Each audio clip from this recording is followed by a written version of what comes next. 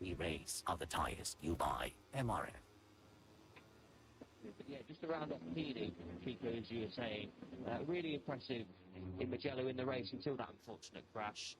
Obviously, a lot of weight on his shoulders in front of his home fans, literally a stone's throw away. He was born there, and he does. He's into Q2 for the first time since Silverstone, so that's good news for Pini, and hopefully he can do one.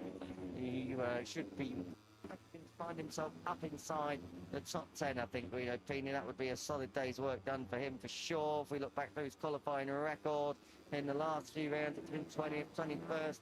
He was 11th in Silverstone. Of course, he was on the front row back at Le Mans, but we all know Le Mans was a bit of a dodgy weather day as well. So we'll keep an eye on Guido Pini. He's looking very, very good of late as well. And just maybe needs a result to back all of that up. This is Leonardo Abruzzo, who in this session is doing very, very respectable things, up into 17th place and proving that he might be a little bit downfield in Junior GP, but he's jumped to the Honda for the first time this year, and he's going well. Now, are we expecting Leonardo Abruzzo to make it to Q2? No, but he's on the pace, and if he's on the pace, if he's in the ballpark, there's always that small glimmer of hope and opportunity that maybe an upset can be on the card. But regardless of whatever happens, Abruzzo has come in and done a very solid job this weekend. Exactly that. No pressure on Abruzzo's shoulders as he improved his time once again to a P17, 141.504. He's at 141.9 yesterday, so he's improved his time by 4 tenths this morning in the nicer conditions, let's say. So a good job from the Italian. As you say, Peter, jumping on a Honda for the first time. It's a big thing coming from the Junior GP. Had it into the Grand Prix, had it for the first time. These riders have got plenty of experience as more yellow flags come out in Sector 1. So a top job from Abruzzo yesterday. Not expecting anything, of course, neither of the team. Just go out and enjoy yourself, but try and prove what you can do, and that's exactly what he's doing. Final chicane, through we go with time through. Sarto 13th at the moment, half a second up. This can put him in the top 10. Oh, he lost a lot of time. It's a very, very windy final sector. I've got to say, the wind is really pushing you all the way through. The problem is that it's blowing across at points as well. Oh, we were singing his praises. There's the commentator's curse for the weekend. Leonardo Abruzzo has gone down at the long lap penalty. So that's around turns 3 and turns 4. That's why we have yellow flags and a load of rocks now scattered across the long lap penalty loop. That's a shame for Leonardo Abruzzo, but at least he's got it out the way in FP2 and not later on in qualifying and tomorrow in the Grand Prix. But that bike, no, not going anywhere, and I think he's going to have to bail out here.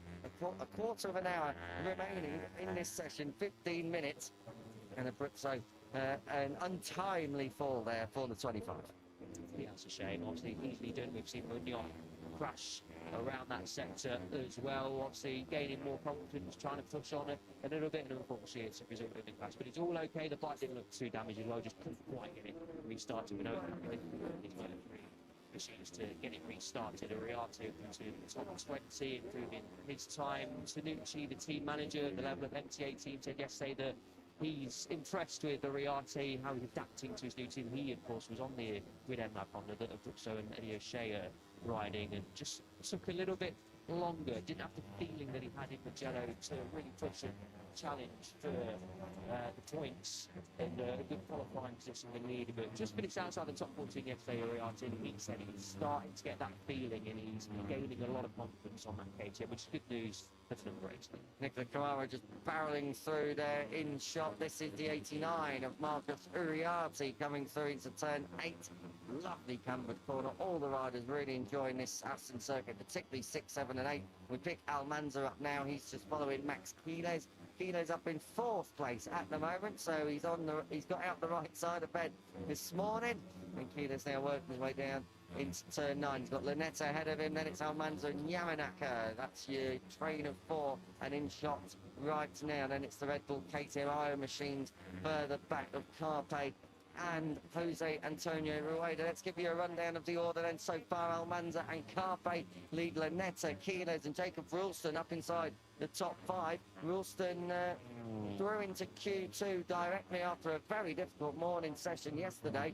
Munoz in the pits following his crash. Foggia, Fernandez, Rueda, Pini, that's your top 10. Yamanaka, Buchanan, Furasato, Perez, all some, Peroni even, all some of the riders trying to dislodge those ahead of them and get a top 10 in the final FP session. Noah Detfiler's come across the line. That's an improved time into 20th. David Almanza moving the goalpost a little bit more. 40.2, still some way off that lap record though. Expect it to be challenged in qualifying. Look at Almanza, very, very quick in the opening part of this lap and turning it tight under Max Keylers. Keylers now with the reference, the 22 versus the 28 through turn 5. Good stuff there from to there. Stop in the section, and he said yesterday that he's feeling comfortable. He works a lot alone, which is sometimes what you see that man. Sometimes he's obviously shadowed, hoping turning away on a couple of occasions, let's say, but that's sometimes what you've got to do. But he said he was feeling very good yesterday, and he's looking forward to qualifying, and he's feeling confident. And no time set. Wonder what's happening to the Spaniard. He only just got into the top 14 yesterday. A really quiet day for number 36, who, as we know, needs to start chipping away at Jose Antonio Rueda's lead. So I'm not sure what's going on there. Yeah, and he really could have done with a proper session of this, because like you say, he did just squeeze in yesterday. So Piqueras on the back foot in FP2. Another rider, I was looking down the timing monitor, Scott Ogden only set 6 laps in this session, and that is the least of anyone out there, with the exception of David Munoz, who of course crashed. So Scott Ogden down in 24th place. Dream to be back onto the podium as we get slow-mos of turn 16 and 17 once again. I think that was just what we've seen. A nice little wake-up call for Luca Naletta from David Alman. David saying good morning to Luca, and Naletta rides it over the curbs, gets it a little bit out of shape, but a lovely little slow-mo there. Maybe we're going to see a bit more of that tomorrow in the race. We're going to see plenty of moves at the final GT chicane, I'm sure. But yeah, Foggia yesterday was happy to get into that Q2 fight, and he's feeling better with every race, and now he's got that podium. A nice injection of confidence for Foggia, who's been struggling with the weight, trying to lose the weight that he gained for Moto2, of course, and the switch from Dunlops last time he was riding Moto3 to Pirelli has also made him feel like a rookie, even though we know he's not. But that podium has done him the world of good. So Foggia coming into a circuit that he's won at, as you say, Kiko, with a massive amount of confidence that he can really now start kicking on, and we can start seeing the Foggia of old in Moto3, which is exactly what we saw on Sunday in Madrid. Piqueras gets a lap time in, and that puts him up in 21st place. He's still got a couple of seconds to find. So Angel Piqueras, that's his second flying lap, I think, that's just been set. So he's got another few, 10 minutes. Oh, we got yellow flags in sector 1. I wonder if that's turn 4 again. Let's wait and see. I did see some scrape marks there. Oh no, it looks like this one might be down at the hairpin, and we're going to get a wide shot. We're going to see anything. I think that might have been Cormac Buchanan, who's just gone down and remounted. So Cormac Buchanan, yes it was, the number 14 was on the floor very briefly, and now picks the bike up, and Angel Piqueras charges on through. So Cormac Buchanan not enjoying his times at turns 4 and 5. He crashed at turn 4 yesterday. Massive save if you haven't seen it on in turn 5. If you haven't seen it, please do check it out on MotoGP Instagram or wherever you get your MotoGP social media fixed. But Cormac Buchanan struggling obviously in turns 4 and 5, but latching straight onto the back of Angel Piqueras here. So Buchanan up in 12th place, Piqueras down in 21st. Buchanan obviously with the pace at this point in the session. Yeah, didn't quite enjoyed himself in the trickier morning condition yesterday, but just struggled in the afternoon, and that save was absolutely phenomenal. We're going to be re-watching that for years to come. That's going to pop up every time we come back to us, and I feel before that we've found a top job for the 14th to save that yesterday. Quiles comes over the line, doesn't improve, but it's a decent session for the number 28, who, as we remember, is in Q1 later on this afternoon and was searching for a feeling, and that's the same for Buchanan as well. Finished outside the top 20 yesterday, which we aren't used to seeing with Buchanan. He's been a really impressive rookie this year. We're all really impressed with the New Zealander. Just struggled a little bit in the afternoon yesterday, but knows where they need to improve. And yeah, he's another rider that we will be expecting to be pushing for that top 4, definitely in Q1, because he's shown on numerous occasions this year 4 points in 7 of the 9 races as a young New Zealander. A really impressive addition to this Moto3 field and a real star for the future as well. So good stuff from Buchanan this year. Just struggled a little bit yesterday, but Saturday's a new day and he's looking to P12 so far. A little bit of a crash there, but good that he was okay and basically got straight back on without anyone noticing. Adrian Fernandez, well, we noticed, of course. Adrian Fernandez there in ninth place, just coming through down to pit lane. He was on a personal best, so Adrian Fernandez still with that right hand injury, and he's been in a little bit of pain, but not too much. He's a lot better than last time out at Mugello, for example, and thankfully when he was taken out at Mugello, he wasn't injured further. So Adrian Fernandez, I bet he just wants to get through a weekend without incident, qualify well, come away with solid points, and just give himself that little bit of confidence, perhaps, moving into the last 3 Grand Prix before summer's upon us and 3 weeks off. Yeah, just need 3 weekends, to me, simple as that. That's all he was hoping for, trying to pick up points in Mugello, and then ultimately, through no fault of his own, suffered a DNF after obviously missing Silverstone with that leg operation he underwent, and then crashed in Aragon to practice that right thumb in Q2. So just a clean weekend is needed and pick up as many points as possible. Said he did improve his feeling with the injury yesterday compared to Italy last weekend. So that's good news for Fernandez. He's into Q2, so he hasn't got to worry about Q1 as well. And he's another rider who's just absolutely looked at the place. So yeah, Fernandez, just get some points on the board, try and stay out of trouble. Easier said than done, of course, especially in Moto3. But hopefully we see Fernandez see the checker flag tomorrow, and then a week off, heal up a little bit more, and then go again at Saturday.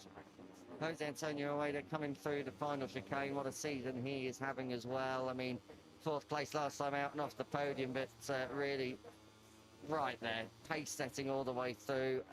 Aragon was a bit tricky for him, that mistake on the last lap, so it's been a couple of rounds without a podium for the number 99. We have to look back, of course, to Silverstone when he joined an exclusive winners club from the back of the grid, and that really was something to behold. So keep an eye on Jose Antonio Ueda this weekend. The number 99, as I say, your championship leader, never been on the front 2 rows though at Assen, so maybe qualifying will be a bit of pushing coming to shoving for the number 99, but he'll be there all day.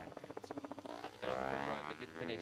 P6 in his rookie in 2023, and then 4th place last year, was in that podium fight towards the end of a fantastic race last year that almost saw Ponu Via almost win his home Grand Prix. October, producing a fantastic last couple of laps. As there's a little bit of traffic coming into the final 5 minutes of the GT chicane. Now I get a little bit annoyed, understandably so. Simon Faithful being warmed up on Saturday morning for sure. They'll be looking at that through Ramshook. That's quick through there normally on a Moto3 bike, and having riders dawdling around on the racing line is just not what you want, and Vicaris was unfortunately right in amongst that. Raider comes across line, personal best for him, 40.7, last 5 minutes here of Moto3 FP2 underway as we come through turns 4 and 5. Vicaris coming up the inside now of Buchanan. I think Nicola Carraro was following suit. Carraro's teammate, by the way, Riccardo Rossi, down in 26th place at the moment. He is in this freight train just in the back, the purple number on the yellow machine just in the back of shot. So 3 seconds off for Riccardo Rossi. He had a big crash yesterday, so maybe he's just feeling some ill effect of that one. We saw a lot of crashes yesterday out throughout the course of the day and at high-speed points in this track.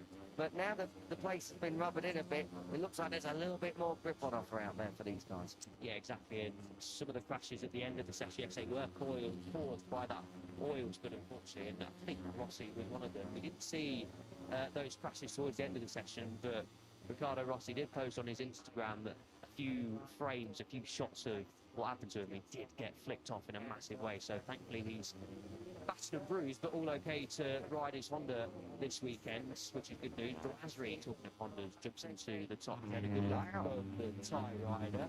That's a very good lap for Asri, who'll be hoping to try and get into the top 4 later on in Q1. Ogden, he's starting to get going in this session now, under a second away from top spot. Becerra still going to try to get a lap in, 1.6 seconds off P22. So slightly concerning, has to be said, for the 36. So at least he's out there and lapping, just with his right at the first corner there. But smoothest of weekends so far for Karras. It's a weekend that he really needs to try and gain some form back on the radar before a couple more races in the summer break. Boazri's time is half a second quicker than what he managed yesterday, so Tajkorn Boazri up inside the top 7. I hope he doesn't have his lap cancelled. I'm sure it would have been done by now if it was to be cancelled. But 7th place for the Thai rider. Fantastic stuff from him. Coming across the line, Munoz is back out after his crash earlier on in the session. Doesn't go any better and looks a little bit unhappy with something there as he comes down in towards turn 1. The 64's next lap then obviously scrubbed. Carpe up in 2nd place. Really wish he could have done that yesterday. He has to go through Q1, of course, as we were saying at the top of the show. Adrian Fernandez looking very, very cool at the moment, but he has got a lot of traffic to try and work his way through here. This is turn 9, and then turn 10, Eddie O'Shea coming up the inside of Vaqueras as well. Detfield is the first victim for Fernandez. Fernandez got more pace in this group, and he's going to get really caught out. I really hope they don't roll out of this as they come down through turn 11. This is the dip of turn 12. Fernandez through cleanly. Again, Vaqueras looking over his shoulder as well as Nicola Carraro, I think that was as well. Fernandez carving his way like a hot knife through butter through this lot, and he's going to need to do it again. Outside, inside, this is going to be tight here at the final chicane for Adrian Fernandez. He's wrestling with Cormac Buchanan, and he got it done. So Fernandez goes 9th. That was a lap of what could have been. He'll be spitting feathers over that one. He got caught out right at the wrong time, but it must have been good from where he was sitting. I bet it was interesting if we had a front camera on him coming through that final sector. Fernandez 9th. We're going to have another look at it. I think we go then into the GT chicane. This is potentially what we're going to see more of later on Sunday, hanging around the outsides of Cormac Buchanan. You know what? That's pretty much an identical move to what Ivan Antonio did on Convoy to win the race here last year. Fernandez clearly pushing for that lap time that he wanted. Buchanan just behind his standing teammate Jakob Rosenthaler as well. But the 31, they're getting pretty aggressive elbows out to move into P9. Carpe lapping on his own with Munoz just behind him. Yeah, getting a bit busy in FP2. No need to get your elbows out in this session, lads. Simmer down and wait for qualifying, but obviously they want to get as many lap times in as possible, find out where the limits are. To Kelso, as we so often see, lapping on his own, doing all the work with no one in front of him. That's what he likes to do, that's what the team likes to do. And Tanucci, the team manager, said yesterday he did a lot of work, pretty much all of it, on the hard tyre, and he was very, very competitive. Kelso, another mention before, Kelso did find the feeling that he'd just been missing in the last 2 races after that crash out the lead of the British Grand Prix. So good news for Kelso as he crosses the line. He's going to improve this time around. He is into P9, but that's immediately replaced by Scott Ogden, who's put in a good latter half of this session. Stefano Nepa up into 7th place. Nepa just missing out yesterday by 41 thousandths of a second. So Nepa has got pace and could really be the fly in the ointment in terms of some of the big names that are expected to go through Q1 into Q2. Checkered flag out, that is Moto3. FP2 done and dusted. Fernandez just got another lap in. He moved up to P3 as well. Rueda's taken the checkered flag. Fernandez's teammate David Almanza is going to lead another session as it stands. He's already in the pit lane, 40.259, but there is a little bit more time left in this track. 259, it's quicker than what he managed yesterday, and it would have been good enough for 2nd place on yesterday's practice times. Carpe through the final chicane. Where does this put him? He's 2/10 off at the moment. If he holds it, he might improve, but he doesn't hold it indeed. He loses a little bit more time in that final sector. Luca Lanetta had a red sector in the opening sector, but unfortunately is now grey through the rest of it. He is turning around Jacob Rulston now, the number 12, but currently in 7th place as it stands. Rulston looking to try and move up the order here, and on looking at trying to set a personal best lap time as well. Through turn 12. He led a Broughton yesterday. That's now 4 top 14s in a row for the number 12. Good job from the Australian as he shadows a move at the inside of the fast turn 15 wraps up, of course, into the GT chicane. He's in a 68 squad, of course, a sandwich there is the Australian. Luca Lanetta, top yesterday. Don't think he's going to rise to the top on Saturday morning ahead of qualifying, but looking good again is the 58. Doesn't quite improve, but Ralston does into P5. Good stuff from Ralston up inside the top 5 now. The 3rd KTM in the top 5. The other 2 Hondas are both the Leopard racing machines. So that is everyone across the line at the moment. Almanza has already taken the checkered flag by virtue of being in pit lane, and he's going to be the rider who leads the charge into qualifying ahead of teammate Adrian Fernandez, and that looks like Dennis Foggia, who has gone down somewhere around this track, and it is indeed Dennis Foggia. 9th place for him in this session, but not the end he would have liked. Let's have a look what happened. Looks like a mechanical or technical issue then for Foggia. I think perhaps, which is good news, but not good news that the bike has given up, maybe run out of fuel or something, not sure, but not an ideal end to the session anyway for the Italian, who had another good session up inside that top 10, but not as good as the two Leopard Hondas, Kiko, David Amanda Soto and Adrian Fernandez. P2, good stuff. Yeah, Leopard Honda, after the delay that was happening yesterday, obviously redeeming themselves there, out on track 1 and 2 for them. Rueda coming home in 3rd place, the championship leader, with an identical lap time as Adrian Fernandez as well. So there's obviously very, very close margins, and then there's absolute the same for Fernandez and Rueda. Almanza just debriefing. Almanza's such a cool character. He's so relaxed all the time, and good to see that he's down there. P1 though in FP2. Just trying to listen into what he was saying there. Looks like he had a bit of a chatter on the front end as Moto 2 gets ready to come out. But yeah, good stuff from Almanza. He was impressive yesterday on the pace and into that top 14 as well, which is the most important thing. And Leopard will be enjoying themselves this morning, and so will KTM IO2. Can't they?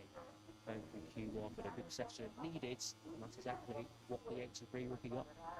Plenty of other names further down the order as we have a look into the IO Motorsport camp. They'll be very, very excited for the rest of the weekend, courtesy of this rider here, Jose Antonio Rueda, P3 for him, as he looks to try and get back on that podium. But Rueda, championship leader, and with a margin as well. He won't be feeling the pressure too much. Just doing what Rueda does this year, isn't he? Just turning out those results in practice, qualifying and in the races. David Almanza leads the Leopard Honda 1-2. It's himself and Fernandez, the top of a Spanish 1-2-3-4. Rueda, Carpe, Ralston, Australia in 5th, Lanetta 6th, Quiles, Nepa, Foggia and Tach Cornbuazu for Thailand. That is a fine session indeed, up inside the top 10. The best session I think we've seen of him all year. Scott Ogden in 11th place ahead of Joel Kelso. Munoz crashed on his way to 13th. Teammate Peely in 15th, best split by Marco Uriarte. All the way down, Leonardo Abruzzo, the top grid MLAV machine on his super sub appearance here. Eddie O'Shea 23rd, Jakob Rosenthaler talking to super subs, the Austrian 26th. That's it, Moto3 FP2 done and dusted. Myself, Kiko Giles, and Elliot York are out of here. Lewis Sotheby and Neil Morrison are coming in. It can only mean Moto2. Enjoy.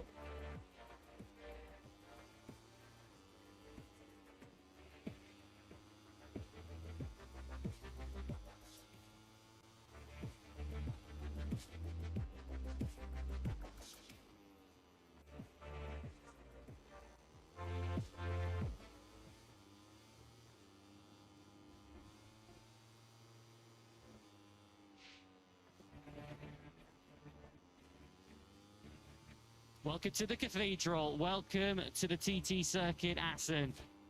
Welcome to one of the highlights on the MotoGP calendar and of the Dutch sporting calendar. It's the last weekend of June. Of course, the last Saturday of June, which for so many years meant race day here at the TT. One tradition that has given way to modern times. It is Sprint Saturday here at the Motor Grand Prix of the Netherlands. With, of course, our bumper race day action to come tomorrow as we mark 100 years of racing at the TT. An occasion that was marked with a royal visit yesterday as King Willem-Alexander of the Netherlands came to enjoy the action. And he saw Philip Salac top the times. He was actually waving the checkered flag for Philip Salac when he set his 1:34.869, a new all-time lap record in Moto2 for the Czech. And he took top spot from Aaron Canet, who did have a little role to play in Salac's session-topping time. Second in the championship, second in the session. Manu Gonzalez, the points leader, right behind him, third from another pair of Boscoscoros, Tony Arbolino and the highly impressive Ivan Ortola, who was fifth yesterday. Joe Roberts for the American racing team. Good news on track and off it for him this weekend. He was sixth from Ethan Guevara and Jake Dixon, who somehow took eighth despite only doing 2 laps before his engine blew up. Marcos Ramirez, ninth ahead of Alonso Lopez. Diogo Moreira, pole sitter on our last 2 Saturday afternoons, was 11th ahead of Senaregis. Celestino Vietti, despite a crash at the chicane, held on to 13th. And Alberto Arenas, who also went down late in the session, his first crash of 2025, he rescued 14th place and moved through to qualifying 2. As always in Moto 2, there are more big names than there are automatic Q2 places, so somebody is always going to find themselves lower than they feel they should be.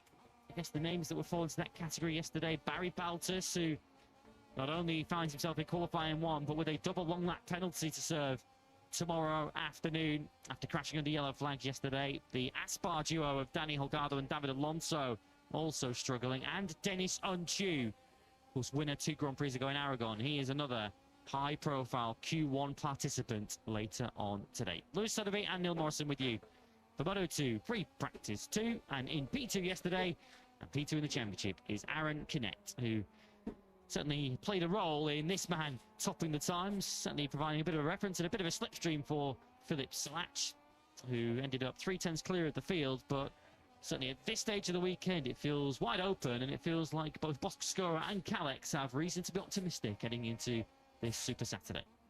Yeah, I think that's definitely a fair comment, Lewis.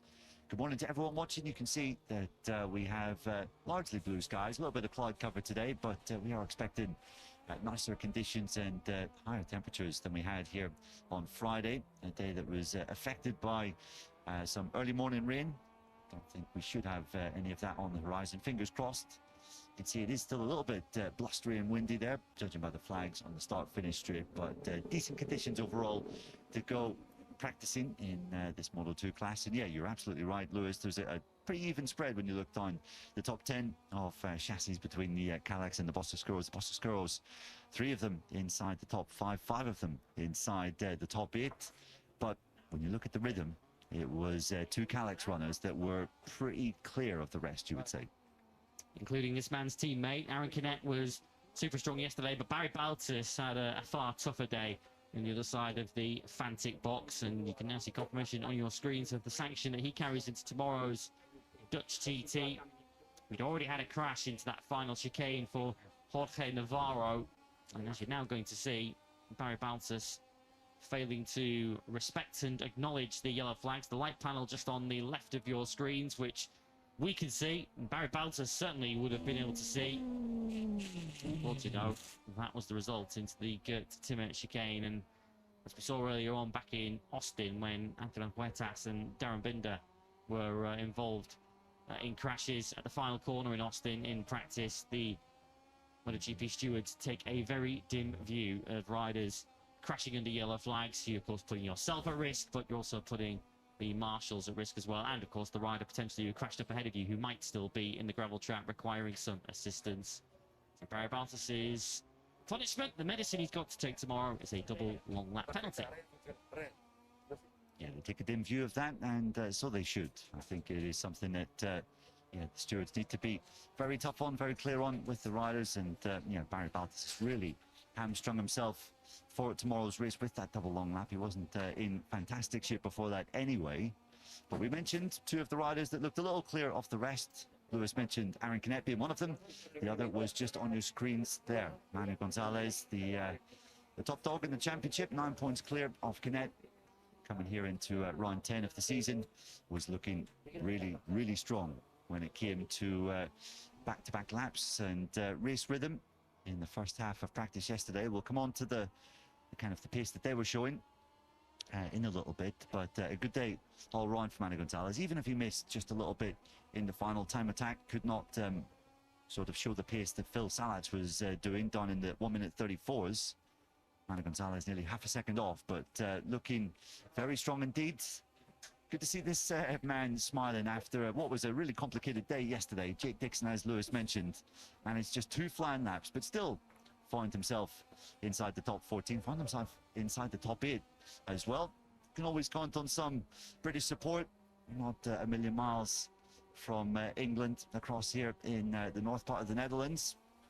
Some Brits are in attendance to cheer on Jake, who certainly refound his mojo, I think, here at Assen after a most difficult weekend of the year by far at Mugello. Really, when Jake was nowhere in the race on Sunday, outside the points, said he basically felt like he had forgotten how to ride the bike in the Sunday. But despite missing pretty much all of practice yesterday, his feelings were good. And speaking yesterday evening, he was pretty positive, pretty upbeat, in spite of some of the technical frustrations that he had encountered. This will be an important session for him, though. Make no mistake about that. I mean, lost all that track time yesterday afternoon. He'll certainly want to get a good long run in this morning's free practice 2 session. Like he did at the start of the session, a 1:35.687, the first of 2 time laps he got in the session. Still put him up in 8th place at the end of practice yesterday, and rather comfortably through to qualifying 2. Let's hope that he's poking himself in the eyeball there with the straw coming from his drinks bottle is the only thing that goes wrong for Jake Dixon today. Of course, we'll have a brand new Triumph 765 engine in his Boscoscuro after running yesterday pretty comprehensively expired on its way down into hard box. Here is Colin Veijer. Of course, as far as the Dutch fans are concerned, the home interest is all in this Moto2 class with Zonta van den Gorberg and Colin Veijer, who the opportunity to meet His Royal Highness King Willem-Alexander of the Netherlands yesterday on his special visit here to mark the centenary celebrations of the TT Circuit Assen. Of course, what a role Colin Veijer played in last year's Dutch TT in Moto3, where he was agonisingly close to pole position, and then, of course, with the crowd whipped up into a frenzy, was overtaken at the final chicane on the final lap for victory. Would have been a memorable home Grand Prix, taking nothing away from an incredible overtake and comeback later on from Ivan Ortola. The Dutch fans didn't quite get the result they were after last year. It's their hopes coming into this qualifying session later on today is to see one or both of their charges moving through to Q2, because they're both in Q1. Yeah, tricky day yesterday for Colin Veijer. First time here on the Moto2 machine, down in 25th at the end of practice yesterday, and said that felt as though he got a little bit stuck in terms of his speed, even though he knows this track very, very well. Yeah, still a little bit of a way to come. Obviously, Veijer coming back from that nasty arm injury that he suffered training just after the French Grand Prix, I think it was, which kept him out of 2 races. So not ideal preparation coming here for his home race, but driving into the track this morning past the sizable campsites that they have here at the TT Circuit Assen at the entrance. Plenty of Colin Veijer flags hanging up, and he will be getting some full-blooded support from the local fans here today, no doubt. They'll be hoping it's a little more of a straightforward Saturday than a year ago, where he had that massive high side coming out of the final Kurt Timmer chicane when he was on course for pole position. And of course, he stood up after that and said, "I'm completely fine, nothing to see here." But then a day later did admit that actually it impacted him quite a lot towards the end of the Moto3 race. So yeah, Veijer hoping to keep his nose clean throughout today. And here is his compatriot, Zonta van den Gorberg, who was cursing the yellow flags yesterday, which we already saw for Barry Baltus, who then crashed under them. Of course, the other knock-on effect from Baltus' crash yesterday is that he extended the period that the yellow flags were out for by crashing in that same part of the racetrack, as the marshals, having still been in the process of recovering Jorge Navarro's bike, then had to carry Barry Baltus' Fantic Calyx out of the Timmer chicane danger zone.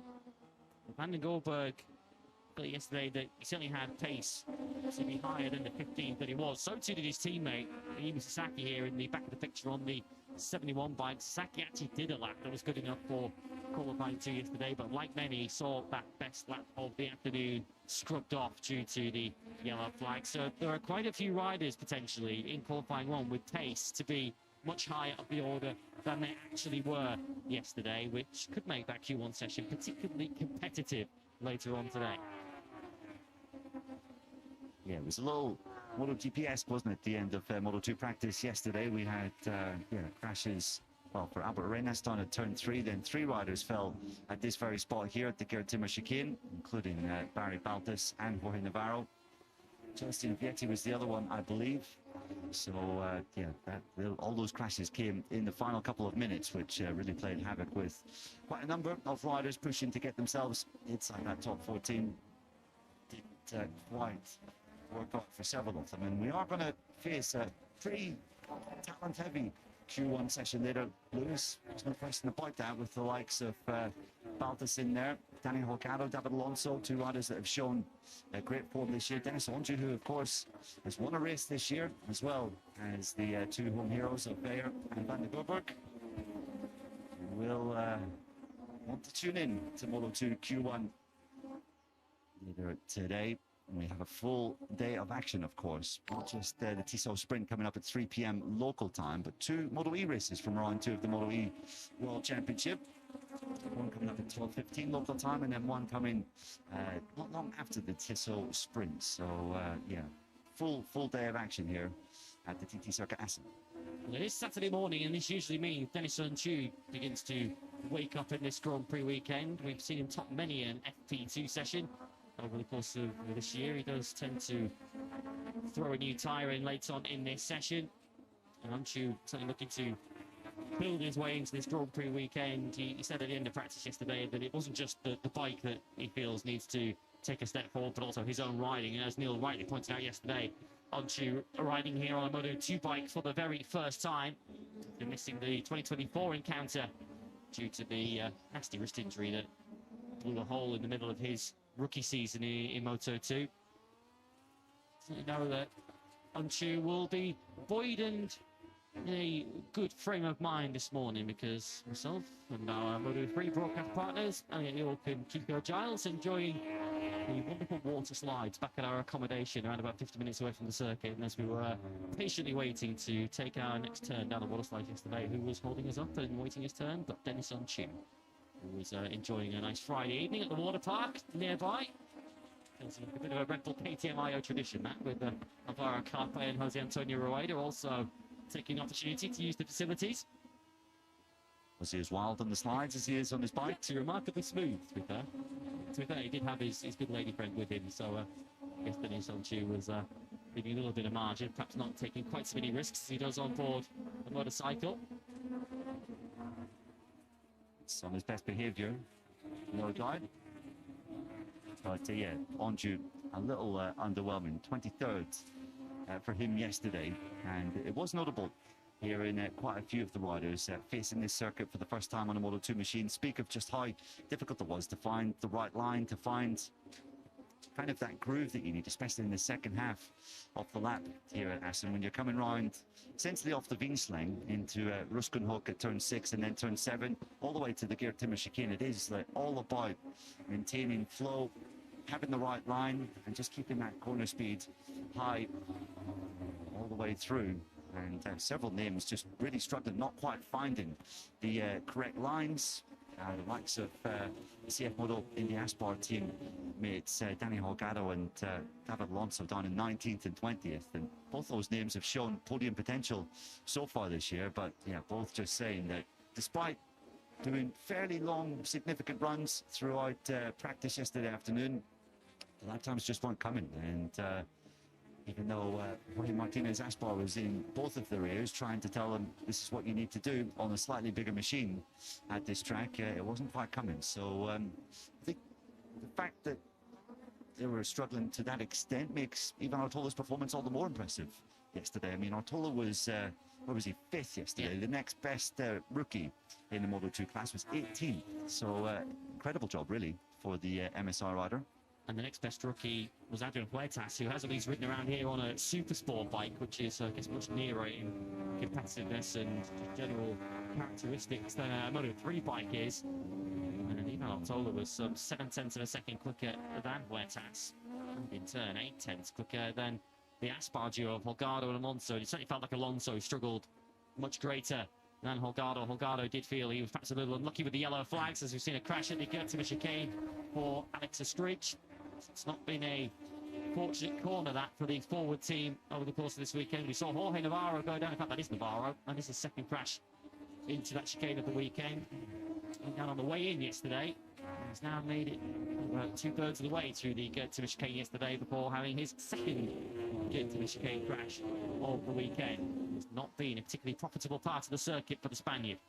Yeah, it has not. And if you're crashing there on the exit, it usually means you've had a fairly consequential high side. You can see Navarro was just shaking out his hand and his wrist to make sure everything was in working order. I'm sure that took a bit of a whack on the way down. We've seen some pretty hairy moments, haven't we, through the years on the exit of the GT chicane. So good to see Navarro walking, but yeah, complicated weekend so far for the Spaniard at this particular venue. And he did used to have a decent track record here back in Moto 3. I remember him having a couple of really good rides. Oh, and he lost it midway through the chicane. The bike was all crossed up, and yeah, that looked rather painful for Jorge, who's undergoing a bit of a tricky run. Just 1 point scored in all of 2025 so far, and after a fairly positive pre-season, a really positive end of last year, of course, when he had that sensational pole position and podium at Sepang when he was filling in for the injured Joe Roberts. It's not really been able to kick on that much, has he, the number 9? It's a commentator's nightmare when you see the rider's crash element in exactly the same colours as the livery of the bike. Really difficult to tell the two teammates apart, but it is 2 crashes in 2 sessions now for Jorge Navarro into the Gertima chicane, who's going to find himself a little short of mileage by the time he goes out on track in qualifying later on today. So Barry Baltus looks to begin his redemption story in this Dutch TT weekend. 35.634 for Baltus, which is some 0.4 of a second quicker than he went yesterday in practice. Just place in reasonably cool conditions with quite a good deal of cloud cover. There is some cloud cover over our heads here at the TT Circuit Assets this morning, but it is expected to get much warmer as we go through the day and into tomorrow. Hottest conditions of the weekend expected for tomorrow. As you can see in the back of the picture, the red and yellow flag still being waved by the marshal there, so potentially still a little bit of dirt or gravel or grass, whatever it is, that's been dragged onto the racetrack by Jorge Navarro's moment there in the middle of the chicane. I guess let's have a look. We do have this little lull in proceedings to take a look at what we saw yesterday and the relative rhythm. And as Neil mentioned earlier on, there were certainly 2 riders in particular who stood out over their long runs. Manu Gonzalez and Aaron Canet, the top 2 in the World Championship. Gonzalez did a 14-lap run at the start of the session. Canet did a 15-lap run. That does include their out and their in laps, so 13 and 12 time laps respectively. You look down at Manu Gonzalez's long run. He did 10 laps in the 135s on that first run before doing a further 4 on his latter run when he was trying to improve in time attack trim. Aaron Canet, by contrast, did do 5, but he was, perhaps more importantly, still setting those 135s at the end of his run. He was continuing to get faster and faster as the run unfolded, and that was generally a kind of pace and rhythm that no one else could really match yesterday, besides that top 2. Yeah, exactly. And the thing with Canet is times were mostly in the 36s when he was ahead, and then Manu Gonzalez passed him, and he latched onto the back, and then he was able to do 1 minute 35s from there pretty much for fun. So you get the sense that maybe Canet, if he was out by himself, wouldn't have quite found that pace, but when he was tucked in behind Gonzalez and had that reference up ahead, then he could certainly hang in there with him, which might be quite important for tomorrow's race. You were mentioning the 1 minute 35s, especially in that first kind of 2/3 of the practice session before everyone went out for the time attacks. The only other riders able to do more than 1 lap in the 1 minute 35s. Alonso Lopez also did 5, so maybe a bit of an outside shot there for the Alonso for the podium if he can qualify well. And Tony Arbolino, who did 2 at the very start of the session, but from there was not really able to get back in to the 1 minute 35. So yeah, when we say that Gonzalez and Canet head and shoulders above the rest, I think with the exception of Lopez, the times yesterday very much indicate that.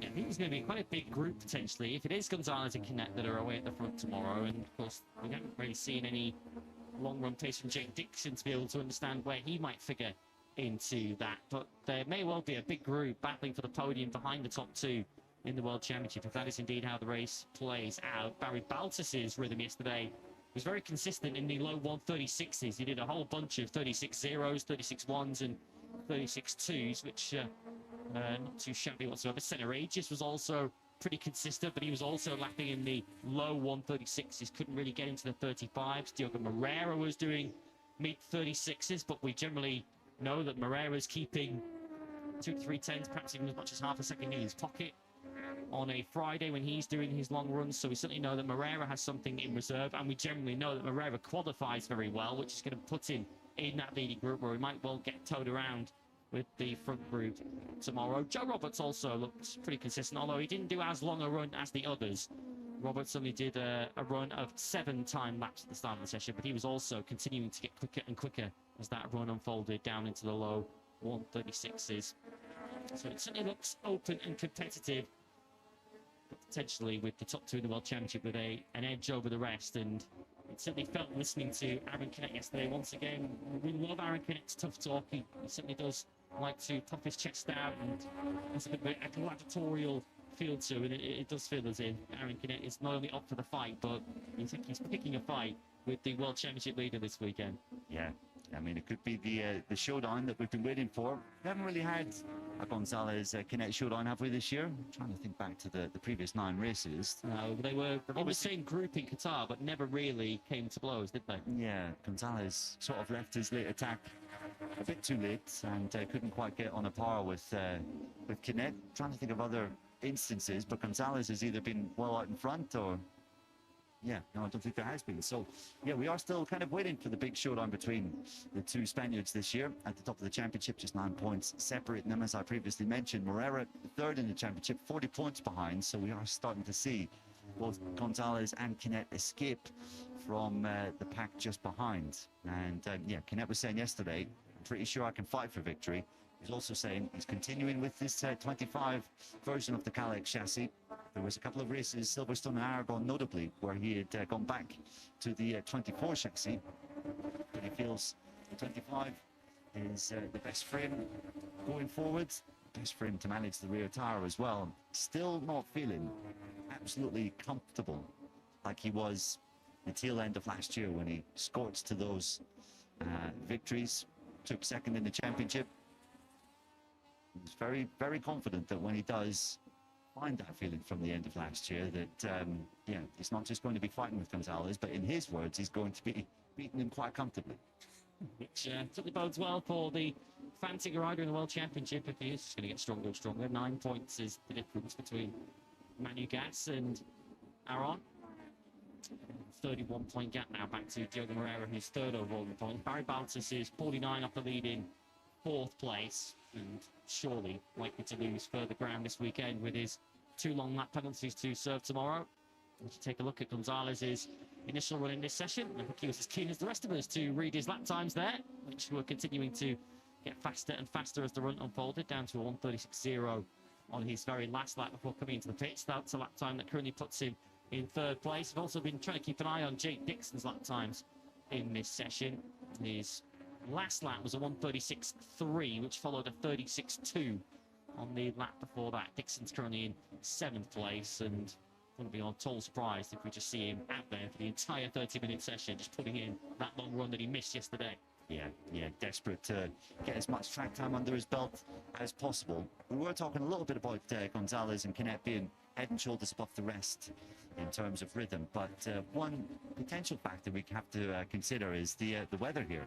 I mean, we were looking at Gonzalez at Silverstone as the absolute pre-race favourite. Obviously, he had a bad start, but the conditions that we had at Silverstone that day, where it was a little bit cold, very, very windy, very blustery, it just meant that it was very difficult for the riders to escape out front, and it was a lot easier for riders to follow than to lead. And well, let's just kind of keep up like this, Lewis. We know that Assen is quite obviously it's extremely flat. It's very open as well. There have been some races here in the past where it's been a bit windy, and that's kind of tended to bunch everyone up together. So you wonder whether that might lend itself to a bit of a bigger group battle tomorrow. That's certainly what I'm hoping for anyway. We've had a few of those in recent times in Moto 2, and they've been absolute classics. So, yeah, fingers crossed we can see something similar here. Well, a few of the MotoGP riders yesterday said that the conditions in practice yesterday were quite reminiscent of Silverstone earlier in the year. If we get anything remotely like what we saw at the British Grand Prix, I think we're in for a treat tomorrow. And this is a rider I'll certainly be hoping we'll see something similar to Silverstone. Ethan Guevara, seen plenty up for 28 in this session, so we might as well touch upon him, who shown good race rhythm in recent times. 3 times this year we've seen him in the top 10. That's not really his problem. It's getting himself into a strong qualifying position where he can not only use his fairly solid race pace, but use his incredible starts and opening laps to get himself into that leading group. Still felt yesterday, Guevara, that he was missing something on a soft rear tyre in time of track trim. Not that it stopped him from getting into Q2. He was 7th at the end of practice today, one of a bunch of Boscoscoros. 7 of the 8 Boscoscoros were automatically through to qualifying 2, and with the greatest of respect, it would be expecting a lot from Eric Fernandez at this early stage in his Moto2 career to be making it a full complement of 8 in Q2. With Guevara putting in the laps and also putting a consistent run together in this session, although he's lapping more in the mid 136s at this stage. Joe Roberts is just on a 36.3. He's one of the fastest riders currently on the racetrack. And Jake Dixon, I'm trying to keep an eye on him to contest his last lap. He did another 136.3 moments ago. And it's actually just come across the line now on a 136.6. He's now done 10 laps this morning. Yeah, so the rhythm so far today is a little bit slower than yesterday. In fact, quite a bit slower. We're not really managing to get down into the 1 minute 35s. And Diogo Moreira, one of those names that is lapping fairly consistently in the 1 minute 36s, even if he is down in 15th position, not really showing a great deal. As Lewis mentioned, we should really reserve judgment on the number 10 until we get to qualifying later. That is normally when he comes alive in a race weekend. Colin Bear comes in after his latest run. Number 95 sits 20th as it stands. It's very easy to look at the timing screens and think, well, 20th, it's not really very good, but I think this is his first time here in the Moto2 bike. He's just 1 second off the fastest rider in this session. I mean, we're not really talking about a great amount of time.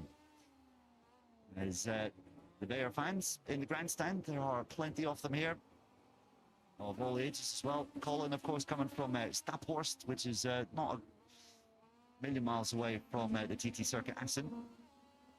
To go past it when you're on the motorway driving into or back to Amsterdam.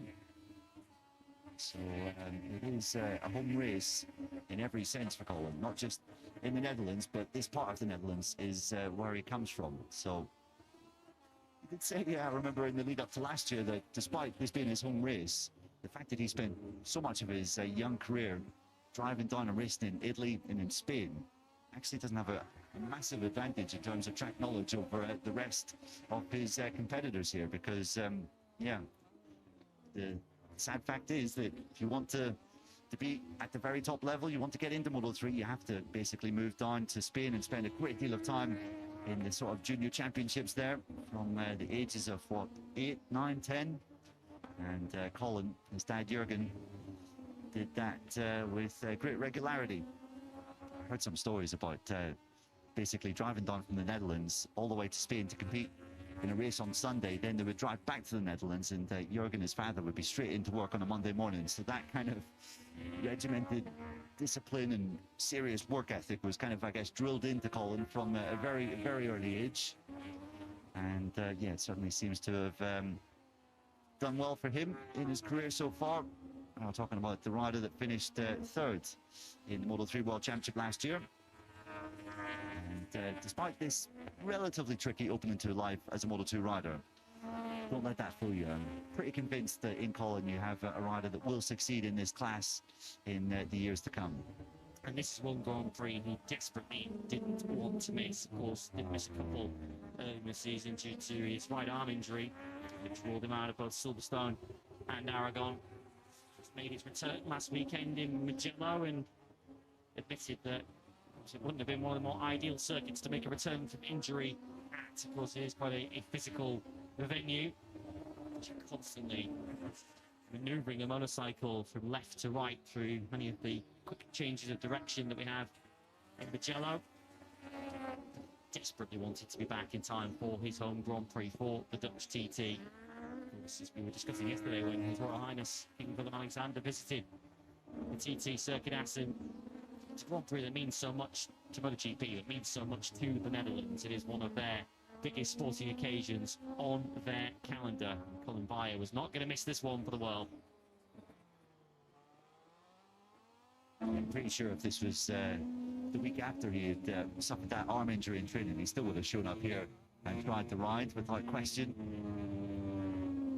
So Bayer just making little steps along in his progress here. 1:36.6 in this session. He's already gone faster than he was yesterday, as we see Dick Dixon in.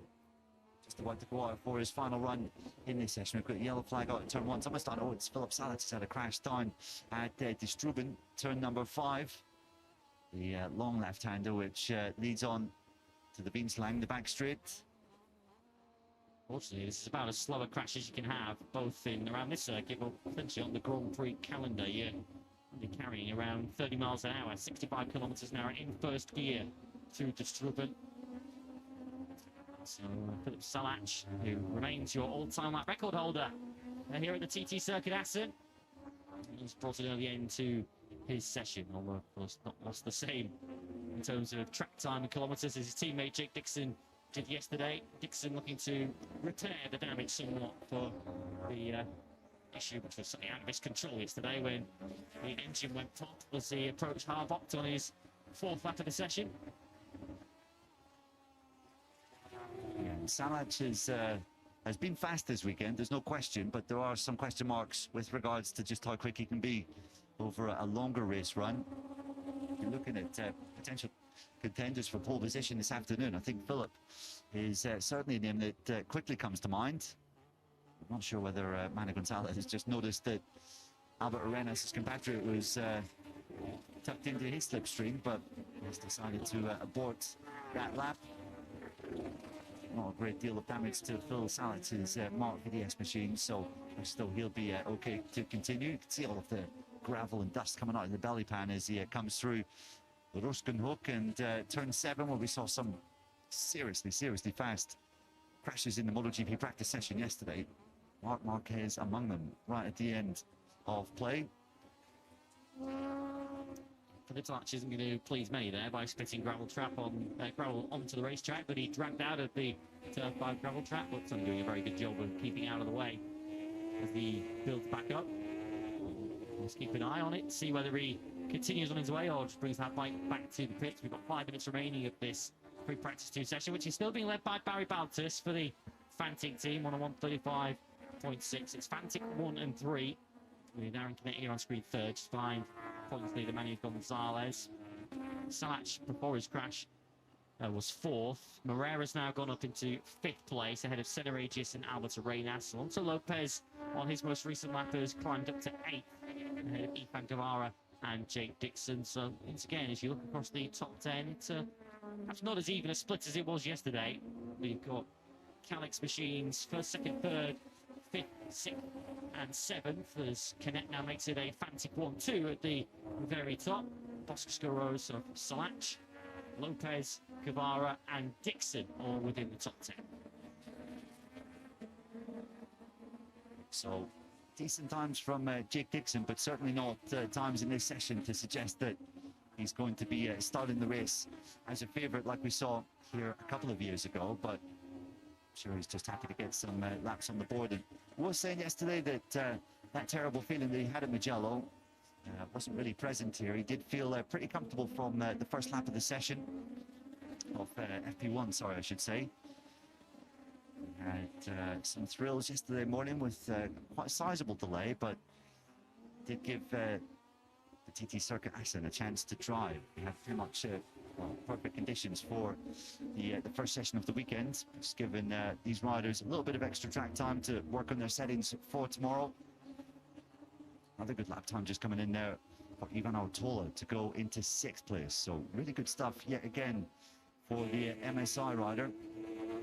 Of course, it was an MSI rider that finished on the top of the podium here last year with Iger. In fact, there was another one in third. It was a fantastic day for that squad at the 2024 Dutch TT. Iger first, Sergio Garcia third. Both riders now no longer part of that team. Got Ortola continuing that squad's good runner. We've got someone down in our headsets. I'm sure you heard that at home. It sounds like it's in the first sector. And it is another crash at turn 5 by the looks of things. Not quite sure who it is just yet. And it's Barry Baltus who's had yet another crash at the end of a Moto 2 session. We saw that at the GT chicane yesterday. And Baltus, who's just lost P1 in this session, was going for a fast one. And he is decked it, losing the front. Very, very similar, I'm sure, to Philip Sides. Just maybe a little bit wide on the entry to the Struben just there. And the front cried enough. Complicated weekend then for the tall Belgian. Second crash of the weekend, although at least his pace has been a little better in this morning's session. Chick Dixon lifts himself up from 12th to 6th, and Ivan Ortola continues his highly impressive weekend. He's up behind Senna Aegis. Here they are on screens. It looks like he's enjoying himself on board that Boscoscuro. The rookie is on top on this Saturday morning at Assen. Yeah, brilliant stuff then from Ivan Ortola. Winner, of course, in last year's Moto 3 race at this circuit. Love to see Manu Gonzalez just coming through that little right-handed corner at turn number 2.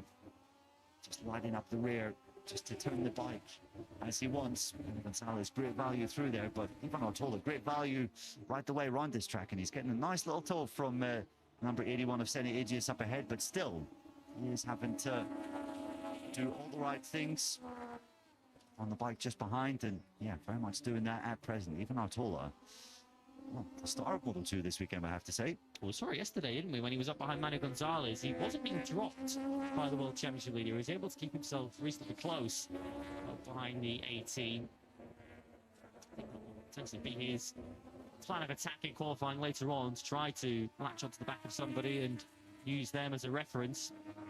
As we were discussing earlier on with the rookies, that it is hard to find your lines, to perhaps pick up those reference points and to get the flow around Assen. Why not use somebody ahead of you, perhaps a little bit more experience as a bit of a reference? It's certainly working for Ortola so far. Update on the Aspar duo. Danny Holgado is in 16th place. Still no signs of large progress from David Alonso. He's down in 23rd place. Yeah, Alonso's fairly tough weekend is continuing apace, as we mentioned earlier with regards to Colin Bayer. Very, very small differences in this FP2 session here at Assen this morning. Alonso is well down in 2030. He's just 1.1 seconds off, though, even Ortola's quickest time. But still, Alonso, this was one of the few tracks where he genuinely struggled in Moto 3. Qualified outside the top 10 last year and only, in inverted commas, finished in 5th. That was a real kind of smash and grab rescue job as well. He really hadn't been anywhere during the entire weekend.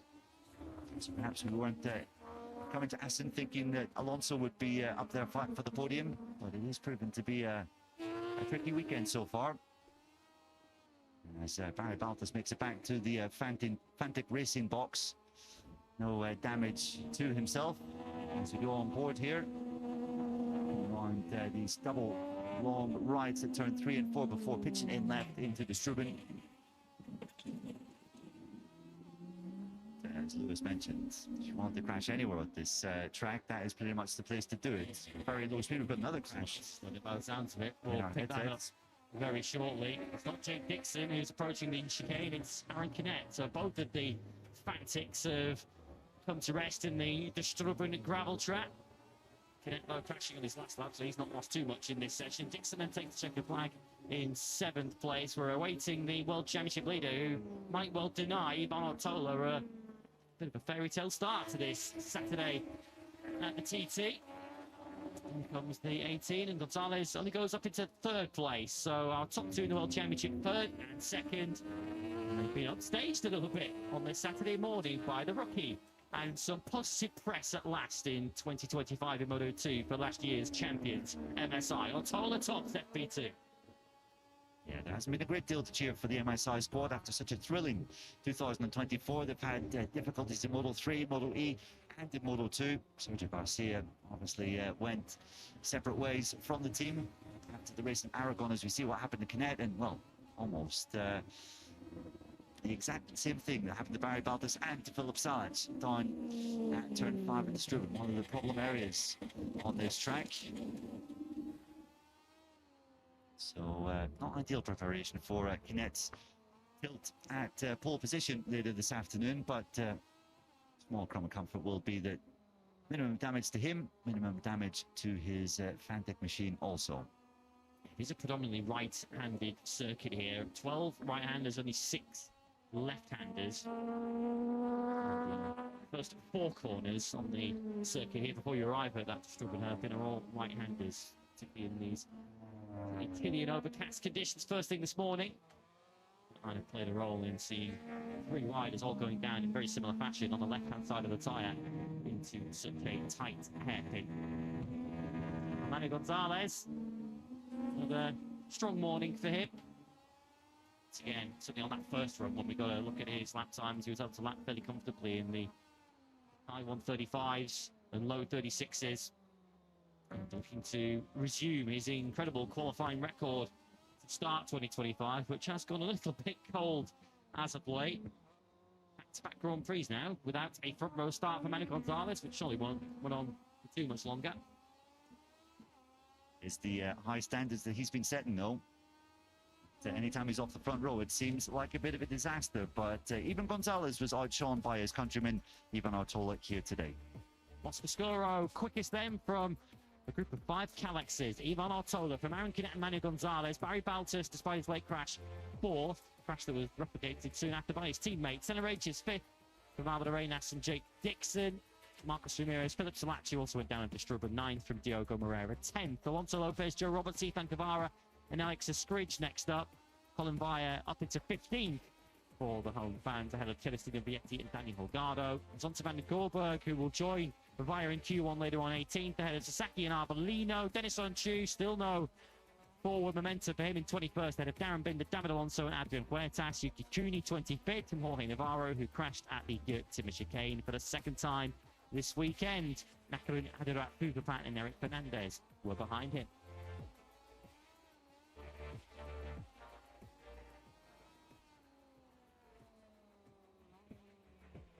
Something of a surprise to start off our Super Saturday in Moto 2. The rookie on top, Ivan Artola for MSI. Fastest in FP2. MotoGP is on the way next.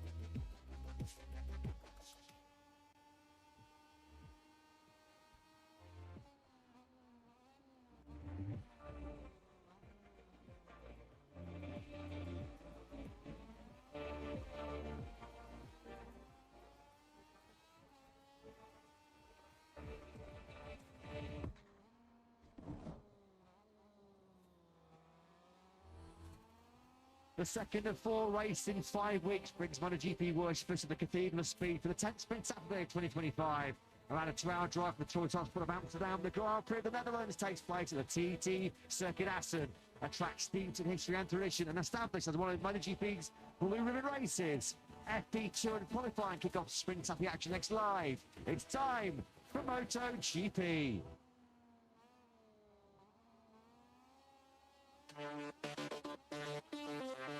So the Cathedral of Speed, what a magnificent venue, the only track on our first World Championship calendar back in 1949, the most northern track on the Grand Prix calendar.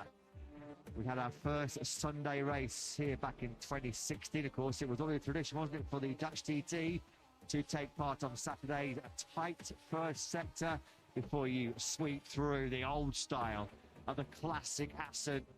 It was a very eventful and dramatic start to the Motor Grand Prix of the Netherlands in 2025 here yesterday. More on that coming up shortly as we look at this wonderful Assen venue.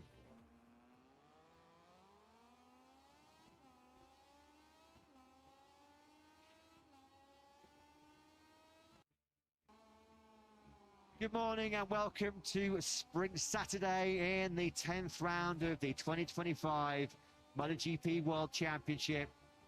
The action coming thick and fast as we steamroller towards our summer break. This the second of 4 races in 5 weeks, fresh off the back of Majestic Mugello. We are at a classic Assen, one of the most iconic venues on the Grand Prix calendar. And those fans who braved some rain conditions and some pretty cool conditions here yesterday, well, they were treated to probably the most dramatic Friday of the season so far. It was chaos at the Cathedral, the most expensive Friday afternoon for 12 months. 9 crashes yesterday, which was the most on a Friday afternoon session since the Sachsenring, when there were 10 spills back in 2024. I'm told the stewards cancelled 90 laps yesterday in practice alone because of yellow flags, which is the second highest tally ever. So fair to say it was a dramatic practice to conclude the Friday action here in the Netherlands. Perhaps the most notable of the crashes yesterday was Marc Marquez, who went down the road twice. He was still 6 fast and directly through to Q2, a Q2 which will feature Fabio Quartararo. What about this? Fabio Quartararo, fastest on a Friday for the first time since the British Grand Prix at Silverstone, all the way back in 2022. Alex Marquez was his closest rival. He was one of several high-profile fallers in that dramatic session yesterday afternoon. Pedro Acosta was flying on the KTM, he was third. Also through the queue went Bezzecchi, Bagnaia looking for a fourth successive win here in Assen. Marc Marquez was sixth.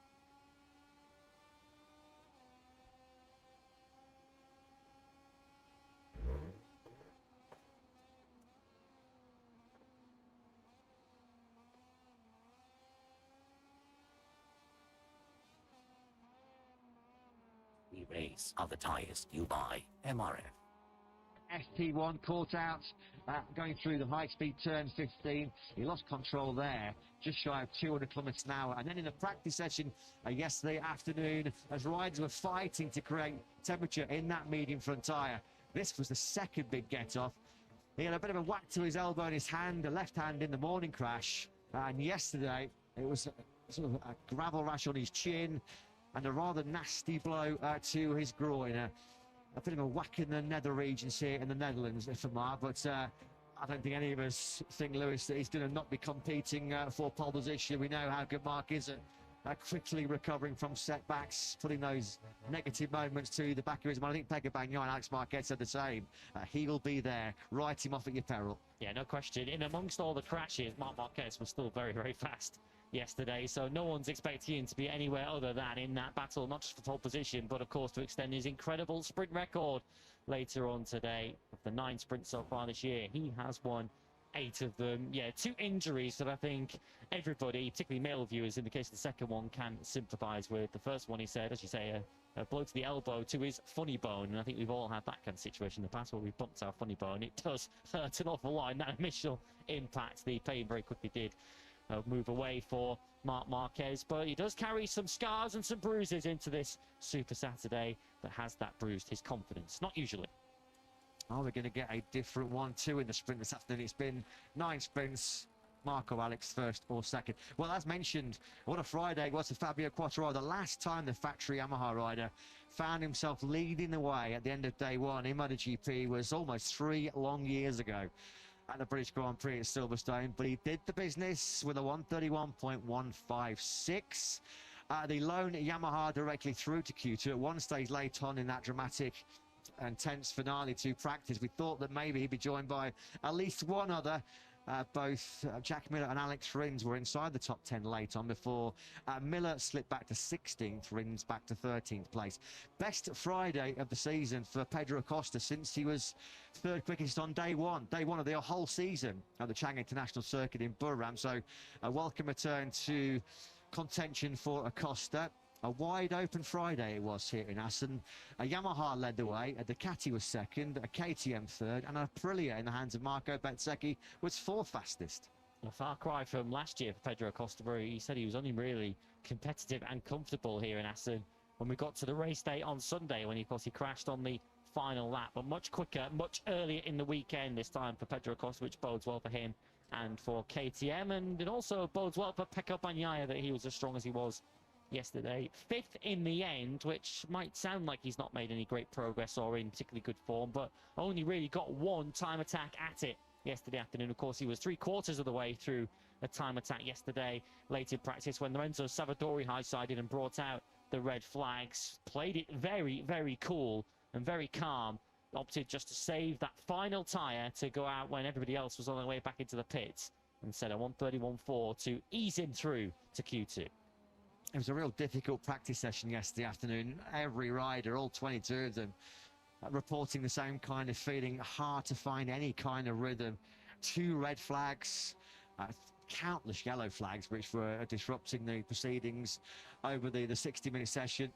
So it was hard to get into any kind of rhythm. I think Aleix Espargaro said he only felt he did 17 laps in total in the afternoon session, but only 2 of them really were sort of clean, at full pace laps. So it just shows how sort of messy it got at stages in that practice session yesterday. A little Fabio here in the grandstands. There's the real deal who gives his young fan there a thumbs up. It certainly does plenty for his many fans across the world as Fabio Quartararo.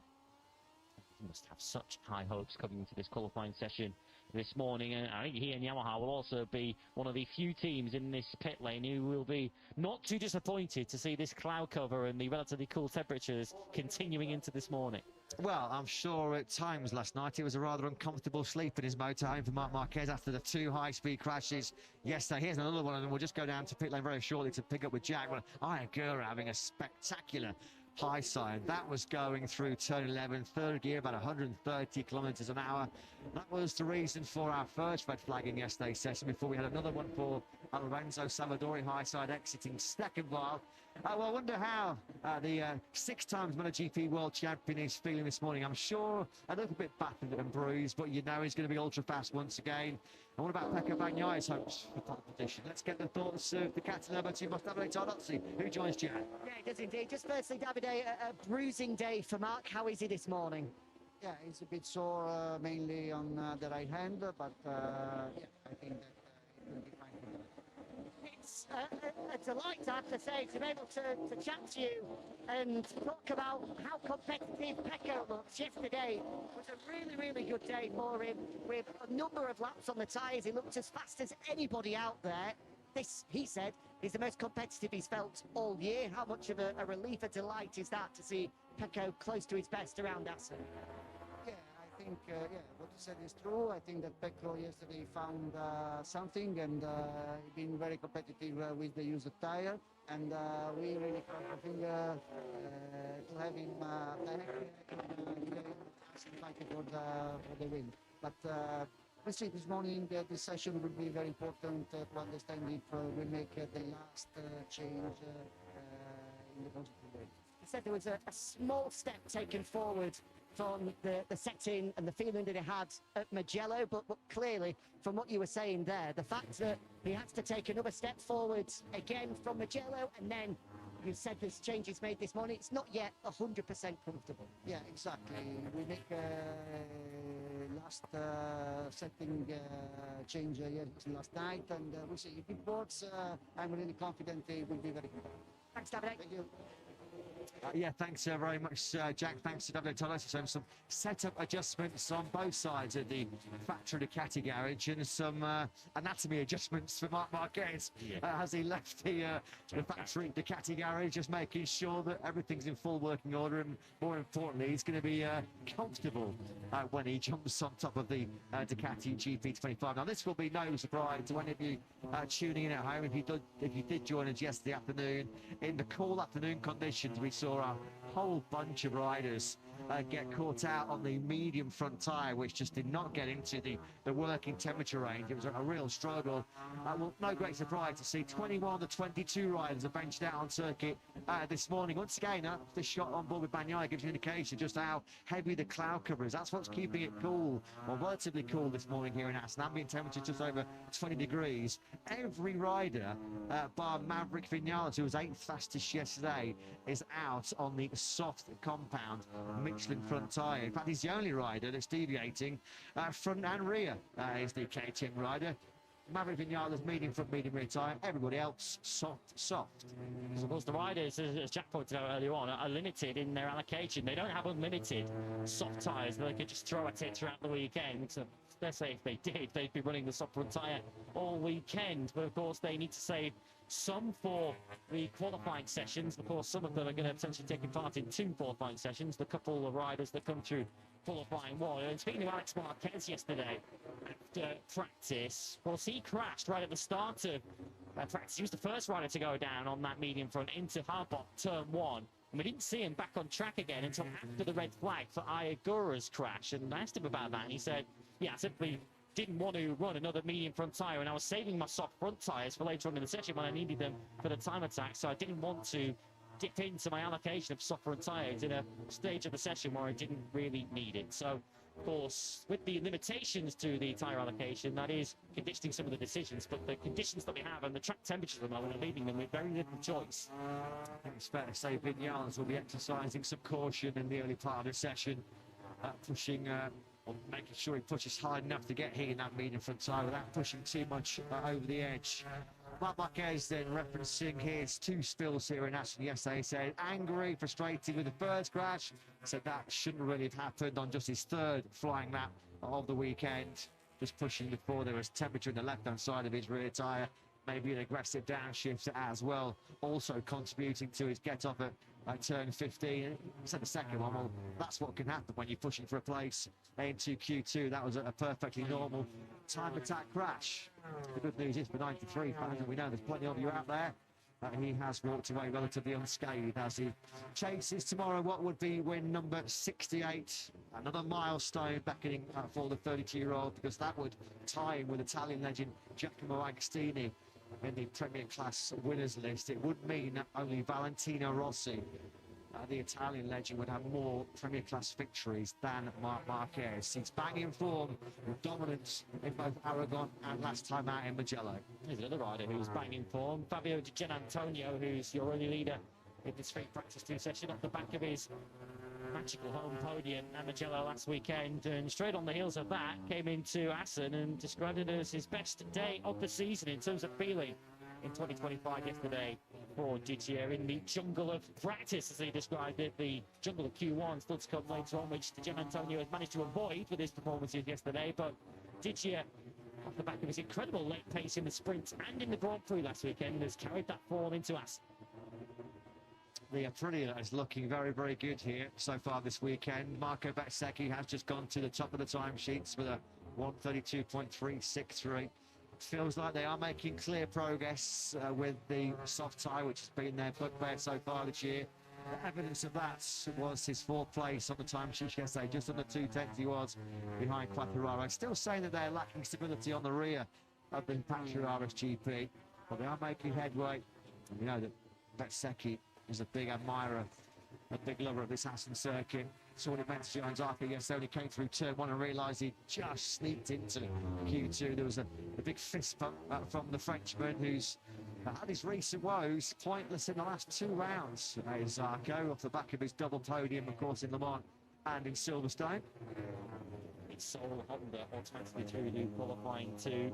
The other Hondas collectively had a bit of a tough time of it yesterday. And Joan Mir decided to describe the day as difficult. Did have some issues, feeling with the rear brake on his final lap of the session, was left him down in 17th place. Aleix Spargaro, another rider, one of that huge group of riders who went down in practice yesterday afternoon, and Aleix Spargaro also carrying some bruises and some aches and pains. So a sore arm coming into his 2nd day of the weekend as he continues to take the place of Luca Marini. We now have a unanimous decision in terms of our tyre choices right now. Maverick Vinales went out and did 1 lap on that medium combination. He came straight back in, and he has now just left pit lane on the Tech 3 KTM. He's also soft rear tyre. Vinales, 8th fastest yesterday. I think he was hoping to maybe be a little bit closer than just a smidgen under half a second behind his former factory Yamaha teammate Quartararo in terms of outright pace. And yeah, Vinales feels like he's in the game. He can qualify on those first 2 rows. That's such a key point, doesn't it? With Vinales, with Bezzecchi on their KTMs and Aprilias respectively, just qualifying somewhere on those few rows. Bezzecchi once again yesterday when I talked with him saying that he looked very good. He feel like a big step in terms of our time attack pace on a soft rear tyre. But the Ducatis always tend to make a step when we get into the business end of the weekend. Once we get into those crucial qualifying sessions, because the sprint later on today, Ducati are able to make further progress into the weekend, whereas Aprilia tend to run into a little bit of a brick wall in terms of their single lap pace. We know how good Bezzecchi is on board by Aprilia over longer distance, but once again we found it in the Mugello. For all the promise we saw from Bezzecchi through that Italian Grand Prix weekend, he still qualified on the 4th row of the grid, which left him way too far back to have anything to say in the conversation for the podium. Great scenes close to Mugello, weren't there, for Marco Bezzecchi. He's loved by the Italian fans, and he was doing a crowd surfing on the start-finish straight. Having missed the podium, he was still enjoying the adulation, the atmosphere. I think at one point, the Italian fans were screaming, was it naked? They were trying to get Marco to strip off, and he politely declined. That's how silly he was sort of down to the run the tax place race for Anthony Gobert, the first 5 World Superbike race back in 1996. So, yeah, Marco declined the chance to go Starkers and Tuscany, but who knows, we get some another Aprilia victory here. Of course, victorious at the British Grand Prix with Silverstone. He's at the moment in the VR46 Academy 1-2. Vinales Bezzecchi was the story of the 2022 Assen Grand Prix here 3 years ago. 300, splitting the 2 Italians. And the relative progress of the Aprilias will certainly caught the attention of reigning world champion Jorge Martin, who will be watching from home, and we sort of saw from the Spaniard on social media yesterday who's continuing to ramp up his recovery, certainly putting in the miles on a push bike. What we hope to see back on a motorcycle in the very near future. There are 1 or 2 whispers that we might well see Jorge Martin back on the bike before the summer break. So weekend next weekend before our back-to-backs of the 6th of England now on the return to Brno, and boy do we and boy do Aprilia want to see the reigning world champion back in action again. Yeah, we're now on Jack's always long hit list. He has Albert Valera, Jorge Martin's manager, to chat to. At some point they will hoping to hear from the Spaniard, maybe in this morning's FP2, so stay tuned. Some point during the day as we're hoping to hear from Jorge Martin's manager and his Pedro Costa's manager as well.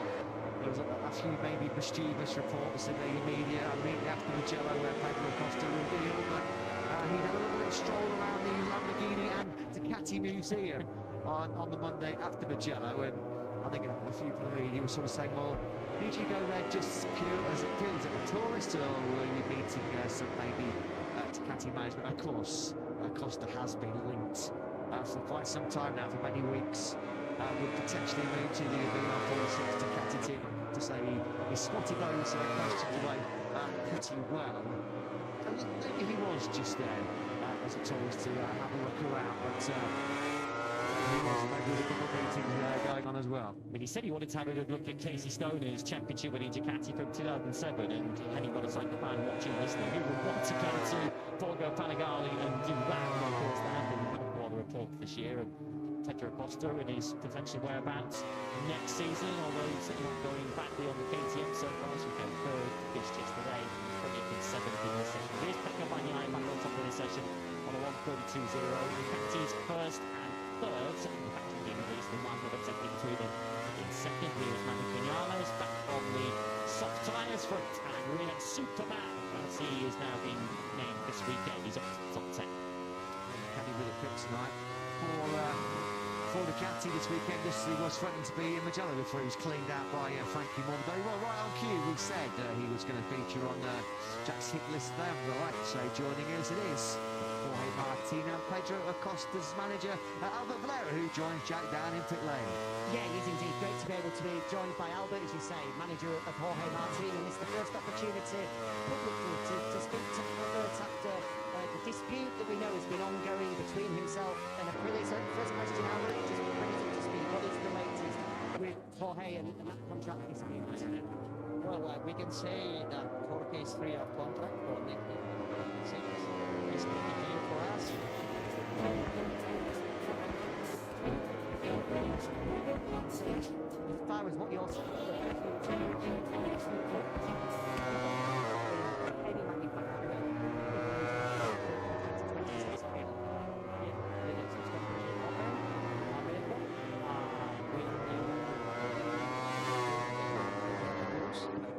We have the right to execute that clause. I hear it so. in terms of 2026, obviously there's huge links, huge rumours about a potential move to Honda. Is there an offer on the table This for rider has been able to Jorge to impose sign? a And frantic is that pace on today's race. And now he potentially and his a mechanics factory that are interests rightly him going for to next party. year? For the moment, we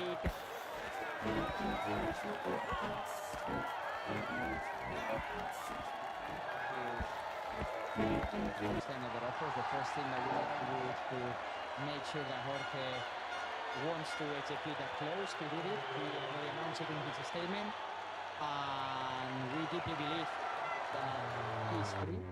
Here are the stars of the day enjoying a We round of defend applause from the team and Jorge's freedom. fans. We are Everyone able to talk gave to it their other all manufacturers. today. You can't deny that And these yes, riders are on you another asked me level. about Honda, it's an option for next year.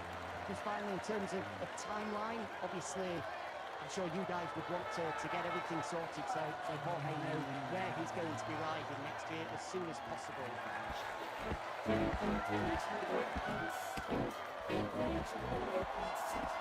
To extend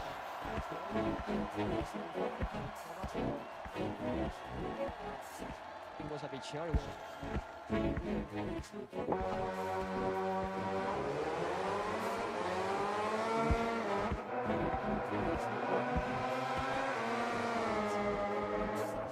The one has to think that he's going to be fast. He needs to feel it on first hand.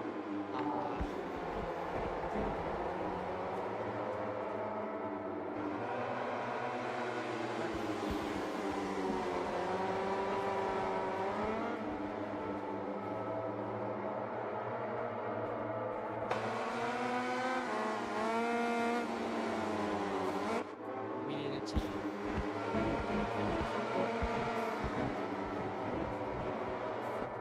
Stated by both.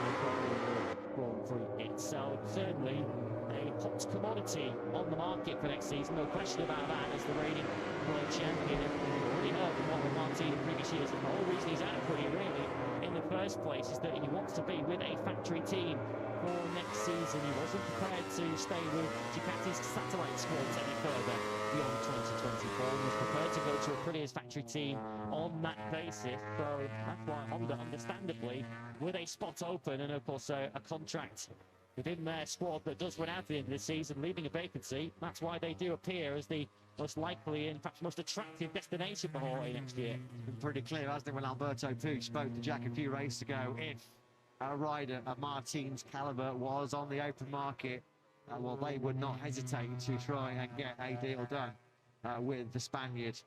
Moto3 world champion, Moto2 race winner, MotoGP world champion. Still got plenty potential playing to offer MotoGP, Aston Martin. Will it be Aprilia? No, will it be Honda in 2026 for the Martinator? As Albert Valera said, Jorge Martin is perfect with his rights to exercise the release clause in his contract. Yeah, both agreed to it. Both did agree to it.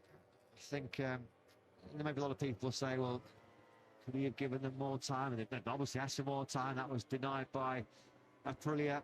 We're going to be fascinated to see how this one plays out in the coming weeks and months.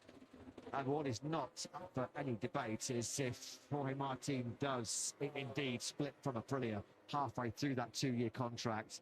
It does seem that HRC, with their spending power and with the sort of gradual improvement, not sort of starting improvement on the RC213V, Honda would be a favoured destination, you feel, as far as Jorge Martin's concerned, particularly with the development of the new 850cc capacity engines for 2027. That's something else that Martin will be factoring into the equation as well. And of course, he's incredibly close to Aleix Espargaro, who now we know is well ensconced inside the HRC camp as test and development rider. Yeah, it feels like next year around this time we're going to see quite a lot of chopping and changing of the rider market. I think it's going to be pretty eventful next year, with everybody looking to position themselves in the best possible place for the regulations reset in 2027, with the change to 8cc motorcycles, the change to Pirelli tyres from Michelin. Could potentially see a real shake-up in the competitive order.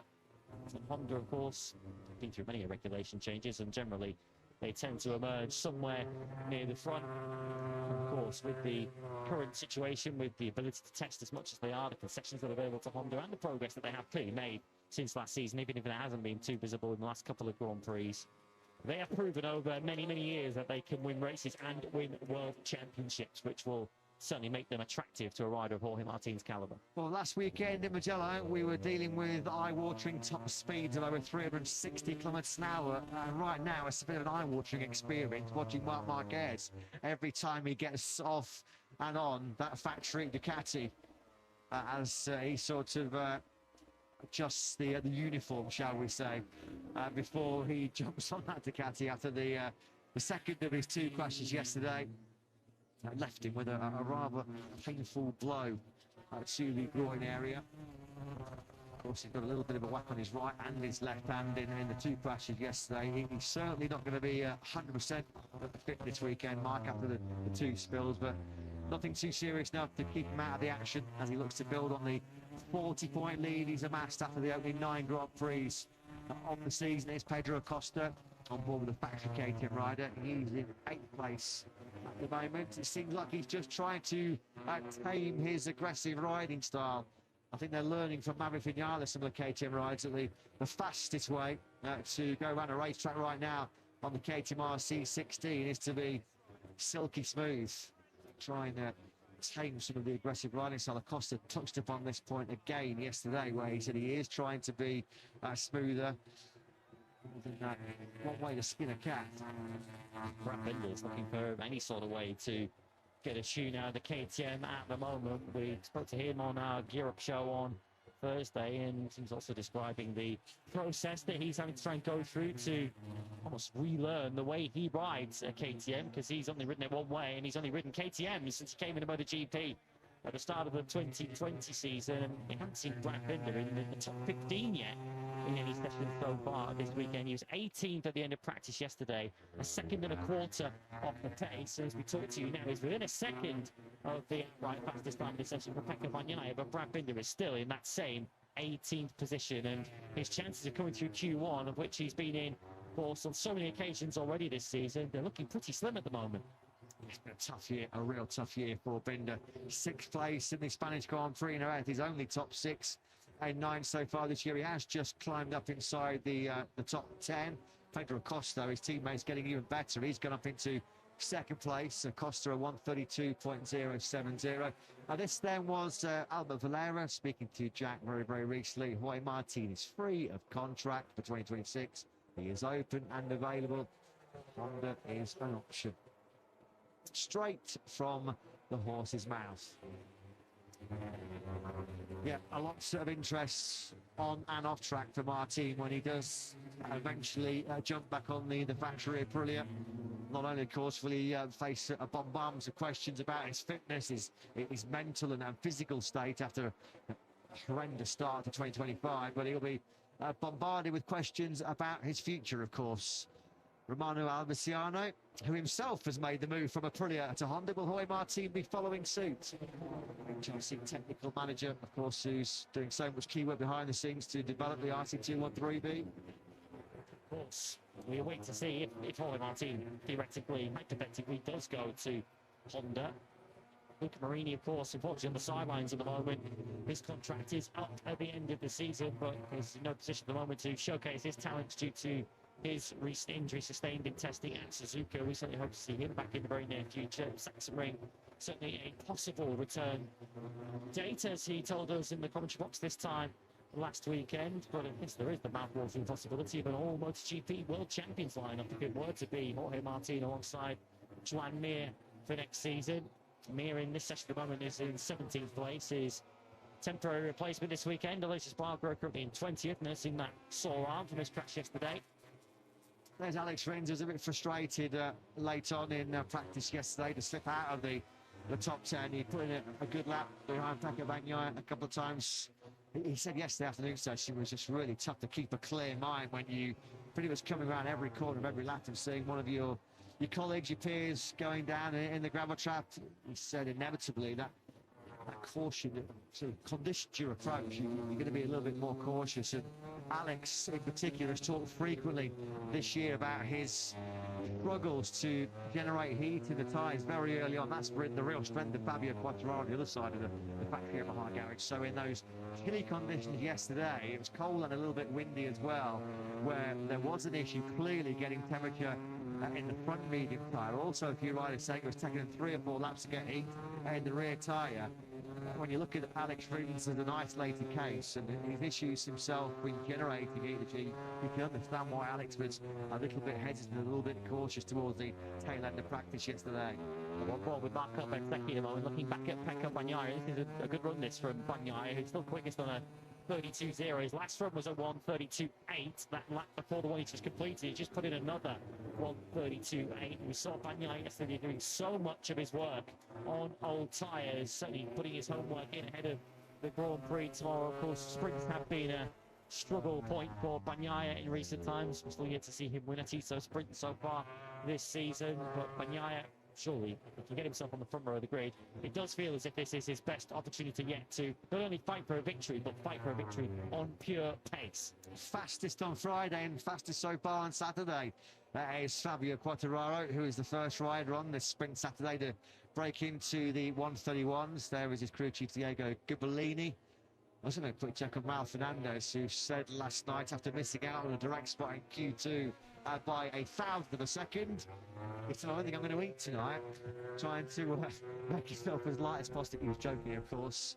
The narrowest of margins, missing out on Q2. Interesting, because I noted yesterday morning, Ralph Fernandez did a 13-lap run in FP1 yesterday, which was full sprint distance. So potentially already gathering a lot of key information. And he was very, very fast. He was doing sort of low 1:33s right at the back end of that 13-lap run on tyres that had done over 20 laps in total. So Raul Fernandez is enjoying something of a renaissance on his upgraded Aprilia for Trackhouse at the moment. 7th in Mugello last time out. His best drive result of the season, his best point-scoring weekend in total in 29 Grand Prix since Valencia 2023. Mugello's only the 5th time in the Sprint and Grand Prix era he's scored points on both Saturday and Sunday. So it's good to see, actually, Raul Fernandez starting to fire up.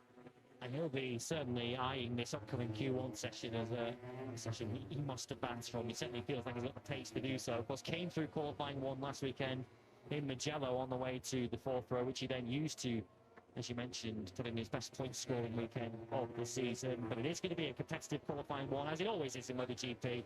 Of course, the field is so competitive and so deep with fast riders on fast motorcycles. Fermin Aldeguer on the Gresini Ducati is going to be in qualifying 1. Alex Rins, who we saw a moment ago, we nearly made Q2 yesterday. He's also in that Q1 session, along with the other KTMs of Benea Bastianini and Brad Binder. So Raul Fernandez will start Q1 as one of the likeliest to advance, but it will certainly not be an easy practice through. Not even a second right now. It's covering the top 19 riders in this morning's FP2 session, down from Quartararo to Binder. Once again, this sort of real open competition at the top of the leaderboard, with a Yamaha leading a Ducati, leading a KTM, leading an Aprilia. So the same 4 brands that occupied the top 4 spots at the end of play yesterday. Marc Marquez, here he is on the screens now. This is coming through turn 15 where he lost the rear right at the start of yesterday morning session, and what was just his 3rd flying lap of the weekend. Mark currently sitting in 5th place. Bagnaia and Bezzecchi heading on the timesheets have just taken the checkered flag. Mark about to cross the line for his final lap of this session, which was a 1:32.335. That was just about a 10th and a half outside of his best personal lap in that morning session. And Pecco Bagnaia also just came across the line. His last lap of the session was a 1:32.354. Nearly nothing to choose, essentially, between the 2 factory Ducati riders, who are both on pretty old tyres at this stage of proceedings. This, I hope, was a much more comfortable ride for Marc Marquez through turn 7 than the one we saw at the end of practice yesterday. It was more through 6 there that he was getting a little bit unsettled, and this through turn 12 where Fermin Aldeguer got the rear stepping out a little bit more than Marc Marquez was there, and that was a little bit more controlled from the 93. That shot of Aldeguer going through there yesterday, I think for me, was shot of the season so far. It was just unreal. He said it was a great save. It certainly was. That head shake there as Marc Marquez powered through the right-hander of Rushkenhoek, turn 6. You're 6th gear, just over 300 kilometers an hour. When you're getting a head shake, when you took a whack between the legs yesterday, that is going to be a rather uncomfortable experience, I'd imagine, for the 93. Can we get a bit more stability, please, in the high-speed change direction? I think Mac Martin's going to be begging his factory Ducati crew. I'm surprised he's not going to be riding that bike with a cushion on board. Not to labour the point too much, because it's going to make our eyes water, but it's not the kind of injury that you can manage on the motorcycle. You can't exactly compensate for it when you're literally hitting on top of the bike. Bez, 4th yesterday, 4th this morning, looking good on the factory Aprilia, and Jack's got an Aprilia update for us. Yeah, there is real confidence down at Aprilia. I was actually hoping to try and grab a word with Massimo Rivola just to get his reaction to the quotes we've just heard from Albert Valera, but Aprilia standing firm with the statement that they released at Silverstone. They feel at this current moment there is nothing further to add to the statements that Albert Valera made to this microphone just a few moments ago. That statement, of course, saying that they believe that that contract is valid. Hopefully we'll be able to hear from Massimo in the coming weeks to finally get an answer from their side on the microphone. Thanks very much, Jack. I knew that you'd be trying to get some immediate reaction from the Aprilia camp, on track at least. Aprilia are having a very strong Grand Prix of the Netherlands so far, aren't they? Marc Marquez was out in that session on very well worn Michelin soft tyres. Made no sense at all, did it? Given how many crashes there were on the medium front yesterday, to even risk fitting a medium front tyre.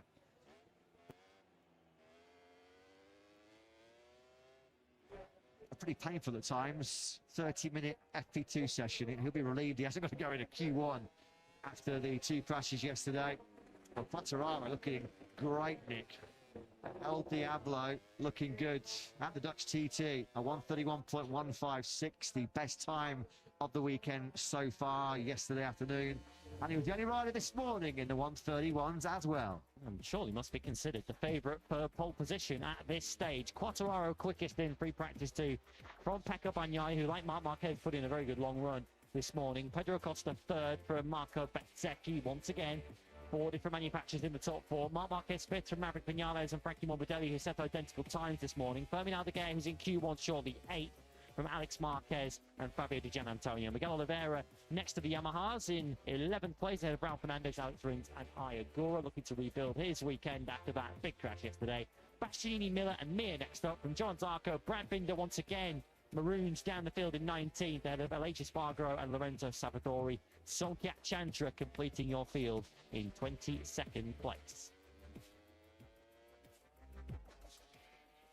So Fabio Quartararo, he has already had, 3 pole positions so far in 2025, looking great to make it the quartet. Don't go anywhere, folks. Coming up next live, it is the battle for pole position in Chapter 10 at the Grand Prix of the Netherlands, with Quartararo, the cream of the crop so far.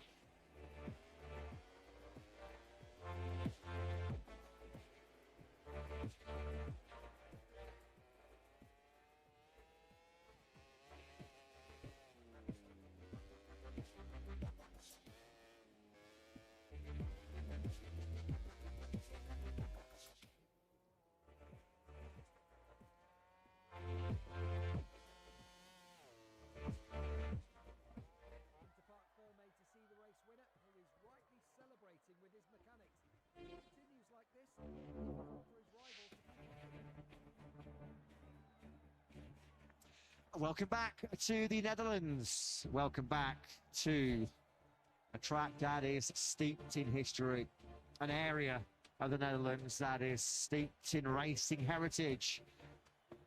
This weekend, this year, marks the 100th anniversary of racing in this part of the northeastern Netherlands. And they're out in force to enjoy the Centurini celebrations. Slightly cool conditions, and you can see the heavy cloud cover from our drone shot as it peels down. The shortest start finish straight on the Grand Prix calendar. Just 487 metres in length from the braking zone for turn 1 to the exit of the world-renowned Timber Chicane. There are the special 100 years of racing flags fluttering in what looks like some heavy breeze out there this morning. After Fabio Quartararo led the way on Friday, he's just topped FP2, which means he will be in Q2 with Alex Marquez, Pedro Acosta, Marco Bezzecchi, Pecco Bagnaia, Marc Marquez, Fabio Di Gianantonio, Maverick Vinales, Frankie Morbidelli and Johan Zarco, who is going to take one of the 2 places in Q2 in the upcoming 15-minute Q1 session, which will feature Fernandez, Aldeguer, Rins, Oliveira, Bastianini, Miller, Mir, Binder, Savadori, Agura, Chantra, and Luca Marini's injury replacement, Aleix Espargaro. 15-minute Q1 session coming up shortly, followed then by the 15-minute Q2 session to find out who will be on our 10th pole position of the season. It's been a good weekend so far, hasn't it, for Pedro Acosta? 3rd fastest yesterday, 3rd fastest in FP2 this morning. Contrasting fortunes, it's fair to say, for Red Bull KTM Factory Racing, with Brad Binder having a nightmare so far here in the Netherlands. Let's get the thoughts pre-Q1 of the boss, Saki Ayers with Jack. Yeah, it really has been polar opposite weekend so far down in the factory KTM box. Just firstly, Aki, Brad's having his struggles. We spoke to him ahead of the weekend about how he's having to readapt his riding style to get the most out of this KTM machine as it is now. Have you managed to find any answers this morning that give you confidence he can get through to Q2? Yes, it has been difficult time for Brad in the last races, and yesterday, okay, it was not easy day, but let's say for this morning we had a little bit different plan. So let's just try to be constant and at least let's say working for that way, that a little bit cleaning the head and just for the constant work. Let's see how it works. It's not easy. Quali is the next one. But in any case, let's say trying to have the expectations a bit more low and to understand how we find, let's say, a bit more confidence. Definitely 2 KTMs in Q2 coming up shortly. Pedro at the moment doing a magnificent job. We said yesterday that he'd moved over away from his own sort of development path, similar to what Maverick, Brad and Anea had last time out in Mugello. Now this morning, he's got 2 of those bikes. I think for the first time all year, all 8 KTMs are exactly the same, but clearly it's the right direction given what Maverick has been doing. And Pedro so far this weekend has been really extracting the maximum. As I maybe repeat already too many times, that we were trying to keep to go to this direction, that everything is a little bit more solid and a little bit more calm. At beginning of the year was maybe too many changes all the time, but I feel it works now. We are on the right track. Its results are not coming immediately, but let's say the start yesterday, I think, especially for Pedro, was even better than he expected. I think in advance was not his maybe favorite place, as he felt that was not maybe the best place for him in the last years. But really solid work. Same for Maverick, and even for Enea yesterday for me was positive day. So keep this, let's say, as you say, you can see that say all the bikes are also quite similar. So that's the target what we try to keep and focus for the right thing. Thanks, Aki. Good luck. Thank you. Yeah, thanks, Jack. Thanks to KTM Factory Racing boss Aki Ajo.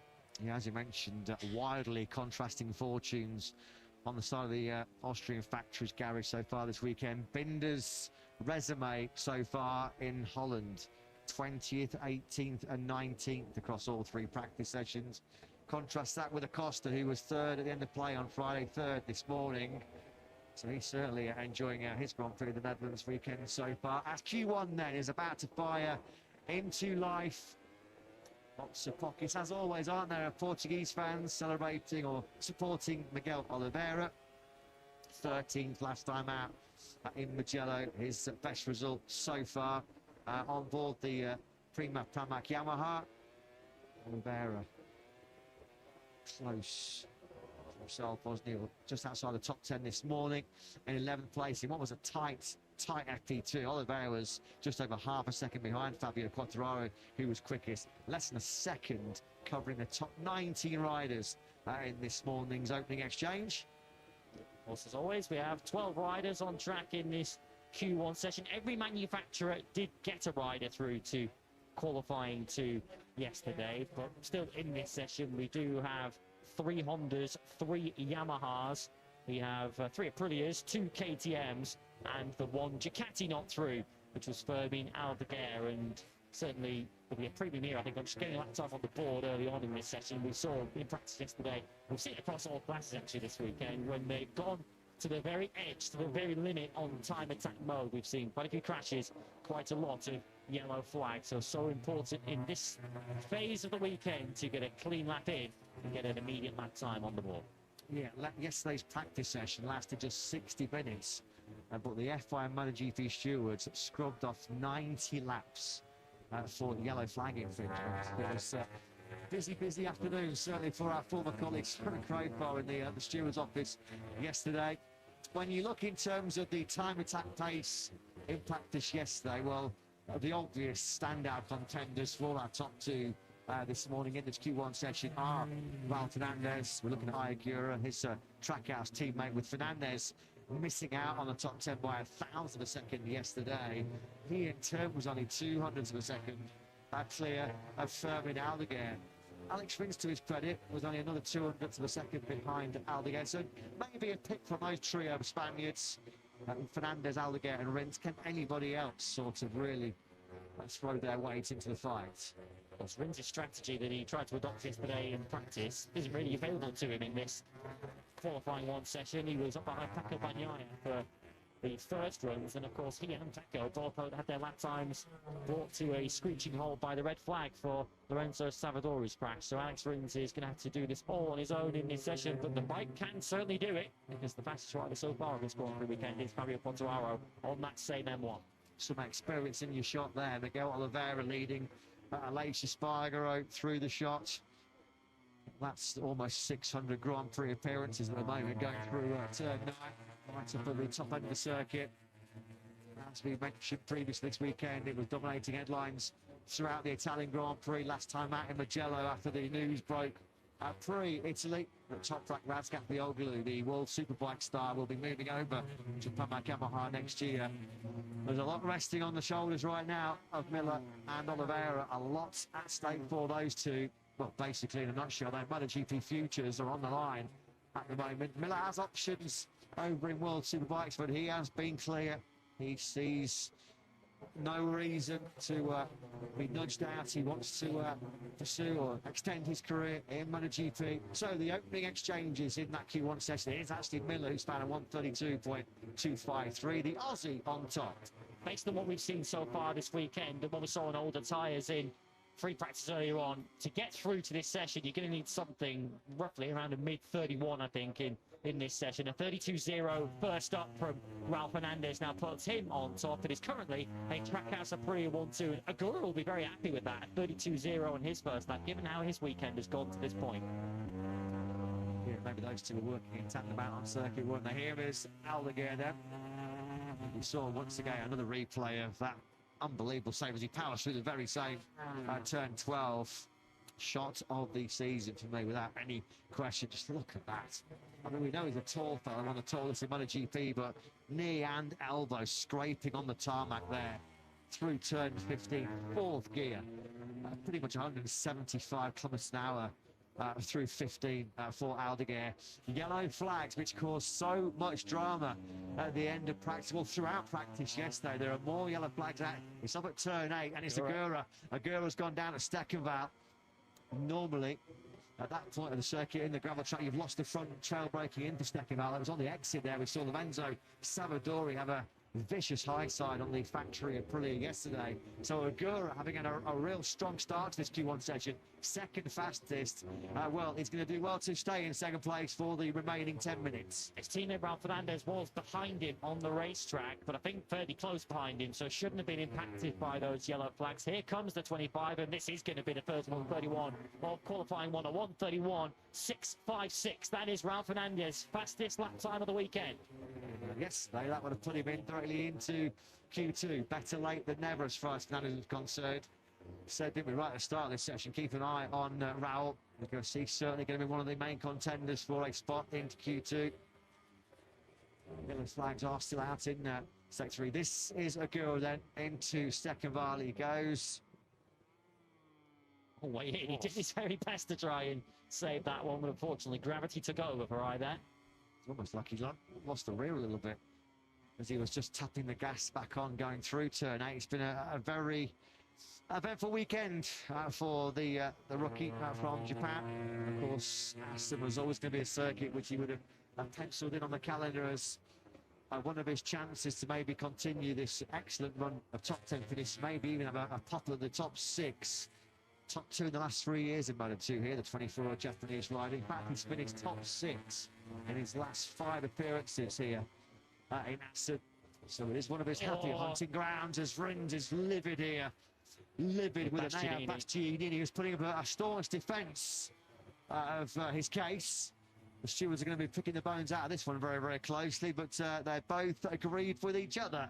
Well, Rins is the last rider on track in terms of the order they went out there, so he was caught out by the yellow flags for Ralph Fernandez's crash. That's why you can see him at the moment down in 11th place with no realistic lap time next to his name. Unsurprisingly, Alex Rins bolts straight up pit lane. You can see Bastianini a long way up the road here. This is through the left-hander of De Bolt, turn number 9, and Bastianini, I guess, was on the outside of the racetrack, and Rins just dare not tip it in. So, of course, Bastianini was sort of wandering towards the apex of the corner, and Rins just ultimately caught out. Bastianini, I think, might have a hard time getting away with that one.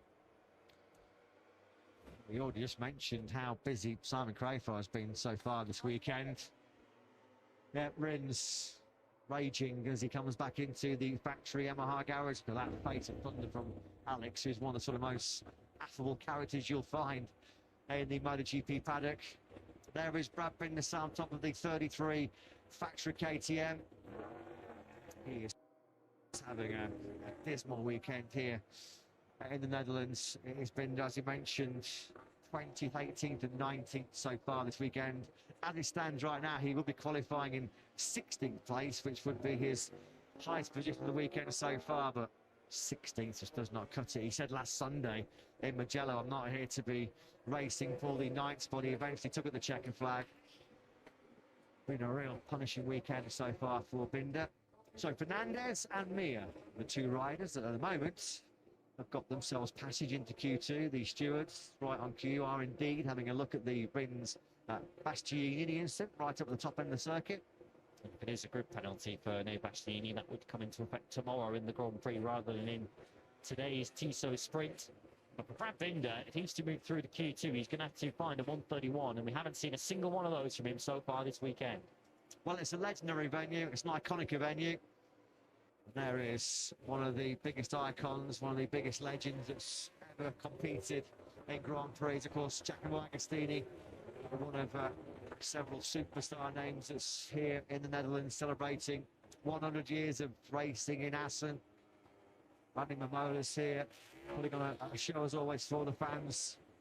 Jim Redmond, who is the ripe old age of 93, is present here this weekend as well. Of course, multiple Grand Prix world champion himself back in the day.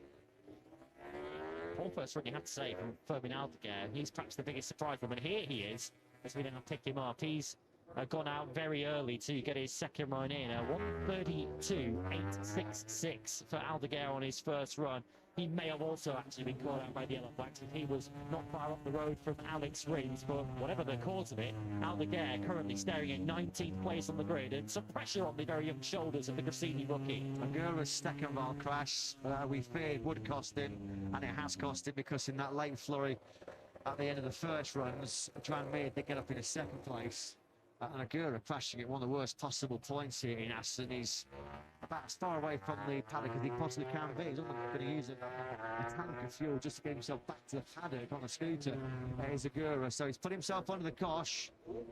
And Trackhouse's stay at the top of the leaderboard might not be lasting for too much longer, because Aldeguer close, wasn't he, in that first sector, just 4 thousandths of a second down. Lose a bit of time. This is through 8. This is where Agura lost the front just a few moments ago. Now into the left-hander of turn 9. Comes for a sequence of fast rights, building up momentum now. Second gear through 10. This is all 100 kilometers an hour. Then you'll click up one gear, click up about 30 kilometers through turn 11. And now he'll attack hard through the 5th gear, turn 12. This is where he had the massive moment yesterday.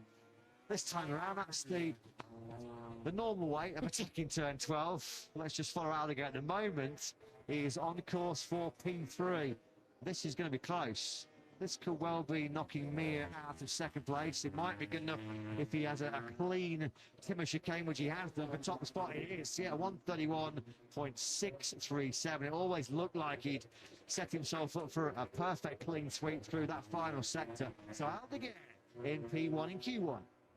Mir down to third then on a 31.8. They're the only 3 riders to find the 31 so far in this section. Agura then on a 32.0 is fourth. Savadori put in a strong first run to take fifth on a 32.2. Alex Rins has put up a purple best with the first sector, but boy does he need one. He's back in 11th place at the moment, and he was forced to just get straight back out there after being caught by Bastianini on his first run. Rins is ahead of us on the racetracks. We pick up the Pramac Yamahas, who are sandwiching Savadori with Miller going very quickly. Yeah, Miller needs a big lap here as well. The Aussie at the moment set for 16th place on the grid. Here's Bastianini versus Binder. 2 riders who really are struggling to perform right now on the KTM RC16. Binder, though, has got a good reference here behind the beast, and he is charging. 23 up against 33 now as they come into the final sector. Aldeguer's got his head down once again, looking to improve on his 1:31.637. Let's keep close tabs though on Miller. Binder not too far behind him as well, of course. 2 former factory KTM teammates. Over the line, Miller will go third. Not good enough for the top 2.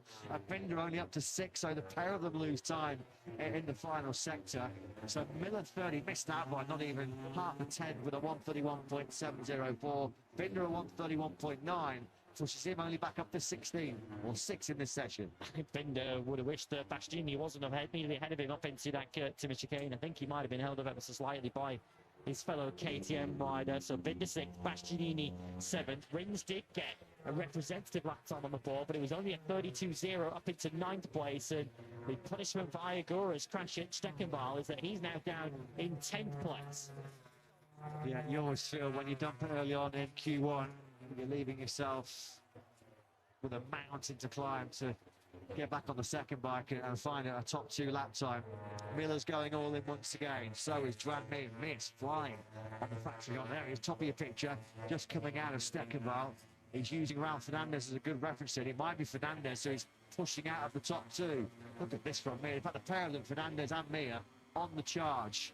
Miller, Fernandez and Mir then lighting up the timing screens here. Fermin Aldeguer's 1:31.637, looking very vulnerable right now. Yeah, they could both turf Aldeguer out of this if he's not careful. Aldeguer's cruising at the moment, so he looks like he's done on a 1:31.637 and could find himself relegated down by 2, 3 or 4 riders here. Miller's going to be the first to go across the line. Needs a mid 31, doesn't get one. A 1:31.721 is no improvement on what he's done already, so Miller stays outside the top 2. Ralph Fernandez looking to stay there, and he does at the moment because Mir failed to improve. They all lost time in the back end of the lap.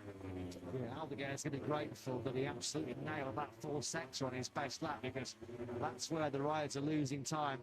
They just overworked the optimal grip, just lacking that little bit of corner speed through the fast sweeps through 13, 14 and 15. So Ralph Fernandez about to occupy a place in Q2, which he feels like he deserves, having had a close shave yesterday when he was pushed out late on by Zarco. Let's have a quick look at, once again, Fernandez and Mir, that very strong first sectors. Nothing going at the moment for the rider on screens, Bastianini, who finds himself down in 7th place. That'll be 17th on the grid, of course, for the Beast, although potentially a penalty coming in after he was impeding rings at the start of the session. Certainly, Fermin Aldeguer got the last part of the lap figured out. Joan Mir certainly has the first half of the lap sorted out. Once again, he's a quarter of a second in hand over Fermin Aldeguer, but that will get whittled down now as he makes his way back towards the Timmer chicane and the finish line. Well, Fernandez kicks through the 3rd sector, and he could be on course to safeguard his place in qualifying 2. Aldeguer remains P1, but once again, his 31.6 is under threat. It's under big threat. Look at this. Fernandez up by 2 tenths. Mir flying as well, about 50 metres behind his fellow Spaniard. The pair of them peel through the Timmer chicane. Fernandez does go top. Mir does right on cue, take second. It's all on Aldeguer now. Aldeguer needs a big lap. Ralph Fernandez leads with a 1:31.517. Here comes the rookie out of the Timmer chicane. Oh, and he does it. Oh, heartbreak for Mir. Joan Mir gets pushed out of Q2 by 4 thousandths of a second. Super close once again at the top. Just 0.044 a second, splitting Fernandez, Aldeguer and Mir. Oh, look at that. They can't quite believe it, can they, inside the Honda HRC Castrol garage. They thought surely that 1:31.561 from Mir was good enough to get him directly through. He's going to be starting the 13-lap sprint, the 26-lap Grand Prix of the Netherlands tomorrow from 13th place on the grid. It's Jack Miller who has to settle the 4th place. There was actually a big gap between Mir and Miller of almost a tenth and a half. So Fernandez, Aldeguer and Mir had a lot faster pace than those behind them in that Q1 session. We've just got a red flag popped up on our screens. Track conditions or something, or on their way back round. Savadori was 5th in that session, his best qualifying of the season as the stand-in for Jorge Martin. 1:31.8 for Savadori's ahead of the KTMs of Brad Binder and Enea Bastianini 6 and 7. Miguel Oliveira 8th on the other Pramac Yamaha. Did find a 1:31, but it was only an 8th. Rins 9th. Major disappointment. He will still be, I guess, looking in Enea Bastianini's direction for finishing that low down. Ayagura's crash, as mentioned, relegated into 10th. Aleix Spargo and Solveig Chandra on their Hondas will complete the grid. And this was Joan Mir's reaction. He's looked over at the big screen and he's seen that 4 thousandths of a second have cost him a place in Q2. Tough one to take, that one. A 1:31.561 yesterday would have put you 8th on the timesheets. Hasn't even got him into Q2. So, yeah, a bitter pill for Mir to swallow. Fair play to the Spanish rider. He found half second compared to his best lap time yesterday, but fine margins, nothing in it at the top at all.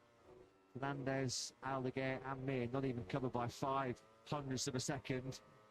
Well, Fernandez will feel that some justice has been served there because he was so close to finding himself directly through to Q2 yesterday.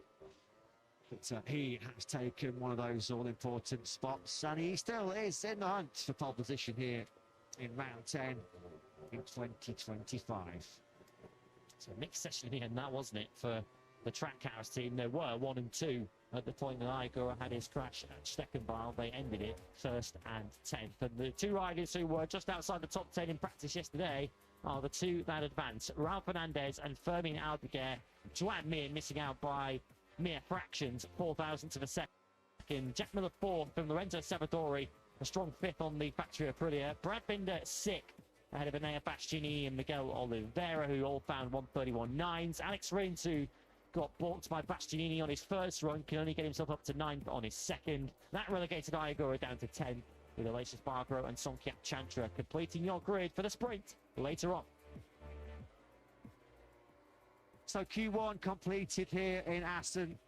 Raul Fernandez and Fermin Aldeguer into the second qualifying session as Fabio Quartararo looks to continue his brilliant Dutch TT so far this weekend. Quartararo gunning for a quartet of pole positions so far in 2025. He led the way on Friday. This was some late drama into the Timor chicane as Fermin Aldeguer lunged on the inside of Aloysius Bargro. That was actually Aldeguer's fastest lap, so it wasn't a trouble-free exercise, was it, negotiating this 4.5 kilometre Assen circuit. And with Aldeguer a lead, he's through to Q2 here in Assen.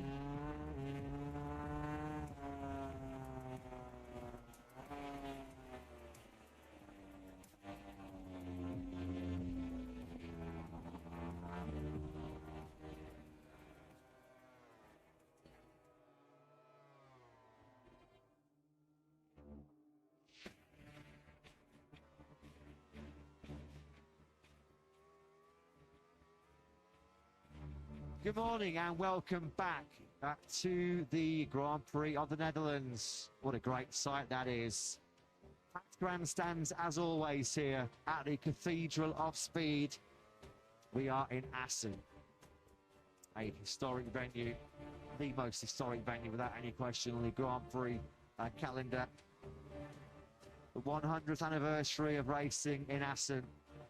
The last 7 years, we've had over 100,000 fans packed into this wonderful venue on Sundays. We're expecting another bumper crowd here tomorrow.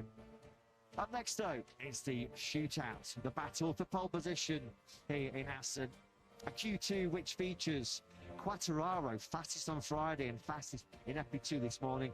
Alex Marquez, of course, Alex was in P2 at the end of play yesterday, ahead of Pedro Acosta, who's looking really good this weekend on the factory KTM. 3rd fastest yesterday and 3rd this morning. Bezzecchi, 4th quickest on the factory, pretty ahead of Pecco Bagnaia, who is going in search, of course, of 4 successive victories at his beloved Assen. Marc Marquez, 2 bruising crashes yesterday for the World Championship leader, but he was directly through to Q2, crucially, with a 6th fastest time yesterday. The Gian Antonio, Vinales, Morbidelli and Zarco, your Le Mans Grand Prix winner, they were already directly through to Q2. We've just seen the 2 Spaniards, Raul Fernandez and Fermin Aldeguer, negotiate their way out of Q1. So getting himself focused, getting himself in the zone. Pole position in Jerez. Pole position in front of his ecstatic home crowd in Le Mans. Pole position at Silverstone and on course for a crushing victory in the British Grand Prix before his rear ride height device cried no more on the factory Yamaha. Fabio Quartararo, 2021 Assen winner here in MotoGP, looks then for his 4th pole position of the season. He's got a lot of support in the grandstands here, as we just saw there, has the number 20. The Sprint Saturdays have been the domain of the Ducati star, Marc Marquez. 88% front row starting record so far this year. He's had 6 pole positions, including the last 2 in Aragon and in Mugello. His average starting position is pole position. And in those, well, in all of his previous poles so far this year, he has gone on to win the sprint on every single occasion. In fact, Mark, on Sprint Saturday afternoons, has been pretty much imperious. Defeated only once in the sprint so far this season. That was to his brother Alex at Silverstone a few weeks ago. And the only rider to beat him to pole position so far this year is Fabio Quartararo, who must see this as a major opportunity, having been quickest yesterday afternoon, quickest this morning. Quartararo, arguably the favourite coming into this qualifying session, and Ducati look like they've got challenges from all quarters. KTM look like they're in the mood for a tilt at the front couple of rows with Pedro Acosta and Maverick Vinales, and we've seen Marco Bezzecchi strong all weekend. Can he finally unlock that single lap performance on the Aprilia to get himself on the front two rows? Well, so far this weekend, a mid 130 is the all-time lap record set by Pecco Bagnaia. We've not had a 130 lap so far here this weekend, largely down to some breezy conditions. Certainly it was very cool yesterday. We're still waiting for the sunshine to poke back through the clouds. When we arrived at the track this morning, Assen was basking in glorious sunshine, but the cloud has closed in.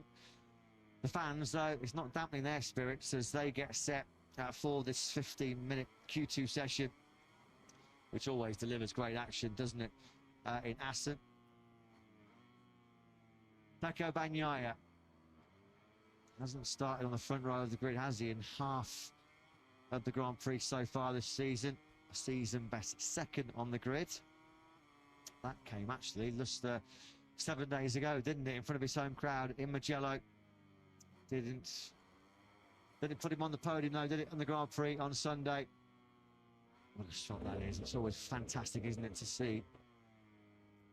Filling grandstands, they're going to be heaving come 3 p.m. local time this afternoon for the sprint. At 2 p.m. local time tomorrow for the Grand Prix of the Netherlands. Looking forward to this one then. This should be a cracking Q2 here in Assen. Front of the grandstands in the braking zones for turn 1 and turn 2. Can Marc Marquez continue this purple patch of poles, or can Fabio Quartararo steal another Tissot watch from the 93? It certainly looks as if Marc Marquez has gone out right behind Pecco Bagnaia, the recent master of the cathedral here at Assen. Whether Pecco Bagnaia is prepared to let Marc Marquez do that when they go into the time lap, we will very shortly find out. But we have had 4 different pole sitters in our last 5 visits here. The only rider to repeat pole, Pecco Bagnaia, still your all-time lap record holder here at Assen. Is that about to change? Last 3 poles have gone the way of Ducati.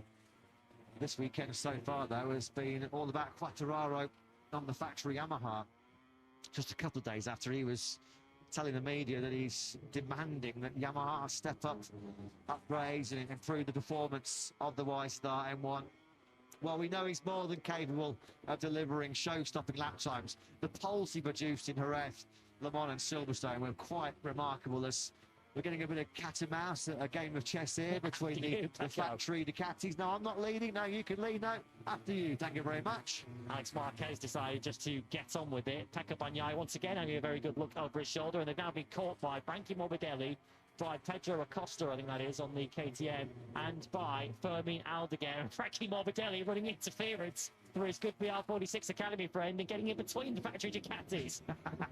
Yeah, that's why Mark picks Morbidelli up going into the Timber chicane. He wasn't getting caught in any of those kind of shenanigans. So, head down, head back on the bubble. That full tilt unfolding here then from this lead group. Bagnaia being pursued by Marquez, 63. Up against 93.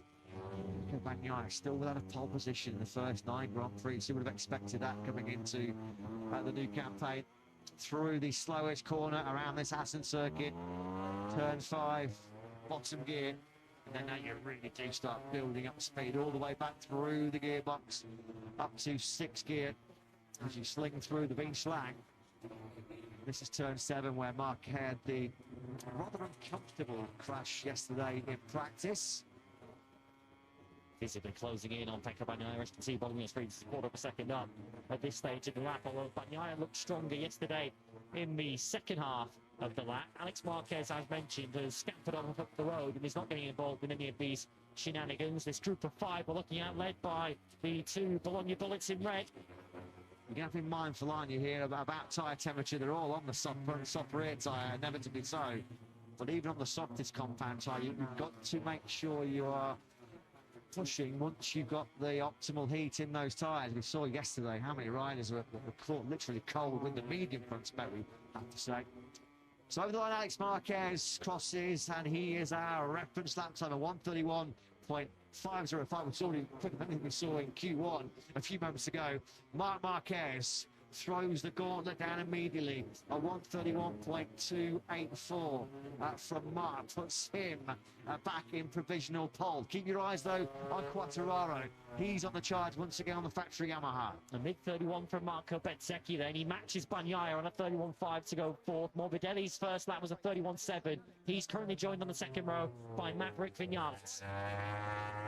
Yeah, Vinales said yesterday, feels like he's in the game if he can get himself inside that top 6 on the grid. Mission accomplished so far then, as far as the number 12 is concerned, going for a 10th Assen podium in the sprint he is this afternoon. Timing screens being lit up. We have got red sectors across the board. Quartararo, Morbidelli, Di Giannantonio, Bagnaia, Bezzecchi, Alex and Marc. We are going to be potentially very quickly seeing the first 130s of the weekend here, aren't we, in Assen. Can one be fired in by a Quartararo? Over the line he comes, up onto the front row. Third spot for Quartararo with a 1:31.512. Look at this from Alex Marquez. So Alex now through turn 15. Surely we aren't going to have to wait much longer for the first 130 lap here at the Grand Prix of the Netherlands. He's super clean as a whistle through the Timmer chicane. 1:31.150. Alex back on top in Q2. Here come the factory Ducatis though, and Bagnaia's got Marc Marquez this time on the lap, and it's Bagnaia who takes advantage on their second laps. It's Bagnaia back on pole position, staring at the moment at a first pole of 2025. His last pole position in the last Grand Prix of last season, of course, where his grip on the MotoGP World Championship was relinquished by Jorge Martin. Late heartache for Bagnaia. Such a strong end to 2024. He won the last 3 Grand Prix. Quartararo then now back in 6th place. He's been flying on Friday. He was superb on Saturday morning as well, wasn't he, to kick off the sprint day action here in Assen. But at the moment, down in 6th place on the grid. Not even a 10th at the moment. Splits Bagnaia, Marc and Alex on that front row. Bezzecchi, he's been stuck in 4th place all weekend so far. His best 4th yesterday, 4th this morning, and currently 4th in Q2. This is going to be super close from Quartararo. Bagnaia was good in the final chicane. We saw him pull that advantage out over Marc Marquez. How good has Quartararo been through the Timmer chicane? That good. A 1:31.047, and Quartararo goes ahead of the Ducatis. He absolutely nailed that full sector. Well, there's a former Yamaha legend looking on at maybe a future Yamaha legend in Fabio Quartararo. We mentioned the all-time lap records. That wasn't an all-time lap record, but his pole laps in Jerez, Le Mans and Silverstone were just quite astonishing. It was man and machine working in perfect harmony. It was a full risk and using every ounce of his talent, wasn't it, for Fabio Quartararo? Sure, we're going to get a 1:30 at some stage in this session. After the opening salvo delivers 1:31.047. The top riders in this Q1 session are already lapping half a second faster than anything we saw in Q1. This was Bagnaia slitting that front tyre as he got on the gas just over that sort of little crest as you exit the Timmer chicane. There was a slide there, wasn't there, on the rear, and for Marquez.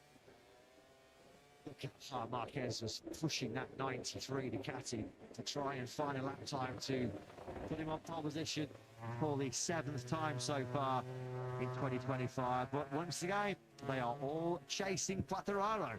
Extraordinarily close. A 10.5 covers the top 5. 12 thousandths between Quartararo and Bagnaia first and second. A single 1,000th of a second between the Marquez brothers, with Marc third and Alex fourth. Alex, we saw there, losing quite a bit of time in that final sector, which dropped him into the 31s, and Bezzecchi's found the 31.1.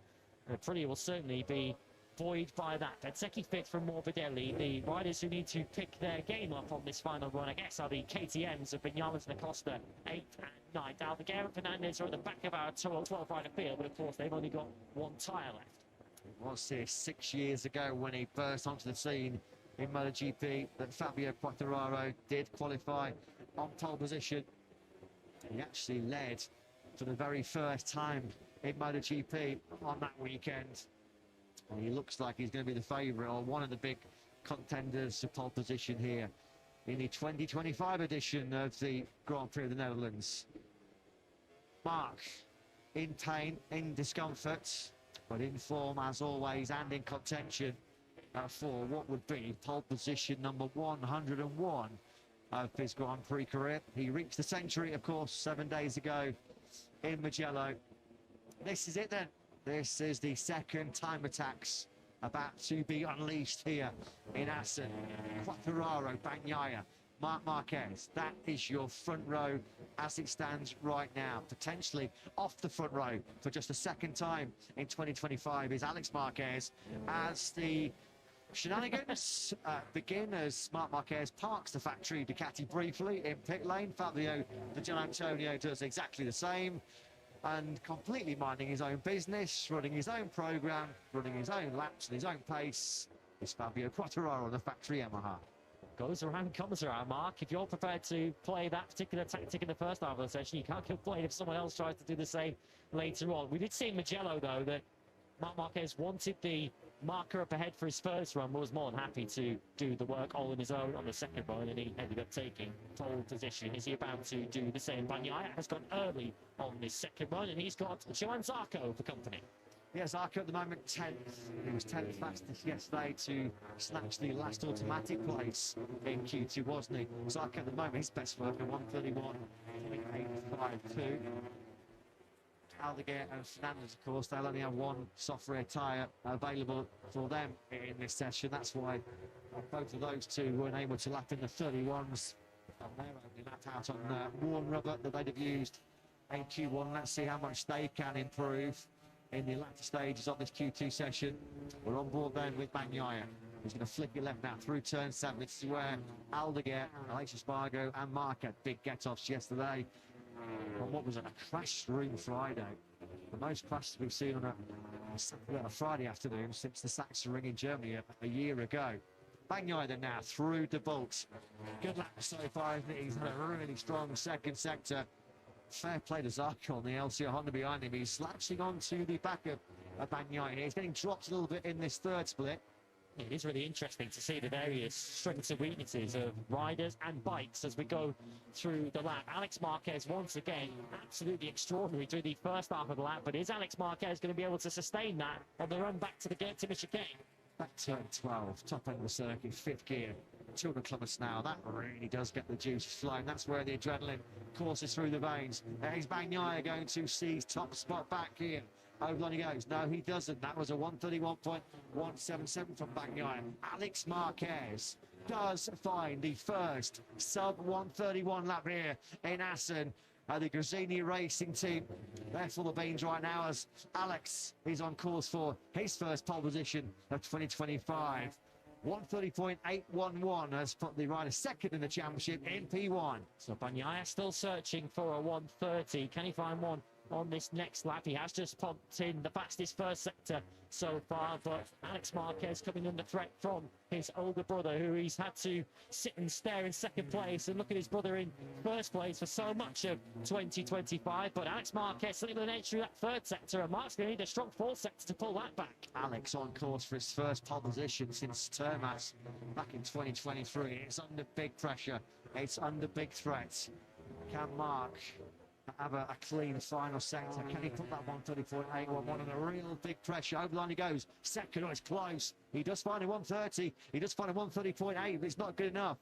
A 1:30.871. Alex versus Mark. How many times have we said that so far in qualifying sprints and Grand Prix? Bagnaia, this is going to be close. It's halfway through the final sector. What about Quartararo? Can he strike back? Over the line, the Frenchman goes. Brilliant. 1:30.651. Fabio Quartararo is the master of Sector 4 right now in Assen. Bagnaia goes up into second. So with 2.5 minutes of this session remaining, world champion Marc Marquez has been pushed off the front row. Marc in fourth. Yeah, we're pretty much back where we were at the start of these second runs, although the Marquez brothers have now swapped positions at 1:30.651. That's just a 10th short of the all-time lap record for Fabio Quartararo as it stands on course for a fourth pole of 2025. The second time potentially we're going to see Marc start off the front row of the grid in 2025. He was fourth on the grid at Silverstone. Let's not discount Fabio Di Gianantonio from the wrecking as well, because he's deep into the third sector right now. As Digi on the 49 bike, he's looking really, really strong. Qualifying has been a real big Achilles heel for the 49. Lost a whole chunk of time, didn't he, in the third sector.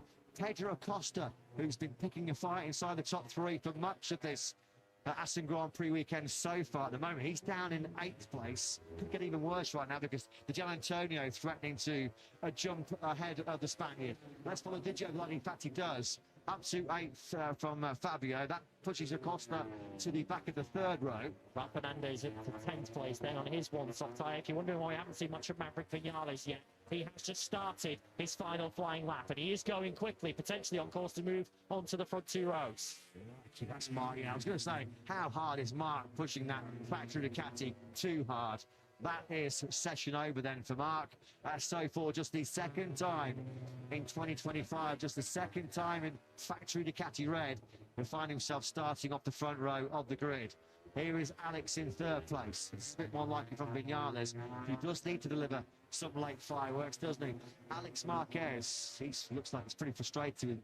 Was it Marco Bezzecchi ahead of him, wasn't it? Or is it just frustrated maybe with himself? We'll find out very, very shortly. At the moment, though, Alex on course to the front row.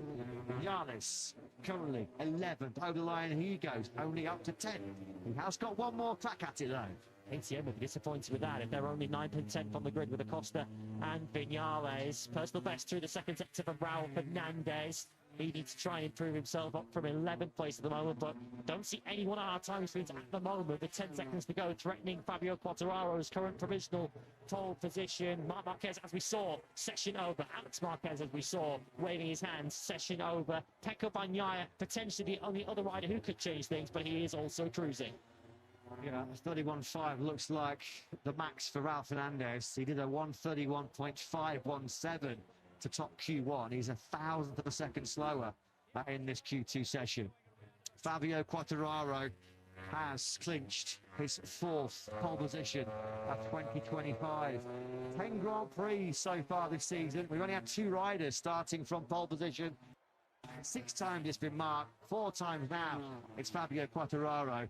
A 1:30.651 is going to take Quartararo's 20th MotoGP pole position, and he's done it in some style here, hasn't he, in Assen.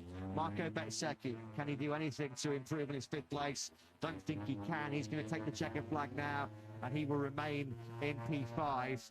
So your front row for the Dutch Grand Prix in the sprint and the Grand Prix tomorrow: Quartararo, Bagnaia and Alex Marquez. Marc heads row 2 in 4th. Bezzecchi will fire away on the factory Aprilia from 5th. Morbidelli in 6th place.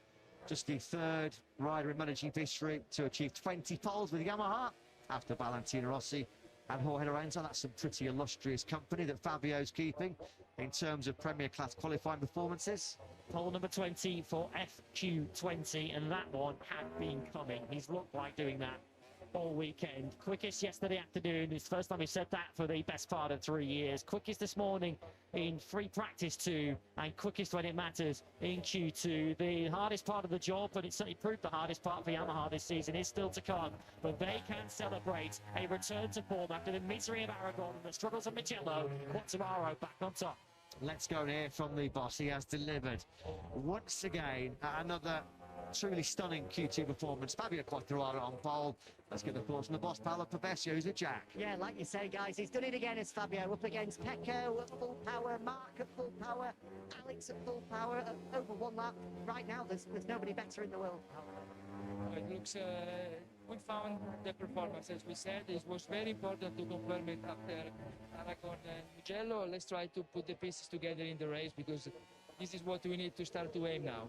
That's the big question mark. The sprint and then tomorrow's Grand Prix, the confidence that they can really convert this pole position? We will discover it very soon. For sure, what we have seen so far is promising because we have been growing consistently over the weekend so far, and yeah, let's go racing now. Congratulations. Thank you. Yeah, let's go racing, and we're all looking forward to that prospect, aren't we? 13 laps of the sprint underway at 3 p.m. local time this afternoon. At Assen, the scene of Quartararo's one and only sprint podium, which came after Brad Binder suffered a post-sprint penalty. This is Pedro Costa, just as happened to him yesterday. They sure do like running a light fuel load, don't they, on that RC16, because he needed help to get back to the garage yesterday. Would it have been a different story? Could he have put it on the front row had it not been for that mistake at turn 1 on the brakes on his last flying lap for Mark? It's close. He was only 600ths away from what would have been his 9th front row start in 10 Grand Prix. Don't think he's going to be too upset. Don't think he'll be too perturbed by that one. He was very, very close. Quartararo, Bagnaia, Alex Marquez then is your front row. Further down, Fermin Aldeguer, who came out of Q1 in 2nd place. He was 7th. He heads row 3 on the Gresini Ducati.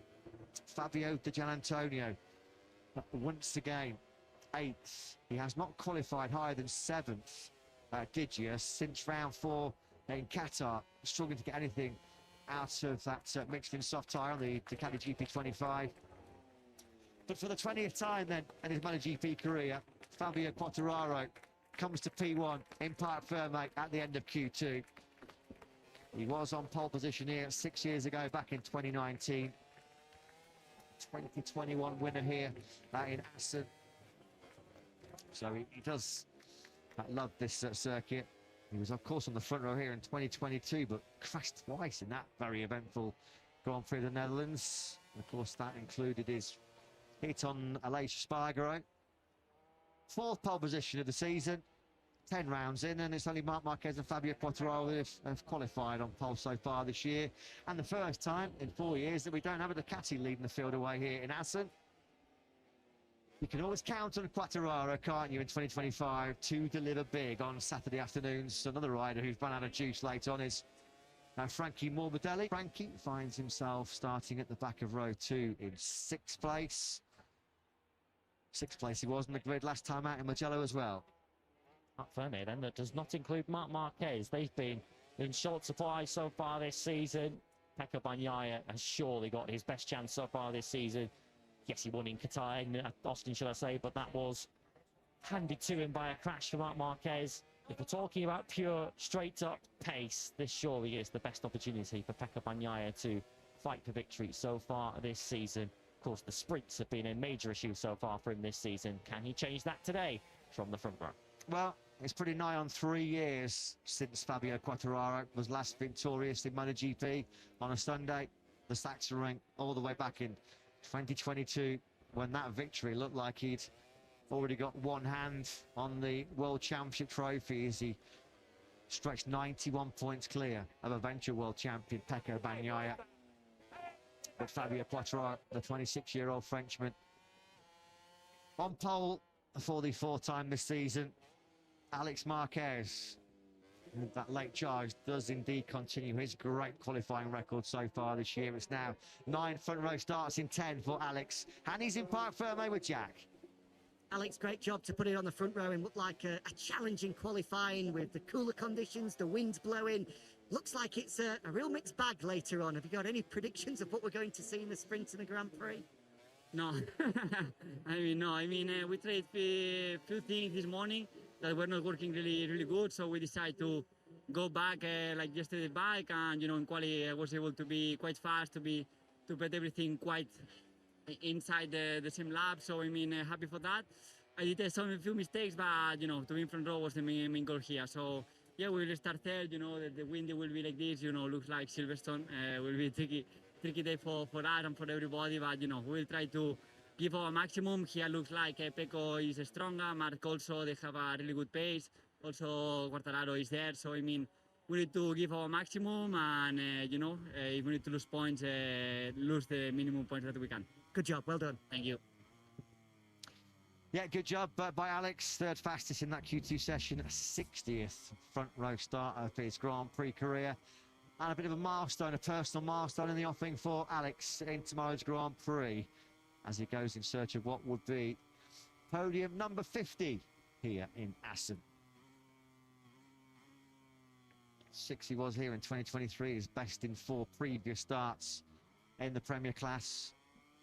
Pecco Bagnaia, though, slowly but surely, we are starting to see the Pecco Bagnaia of 2022, 2023 and 2024. It's taken him a while to come alive in 2025. He is a class rider and he has shown it once again here, setting himself up for a potential 4th win here in Assen. From the front row of the grid, Bagnaia's with Jack. Pecco, that feels like it's job done. Middle of the front row to put yourself in a great position. You were fast yesterday, fast this morning. You must feel as confident as you have done all year ahead of the upcoming races. Yes, I feel much better than all the other races we had. So we need to take the advantage from it. And this morning I tried to be very constant with the stars. I was happy with my feeling. And this afternoon in qualifying, I just tried to set the best lap time, but it was tough. And Fabio did an amazing job again. So it's important to just remain calm and this afternoon try to see if I have the chance to win. Good luck this afternoon. Thank you so much. Remain calm and see if he has the chance to win. Wins that have been few and far between so far in 2025 for Bagnaia. Has not yet received a gold medal for a sprint victory, and his one and only victory in a Grand Prix. Well, that was kind of a gift, wasn't it? Handed to him on a silver platter by Marc Marquez, his blunder when he was cruising away at the front of the field in Austin. Dare we say it, or shall we say it quietly, Bagnaia looks like he's back. Fabio Quartararo certainly is. Fabio Quartararo's 4th pole of the season. Can he finally end this long, long victory drought? He will feel like the victory should have already come his way in 2025 when he was absolutely scorching away from the field at the British Grand Prix at Silverstone. I think those tears have barely dried after the heartache when he was, what, 4.5 seconds clear of Bezzecchi when the rear ride height device failed. A Monster Energy Yamaha MotoGP team rider has delivered another monster performance here in Assen. And here he is, let's hear his thoughts on what is a 4th pole of the season. Fabio Quartararo, your leader in Q2 here in Assen. Fabio, huge congratulations. That's now 20 career pole positions, 4 for 2025 as well. But I guess you'd swap all 4 of them for the victory on Sunday. Just how confident do you feel for Sunday's Grand Prix now you've got the job done on Saturday morning? Well, I think that first of all is this afternoon. I think that the goal is to try to make a great start, great laps in the sprint and see a little bit how it's going on. But yeah, I love this track, I love this place, so hopefully we can turn this pole position on a great result on Saturday and on Sunday. Brilliant lap, well done, thank you. Yeah, another brilliant lap by Fabio Quartararo. He's produced a fair few of them in his career. He's certainly produced a fair few of them over the last few weeks or so. Once again, untouchable in Q2. Tough to beat the armada of Ducatis that you face. You have to conquer in these Q2 sessions, but he has done it. Not an all-time lap record. Not very often over the last 18 months or so, we haven't seen all-time lap records go in qualifying sessions, but we have to factor in what are pretty chilly and cool conditions. There's a fairly stiff breeze blowing around Assen right now as well. But it's Fabio Quartararo who will lead the field away in the sprint and Grand Prix here in Assen. Bagnaia and Alex Marquez on the front row.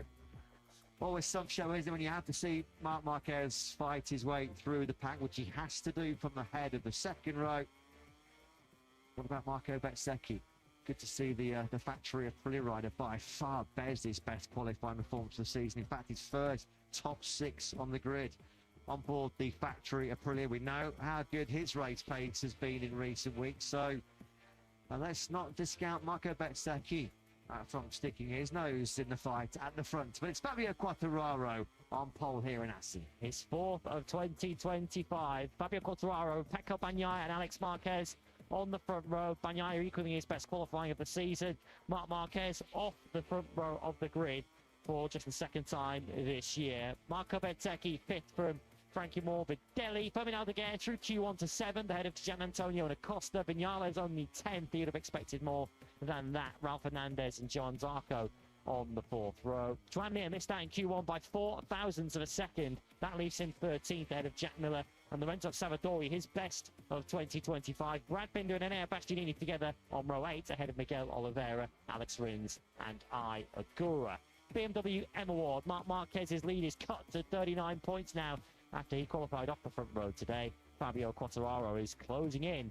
He's now 60 points off the lead in third. Pecco Bagnaia with his equal best qualifying of the season, 6-4.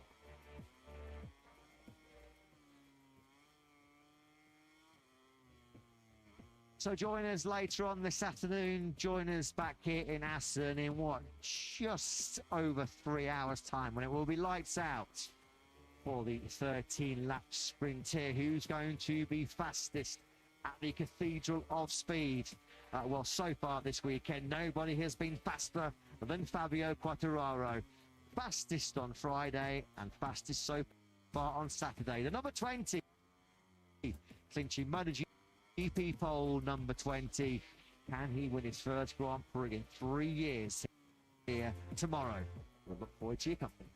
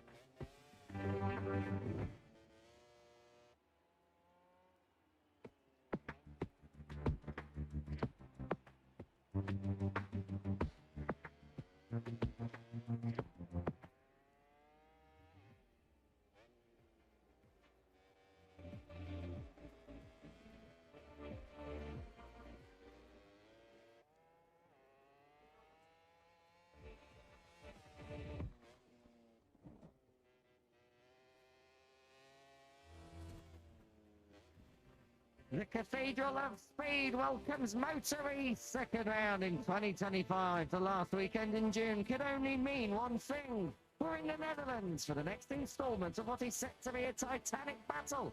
The title race only just starting in Motor E this season. Just 3 tenths cover the top 7 on the grid. We're definitely in for an electric Motor E race in more ways than one.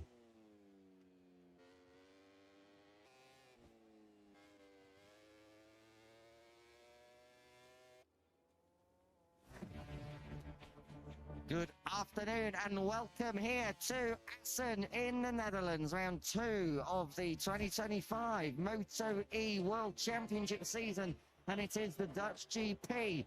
We were promised sun on Saturday. Unfortunately, that is not the case. Dark clouds overhead and a really high wind to create a little bit of more drama than what we need here in Moto E. You're in the company of myself, Kiko Giles, and Neil Morrison alongside me. And down there, somewhere in pit lane, Elliot York's quiff is getting bounded about in that really strong breeze that is out there on track. Neil, before we get into this, we've had a round in 2025 thus far already. Le Mans, complicated, quite a lot of red flags, stoppages and interruptions, none so far here at Assen. We have a full grid almost, with the exception of Oscar Gutierrez, who is out, but the number 1 is back, Eric Granado's back, Mattia Cassidy is back on pole. Assen, it's going to be a classic.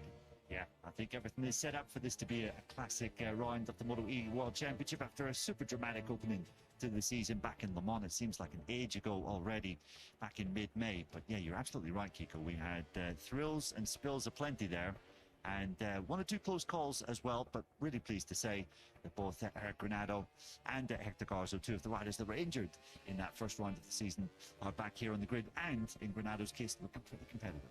In the case of Oscar Gutierrez, he is out, and we wish you well, Oscar, if you are watching. Diego Perez is the rider who comes in and super subs for the 99, and hopefully by the time we are back next time out, Oscar will be back with us as well.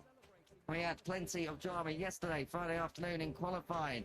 It was Mattia Cassidy who put it all together to come away with a pole position, the only rider in the 139s. But it is close, as I said in the intro, it is really, really close, right the way through the top 7, back to Eric Granado, who returns. But they're all chasing this rider. The number 40, Mattia Cassidy, is not just your pole sitter, he's also your championship leader. Is he going to come away with with a victory today and extend that championship lead? Well, if he was able to win race 2 at Le Mans from 10th on the grid, you rather fancy his chances on pole position. But I have to say, it has got a little bit cloudy, a little bit overcast, and a little bit dark compared to some of the conditions we had earlier this morning. Also, the wind looks as though it has picked up pretty significantly, which might lend itself to some close racing here in race 1. It's definitely commentary weather for us, isn't it, here in a lovely warm booth opposite the start and finish straight. But the hardy Dutch fans, they haven't gone anywhere. They're tuning in to watch this one. Andrea Mantovani, the rider second on the grid for the Clint Forward Factory team, the 30-year-old from Ferrara in Italy. Well, he's previously been a winner in Moto E, of course. He had to come through Q1 to get the front row this weekend, though. Assen, really tricky if you can't put it together quite quickly like yesterday in tricky conditions, but second on the grid nonetheless. Yeah, he's definitely one to watch, as is this rider here. Johnny Torres was a podium finisher in the first race of the Dutch TT last year in Moto E. Knows this track very, very well, of course, from his time in Moto 2, his time in World Superbike, and in the Moto E World Championship. And Torres has got himself off to a decent start in the series here. He was fastest in practice yesterday, and yeah, finds himself on the front row for the first time this year. It was his first podium last time out since Germany, race 2 last year at the Sachsenring. 3 P2s at Assen, 1 P3. Can he finally come away with victories first front row in 2025? Before we talk about Nicholas Spinelli, who knows a lot about Assen, Elliot York, down to you on the grid.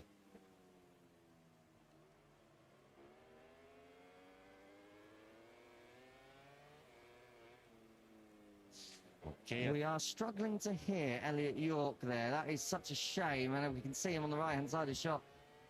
Oh, here we go. We'll pick him up now. To 100%. And good luck. Thank you.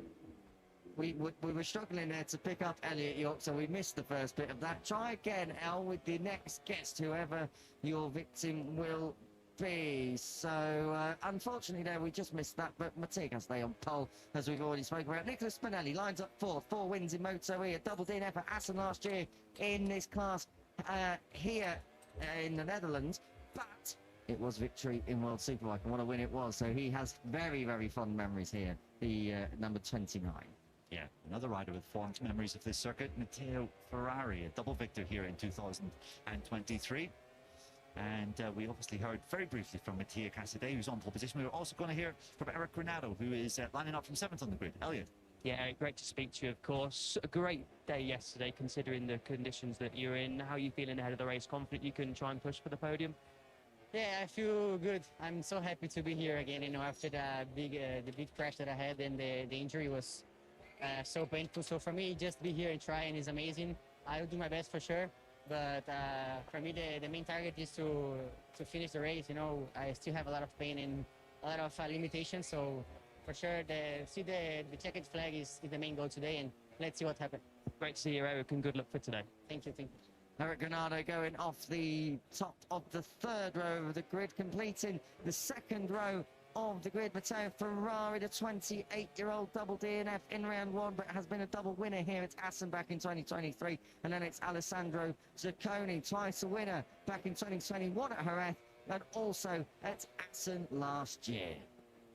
We are looking now at Eric Granado, 11 wins in the class. Will he be able to get it all sorted out?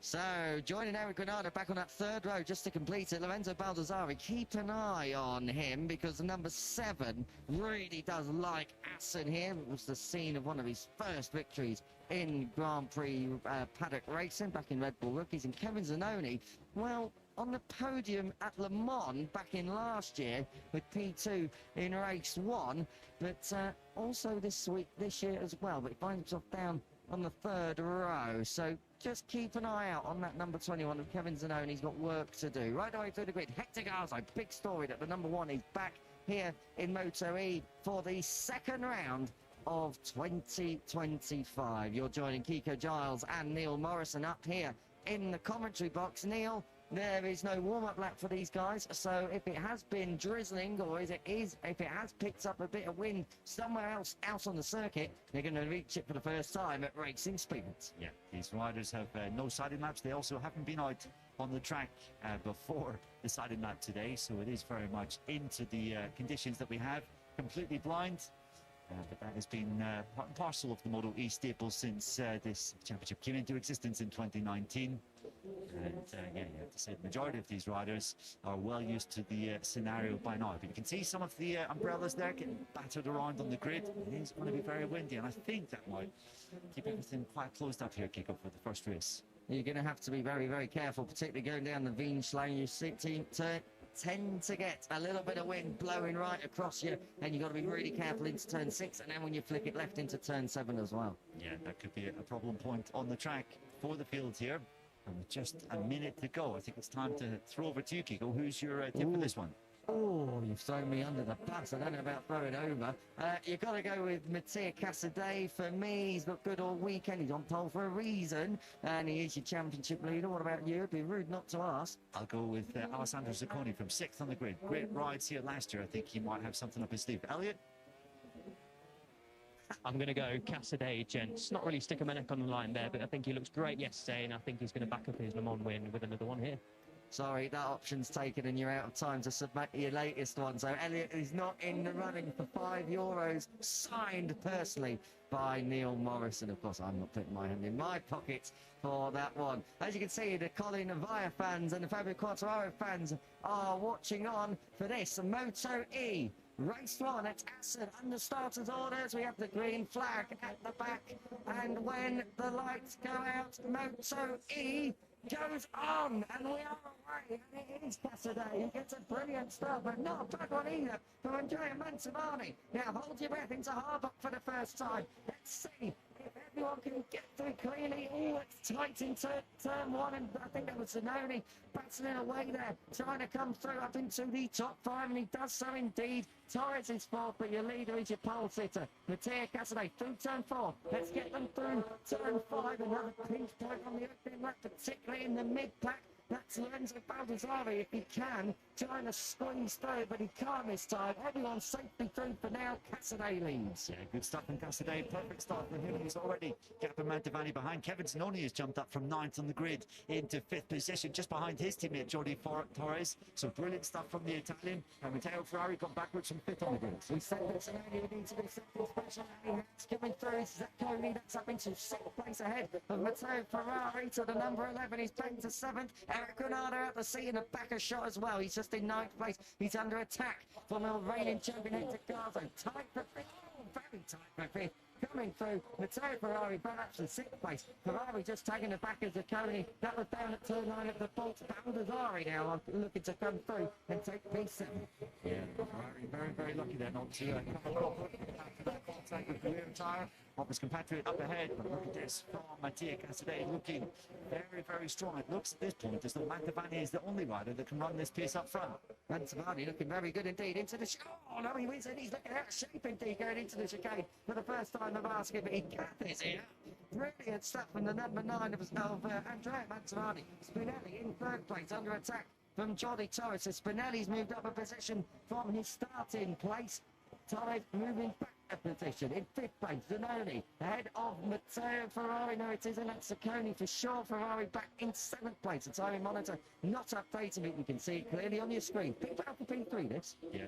Zacconi has managed to make a little bit of progress after a pretty bad start. And first corner, he went back 2 positions, but he's already past Ferrari and Zanoni. You can see Maria Herrera has jumped the start. She will have to serve a double one-lap penalty for that. So Herrera, who's had a tricky weekend here after her success in Le Mans, it doesn't look as though it's going to play out for her in race 1. Thundering through turn 6. Oh, that's a big move. No, it isn't. Oh, Jordi Torres had me on the edge of my seat up here in comms. Then 3 abreast down into the third 8. Zacconi's coming to on Torres, or is he? Torres going to try and wipe his nose for him on the exit. Shoulder to shoulder. A little bit of elbow barging as well down to turn 9. And Torres holds the high ground. Nicolas Spinelli, if he had eyes on the back of his head, would have been having a brilliant view of all that. But he's got a bit of clear air now.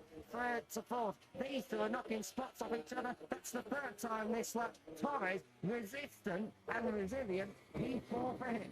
You have to imagine Zacconi seeing the front two get away, and he wants to go with them, and he can't get by Jordi Torres, much to his frustration. As it stands, although Torres, the double Model E World Champion, is doing a fine job at holding them off until now. But look at this from Mantovani. He's actually looking pretty racy there in 2nd position. Mantovani through the 3rd sector and particularly in the 4th sector looks very, very strong. If he can put the whole lap together, he might be able to make an attack here on Mattia Casadei. He's got a little bit of slipstream, fastest lap of the race and of the weekend last time around, a 39.8, so that's not bad going for Andrea Mantovani. They're into 3rd place. Suarez yo-yoing in this battle at the moment. He was looking to defend 4th. He's attacked Spinelli for 3rd and makes it stick. Spinelli back to 4th. Now he's got Zacconi for company, but this will run and run. You can be sure of it. Matteo Ferrari has got back up into the top 6 and is ahead now of Kevin Zanoni. Mantovani having a look at turn 5, thinking better of it, and Casadei leads down the finish line on lap 3. Casadei run a little bit wide, and actually he was squaring the corner off to get an excellent drive onto this Beanslang back straight. See in that last lap, Mantovani was run 2/10 of a second faster than the leader, close right back up, and it will be interesting to see whether this battle for 3rd will be able to get closer to the lead 2 riders, with Torres now leading the way in place of Spinelli. Mantovani looks really good in the middle of the corners as well. He's carrying a lot of corner speed. It's a more sweeping line, I think, for Casadei in late apex, but in the middle of the corner, it really looks like Mantovani has got something a little bit special. Let's watch them through this 3rd and 4th sector. Jordi Torres lays a big donkey out on turn 11. That was spectacular. But look, all eyes up the front, because Mantovani is charging and charging. He's got the ram's hook now, this big long left-hander, and then we're into the chicane. Spinelli's trying to come through for 3rd, and it looks like Casadei's just going to hold off 4 now. Spinelli looked to come through to third, now finds himself in fifth. Hello, Alessandro Zacconi, P4 and on the green on the exit of the chicane. Yeah, it could well be P3 coming into turn 1 here because he's lining up Torres for a bit of a move, and it looks as though Spinelli though is going to respond. Oh, Matteo Ferrari, where was he going now? And he got that all crossed up. Oh, and again as he jumps over the curve back onto the track, and he's going to lose another place. His fellow countryman, Lorenzo Baldassari, barreled at the inside, runs wide, and Ferrari's taking it all back to an eventful opening start to lap number 4. For Matteo Ferrari finds himself now well out of the battle for 6th place, and indeed he is down in 8th behind Lorenzo Baldassari.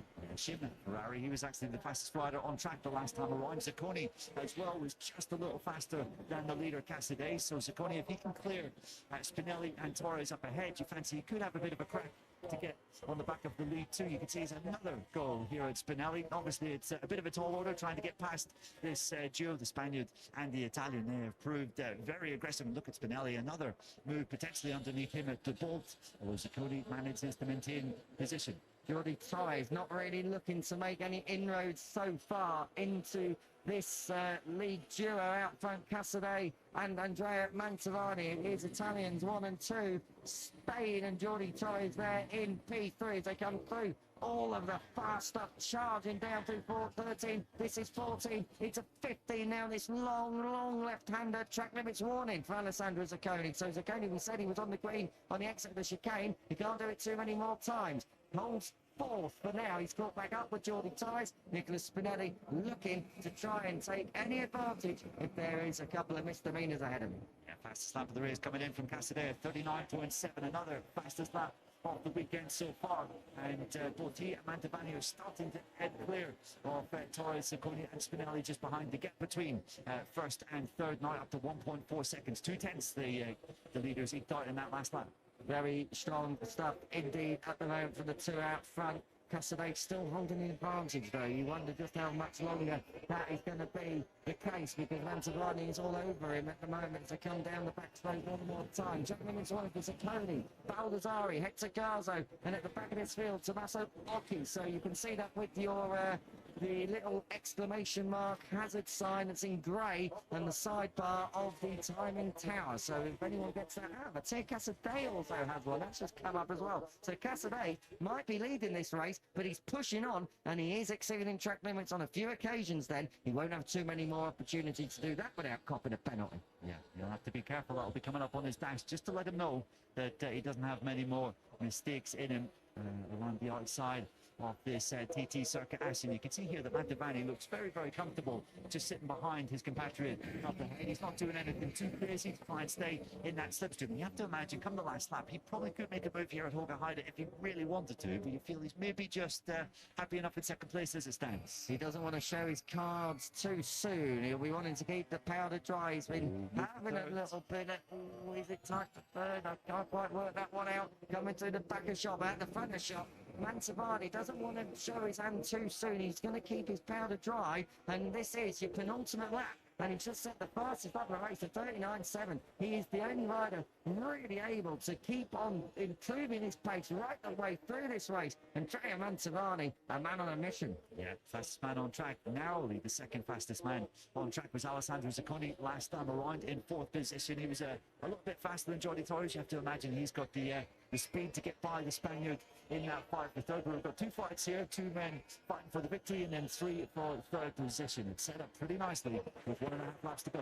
It is set up. We've got yellow flags in sector order. Someone just binned it at turn 5. We heard some scraping in the headset.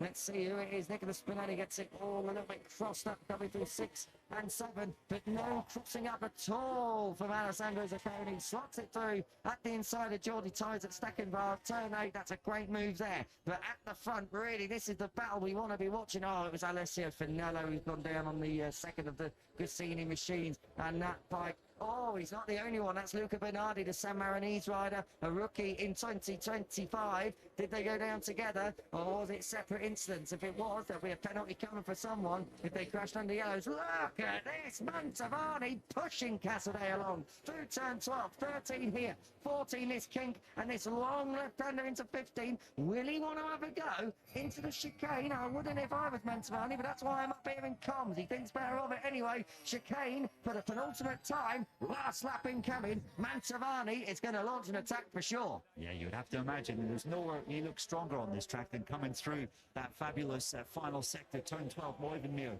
Is where Mantovani looks really good. He gets great drive out of there and then into Holger Heiden, potentially the Rams. So good move be incoming on the final lap just there. Could he time his victory attack to perfection? Where do you want to be leading round here, Neil? Where do you want to take that risk to go to the front? Do you want to really leave it to the chicane, or do you want to get it done earlier?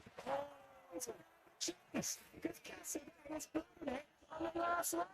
Can you believe it? Well, Andrea Mantovani was piling on pressure. He was piling it all on, and he has absolutely left. It is Cassidy on the floor in a pile of gravel. So Andrea Mantovani has inherited the lead of this race, and now Alessandro Zacconi. Well, if Mantovani rolls out of this, you could be sure that Zacconi is going to chase after her first win of this season, but it's a disaster for Cassidy. Yeah, that is crazy from Cassidy, the former champion, dumping it out of the lead. That is most unlike him, but it showed you just how hard he was having to push to try and keep Mantovani behind.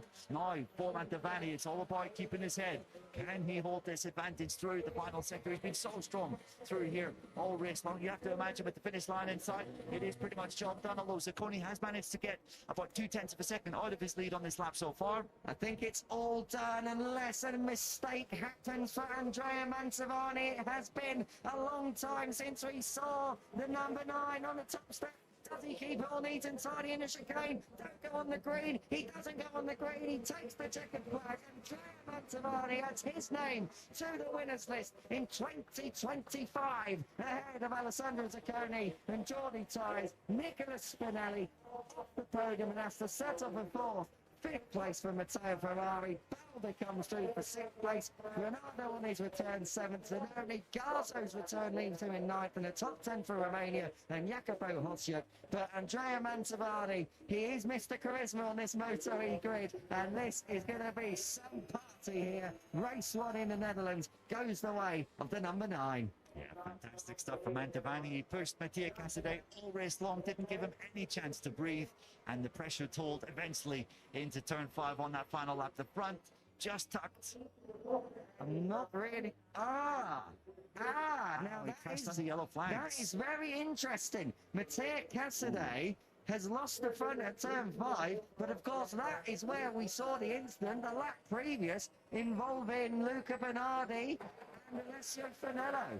Yeah. And there you can see in the onboard the marshals are walking away. That could be a double disaster. He's not just crashed out of turn 1, but he could have hamstrung himself severely for race 2. We've already had a precedent for that this weekend, Kiko. Barry Baltus yesterday crashing at the Gert Timmer chicane when yellow flags were out. He was handed with a double long lap penalty. I think Cassidy is going to have to serve a couple of long lap penalties in race 2. Well, that is going to make race 2 very interesting, but you can't take anything away from your winner.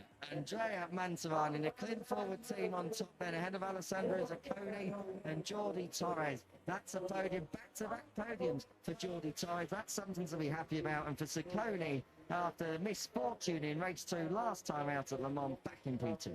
Yeah, absolutely. And we have great variation in Moto E this year. 3 races so far, 3 races into the championship and 3 different winners. Oscar Gutierrez, Cassidy, and now Andrea Mantovani adds his name to that list. The first time that he's won a race in this category since 2023, back when he was riding for the RNF squad. Last year was his first year with the Clint Forward team, and took a little bit of time for him to become acclimatized to that squad and to their working methods, but he clearly has started this year in fine style. On the podium in the first race and on the victory step in the third. Mantovani, very much a championship player in 2025. He really is, and that's going to really rocket him up the order as well as far as the championship is concerned. We'll have a little look at that a bit later on. What I've just realised there is I went for Mattia Cassidy, you went for Alessandro Zacconi. Elliot copied me, but it was invalidated anyway. So out of all three of us, we know nothing about Moto E in 2025. Just the way we like it. News just in. Breaking news. They're all the same. Andrea Mantovani in P1, then 25 points for his championship charge, and that is a massive coup when you have got Mattia Casadei scoring nothing. The championship lead for Casadei anyway was already slender, but he has now got a very, very important race 2 coming up later on. Yeah, certainly does. He looked bulletproof in those kind of situations in his championship year in 2023, did Casadei, but one or two instances where he crashed out of really promising positions last year, and that is not a habit you want to be in, especially when you're crashing out under yellow flags, and that could really come back to haunt him later this afternoon when we have race 2. But a quick word for Alessandro Zacconi in second. Obviously, starting from 6th on the grid, did have a bit of a nightmare start and first turn. I think he was back in 8th. So for him to recover to second and just under half a second off the victory, you have to say that's a pretty decent recovery. But you were saying he's the king of charisma, is Mr. Andrea Mantovani. He is certainly a unique character. There's not too many like him around racing paddocks in the world. He is the fastest hairstyle in this paddock, of course, Andrea Mantovani. That's a wonderful head of hair that he has got. It's great to see him celebrating there. Looks like Simone Corsi is down there as well celebrating with him. So Andrea Mantovani, fantastic stuff. And we will this be the last time we see him dancing? Besides the fact we hope so. There's more dancing to come. Maybe when he goes over to speak to Elliot in Parc Ferme, there'll be a little jig incoming. I would definitely welcome that. There's definitely one thing for sure in that is Andrea Mantovani will be able to dance better than our headphone wearing pit lane reporter there on the centre of shot next to the camera with the grey headset on. No one wants to see Elliot York's hips move, that is for certain. Andrea Mantovani takes the plaudits, then second place for Alessandro Zacconi. Jordi Torres, let's have a little chat about him, shall we? Less than a second off victory. The third place last time out at Le Mans was very, very positive. I tell you what, let's not have a chat about him, let's have a chat with him. El, down to you. Geordie podium here in race 1 at Assen. How are you feeling after a great battle and then eventually on the podium? I feel great with my pace, but maybe in the first laps I need to overtake the most sooner as possible Spinelli, because her rhythm give a little gap between the front riders. But after my pace alone is like the front guys. Yes, it's good to be another time here on the front, doing a great battles, fighting elbow by elbow with the other guys. And yes, the last laps, I don't have any more with the rear grip, but for sure, after we have another chance to improve a little, or try to improve the bike, and we'll see what happens. But for sure, we are here. Good job and good luck for race 2 later on. Thank you. He most certainly is here. Jordi Torres approaching, I think, maybe the best kind of shape that we've seen for him in the last couple of seasons. Really strong start to the year, and had he got past Nicola Spinelli a little quicker in that race, you have to imagine maybe he would have been even closer to Mantovani up at the front towards the end. But another podium, back-to-back podiums for him, and yeah, starting this year very well indeed. He really is. This is the Jordi Torres of old, of course. He was maybe a little bit off the pace last year, but he's definitely back on the pace this year. I think we're going to be getting ready very soon. Yes, we are, to speak with Alessandro Zacconi. P2, L, take it away. Alessandro, great job. P6 on the grid to P2 on the podium. How would you assess that race for you?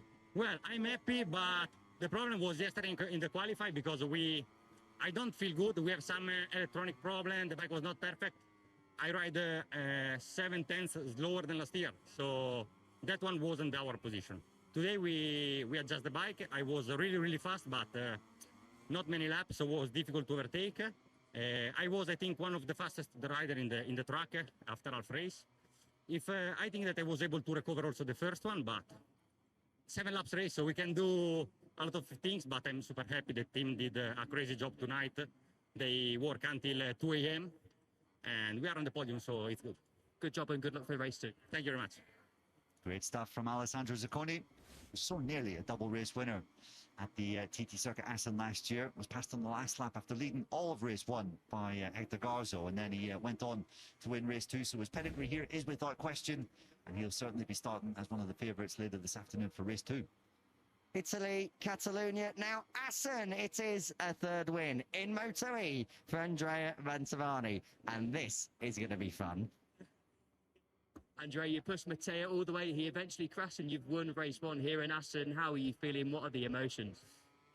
It's incredible emotion because Assen is my favorite place. The people is fantastic. The support is incredible. And this weekend I work very, very well with my team. And I don't know.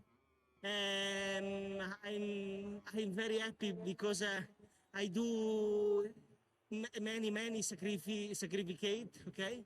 And but thank you forward for this opportunity. Thank you for all sponsor and viva la vita. Good luck for race 2, Andrea. Thank you. Well, we did promise it would be a funny one, and he didn't disappoint. Yesterday he said Tanto Gas, so this is what Tanto Gas looks like. P1 for the third time in Moto E for Andrea Mantovani. Tanto gas, tanto emozioni, you would have to say now. Ooh la la, look at you with your speaking in Spanish.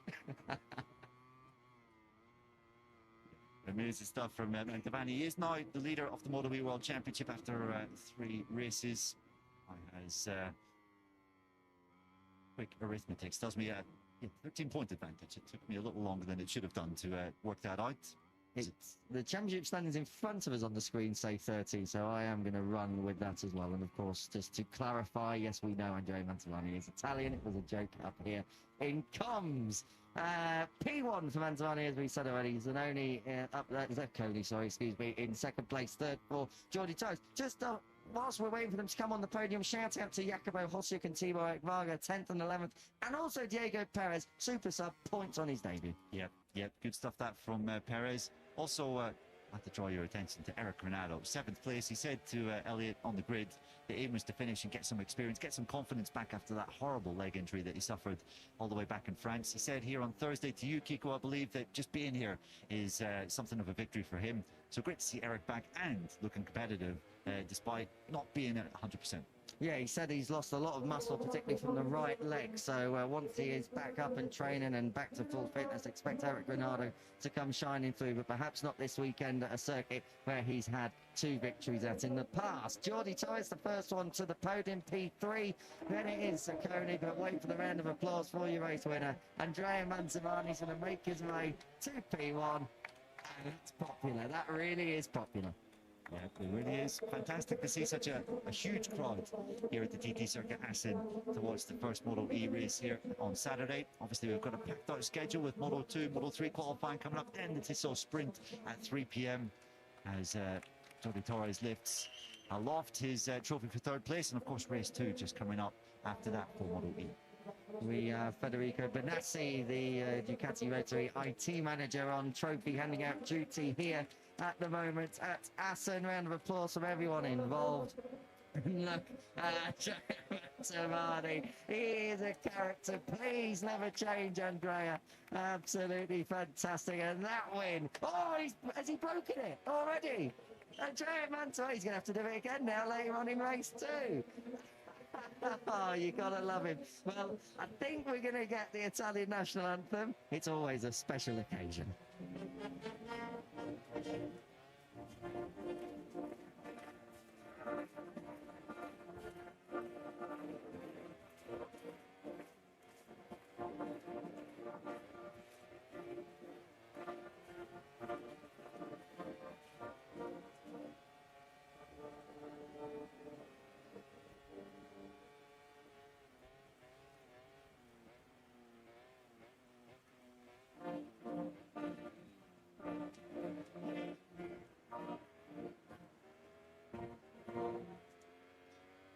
Andrea Mantovani would not be out of place in the 80s or the 90s, would he? He is a real retro character, and that is why we love him. He wears his heart on his sleeve, and he is one of the coolest guys in the paddock. And now the Prosecco will flow, and that is race one. Celebrations coming to a wrap, at least on camera. Neil, what a race it was. Late drama right on there with Mattia Caste crashing, and obviously now crashing under yellows. That's going to run and run. Okay. You might want to lay off that before race 2, Andrea. But I think he had a bottle before he came on. Take another swig, why not? You certainly earned it after that performance. And, well, more of the same, please, in race 2, Kiko. I think we can say safely that you'll want to stick around after the Tissot Sprint to watch the second running of Moto E here, because that was excellent stuff. I'm sure race 2 is going to be equally dramatic. And of course, if there is any Prosecco DOC left in the bottle for race 2, Neil Morrison and myself will be very much willing to accommodate that if there is no room for it down in the E paddock. I speak particularly to Andrea Mantovani before he drinks the whole thing. It is time for the photo opportunity then, and we will fade out and have a look at the results and the standings very, very soon. But Andrea Mantovani's third career win in Moto E, and looking very cool, calm and collected doing it too. 25 points added to Mantovani's championship tally. That puts him as the new championship leader. 54 points for him. Kevin Zanoni second ahead of Jordi Torres. Zacconi it was, though, who was second in the race, not Kevin Zanoni. That was down in 8th place for him. Outside the podium position, Spinelli, your World Superbike Assen winner from last year, 4th. Matteo Ferrari completing the top 5 in what was a real topsy-turvy affair for the number 11. Baldessari up there in 6th place. And as I've said already, shout-outs to Jacopo Hosiuk for Romania inside the top 10, as well as Tibor Eric Varga in 11th, and also to Hector Garzo, 9th place for him. Solid points on the board after his first 7 laps back since injury. The standings, Mantovani moves from 3rd to 1st with a 13 points advantage over Kevin Zanoni, who retains 2nd. Dropping from the lead, Mattia Casadei was 36 points coming into this race. He leaves on 36. Work to do, and an 18-point deficit for race 2 to work itself out. Maria Herrera, well, a double long lap penalty for her also dropped her right down to 9th place, but it is all the way down to 19th at the moment. Diego Perez, your super sub for the year, then in 19th place, and he's got another chance this afternoon to score some points.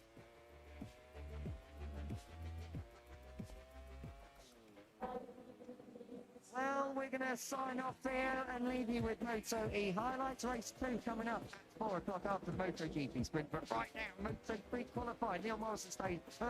I'm out the way for Lewis Suttery to move in. Enjoy.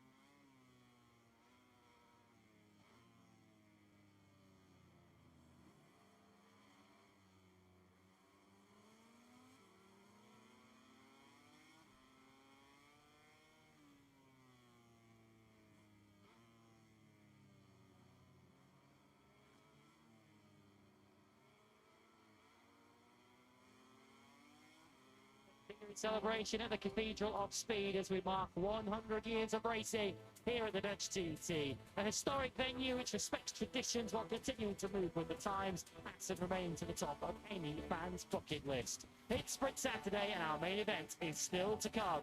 This is MotoGP.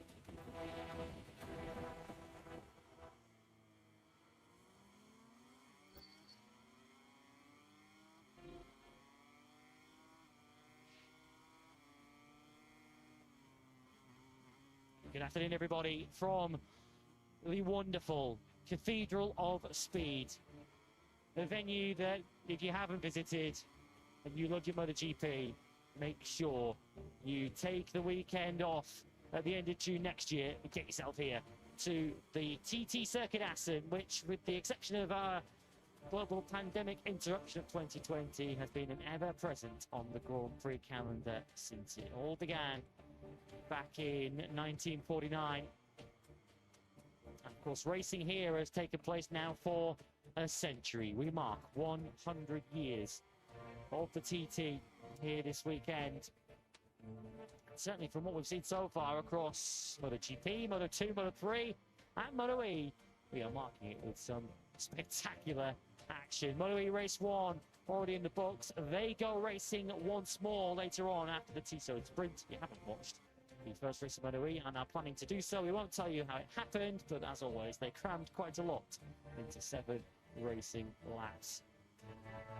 The sprint in MotoGP, which is over 11 laps later on, well, that's at 3 p.m. local time, 2.25 hours or so from now. Will whet your appetite nicely for that sprint with Moto2 qualifying and first Moto3 qualifying, and some serious big hitters set to battle it out in qualifying 1. Stefano Nepper for the 658 Squadra Corsa team. Marcos Uriarte, who continues as the long-term replacement, I guess, until Matteo Patelli is fit enough at least to return from his injuries. Tyler Rosato, who has gone well here in the past, was just on the podium here last year. He goes through qualifying 1, along with our top 2 finishers from Mugello last weekend. Alvaro Carpe, who missed out on that maiden victory by just 0.006 of a second. The rider who beat him to it, Max Quiles, also goes in this Q1 session. Ryusuke Yamanaka, who's already been on a podium this season, joining them. Tashkomba Wazri, Noah Detweiler, Cormac Buchanan, Eddie O'Shea for the Grid MLAV team, and a couple of substitutes in action this weekend. Leonardo Abruzzo, who makes his Grand Prix debut as teammate to O'Shea at MLAV, and Jakob Rosenthaler, who's back in the hot seat at Dempsey Racing Boe. Once again, just as he did in Le Mans, he's replacing the injured Ruche Muglu. Lewis Sotheby and Neil Morrison with you for Moto3 qualifying. Elliot York is in pit lane, and of course we'll be speaking to the top 3 in Parc Ferme at the end of Moto3 qualifying 2. And he's been quite useful recently to speaking to Max Quiles, but the hot shot, the newest Moto3 winner, the rapid rookie, goes through qualifying 1. Although, if any Max Quiles fans are panicking, Neil, that didn't stop him back in Mugello. Yeah, it most certainly did not.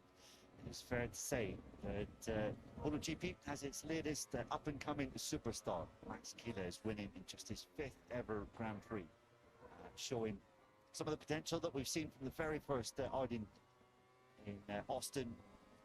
Quiles has been box office viewing pretty much since that moment, coming through to win by just 0.006 of a second against his old mate, and rival up from the junior categories, Alvaro Carpe. Brilliant finish in Mugello. He's had a bit of a habit of coming through this Q1 session in the last couple of weekends, so even if Friday afternoon hasn't quite played out for him, it has essentially deterred him for the rest of the weekend. But Quiles, sensational in Mugello, sensational all season long, you have to say. Got his first pole position in his 2nd Grand Prix, his first podium in his 3rd, and a first victory in his 5th. And those are numbers that go with some of the best we've ever seen in this Moto3 category. Of course, a statistical quirk that he's taken his first pole, his first podium, and his first victory. Same venues, same countries as Marc Marquez, who certainly is something lamentable for Max Quiles in this very early stage of his career. So Q1 underway. I'm sure you're familiar with the format, but in case there are any of you watching who are not, top 4 at the end of this Q1 session will join the fastest 14 from practice yesterday afternoon with that battle for pole position in Q2. Fastest lap of the weekend we've seen so far has been set by Luca Lanetta. In fact, both dry sessions we've had so far in this Dutch TT weekend have been top 5 Honda riders. Lanetta yesterday afternoon, David Almanza on the Leopard Honda earlier on this morning. It has been a bit of a checkered weekend for Moto3 and for the Leopard team, in fairness, because we did see the Moto3 session yesterday morning taking place in wet conditions. In the session, we saw a major oil spillage pretty much across the entirety of this 4.5-kilometre Aston circuit, which caused a 1-hour delay, which certainly myself and Neil to the test in the build-up to the Moto2 session that followed it. And you do wonder, Neil, as if the lack of dry track time, the lack of a dry FP1 has played a part in seeing a heavy Q1. Yeah, we're still not over it, are we? Have to commentate over that 1 hour and 15-minute delay yesterday morning, but certainly our tribute to the test. Thankfully, we had Elliot down in pit lane collecting as many interviews as he could. And yeah, that is a very fair point that all of the rookies haven't had as much dry running as they would have liked here at the TT Circuit Assen. The likes of Quiles, Carpe, and others have here. Red Bull Rookies Cup in previous years, but obviously a bit of a step up onto Moto3 machinery for this year. Still trying to work it out. So here is Max Quiles then, who did at least start to move his way up the order earlier on today in free practice number 2. As mentioned for Quiles, this is a path that he has tried before. This is the third time now this year that we've seen Quiles go through qualifying 1. Laura Carpe joining him. Carpe just didn't really get a lap together in the Raquette again to free practice yesterday afternoon. There were quite a few yellow flags around, and there was also an awful lot of traffic which Carpe found himself in the middle of. Yeah, Carpe though did seem to put that right. He was pretty competitive in FP2 earlier this morning, so he certainly does have the speed when you can get a clean lap together. Just going back to Quiles, Lewis became just the 5th rider in Moto3 history, going all the way back to 2012 to have won a race in his 5th Grand Prix or less appearances. Can we name the other 4? Pedro Acosta's one of them, for sure. He took a victory very early on in 2021. Was Cairo Lampaui that early in his career? Was winning his second Berg Grand Prix in Argentina earlier on in the season. Are we discounting 2012 here, the very first season? Are we including that? So Maverick Vinales won the very first one, although it wasn't his first lightweight class victory, so I guess we'll give that. Romano Fenati won soon after that, didn't he, in the wet conditions? Correct. 3 out of 5 of it all there? 3 out of 4, yeah. 3 out of 4. Quiles was the other one. Quiles is the other one. We've got 11 minutes to figure this one out, to try and come up with that final early winner. Some of our viewers may be screaming at the television sets from home. That's better not be one of it. Well, it was his first ever Grand Prix, his first ever win. It's only ever win. Jian Chu winning the Valencia Grand Prix in 2018 for this very team, the Red Bull KTM IO squad.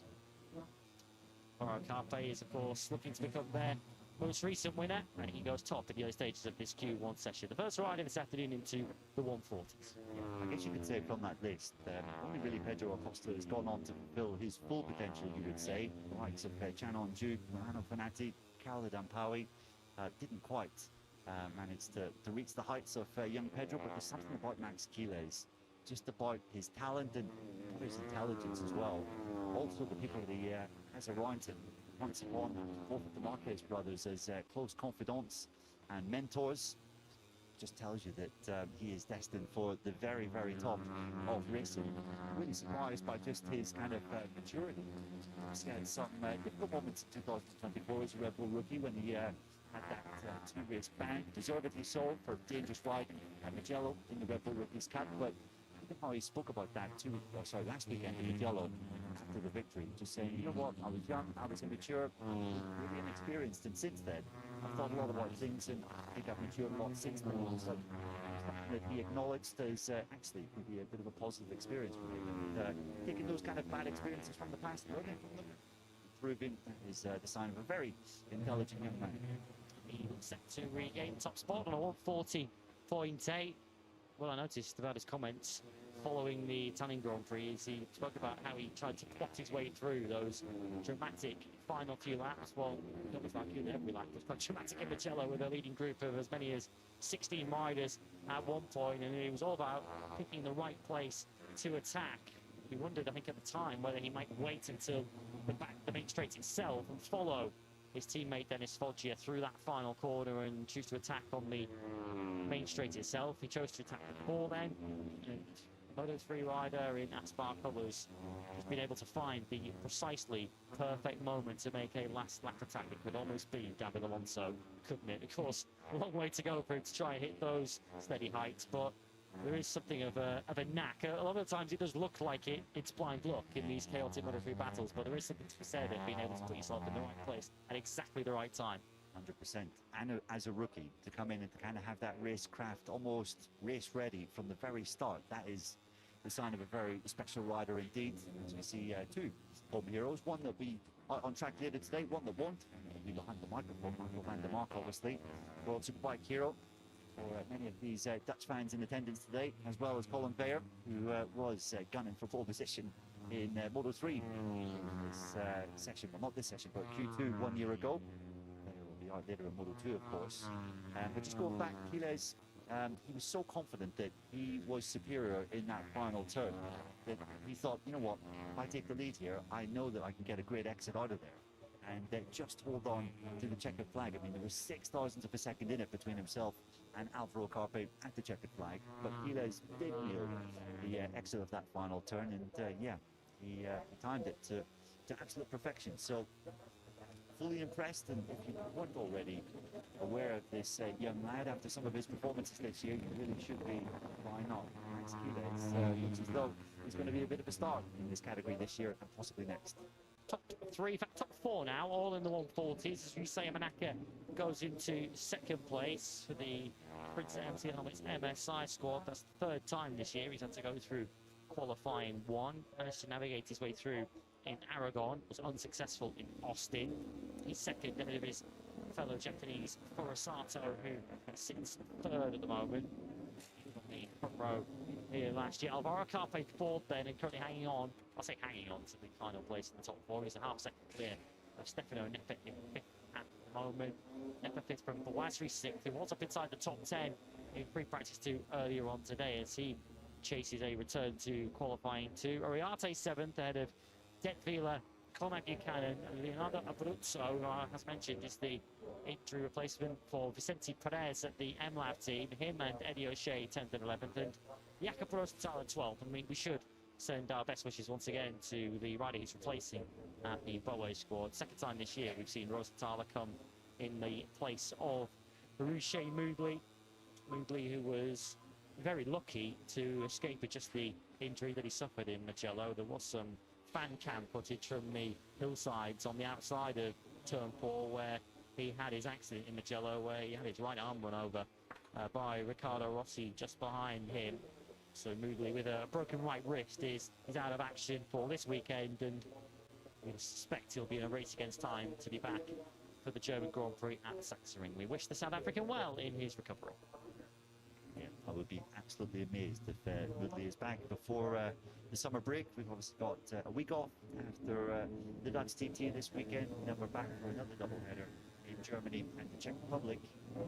Say it's a lot more likely to potentially see Rocher when we resume again in mid-August in Austria. Take the championship, so yeah, very much echo those sentiments. Rocher watching for a speedy recovery and not so much discomfort or too much pain after that nasty crash, because it was a really ugly one when you saw the footage from tracks. And yeah, we can see you back here soon. So do the top four believe they've got it up in hand here to go through to this set? You feel at this stage you can't afford to take that sort of risk, even though a 140.8 for Gilles is 6/10 clear of Stefano Neppe. He's certainly ready to go and set to head out onto the racetrack once again. This is not one of the circuits, certainly in a contrast to Mugello last weekend, where the slipstream is quite so important or powerful. Of course, the main straight Mugello was over 1 kilometre long, 1.1 kilometres. The longest straight around here officially is less than 500 meters long. The main straight here isn't particularly long out of the Timmer chicane. And the only kind of straight really where the slipstream is going to take any kind of real effect is the Wienstein from De Strubben turn 5 up to the Rushkenhoek turn number 6. So this isn't the kind of qualifying session we hope where we're going to see quite so much waiting around. Let's see, a very fair point indeed. I think even though he's got half a second in hand, I don't think Alvaro Carpi will be sitting too comfortably, especially when you look at the lap times. We aren't really anywhere near the fastest that we saw yesterday in practice. There's Luca Lunetta at 140.053, so there is still quite a bit of margin out there, although you wonder whether the wind is maybe having a bit of an effect as it stands. Decent start for Tayo Furusato. So just over 700s off the fastest time.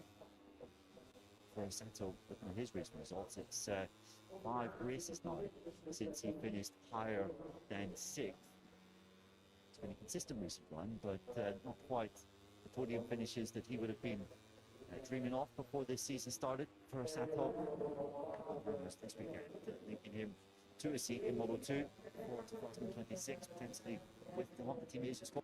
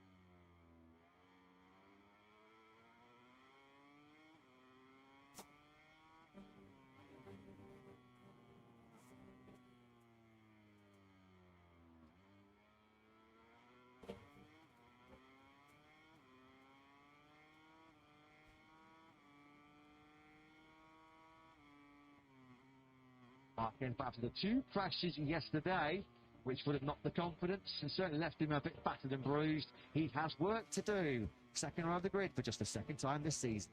And the only other time this season he started off the front row of the grid, and he didn't win the sprint, and that's the only time we've been able to say that in 2025.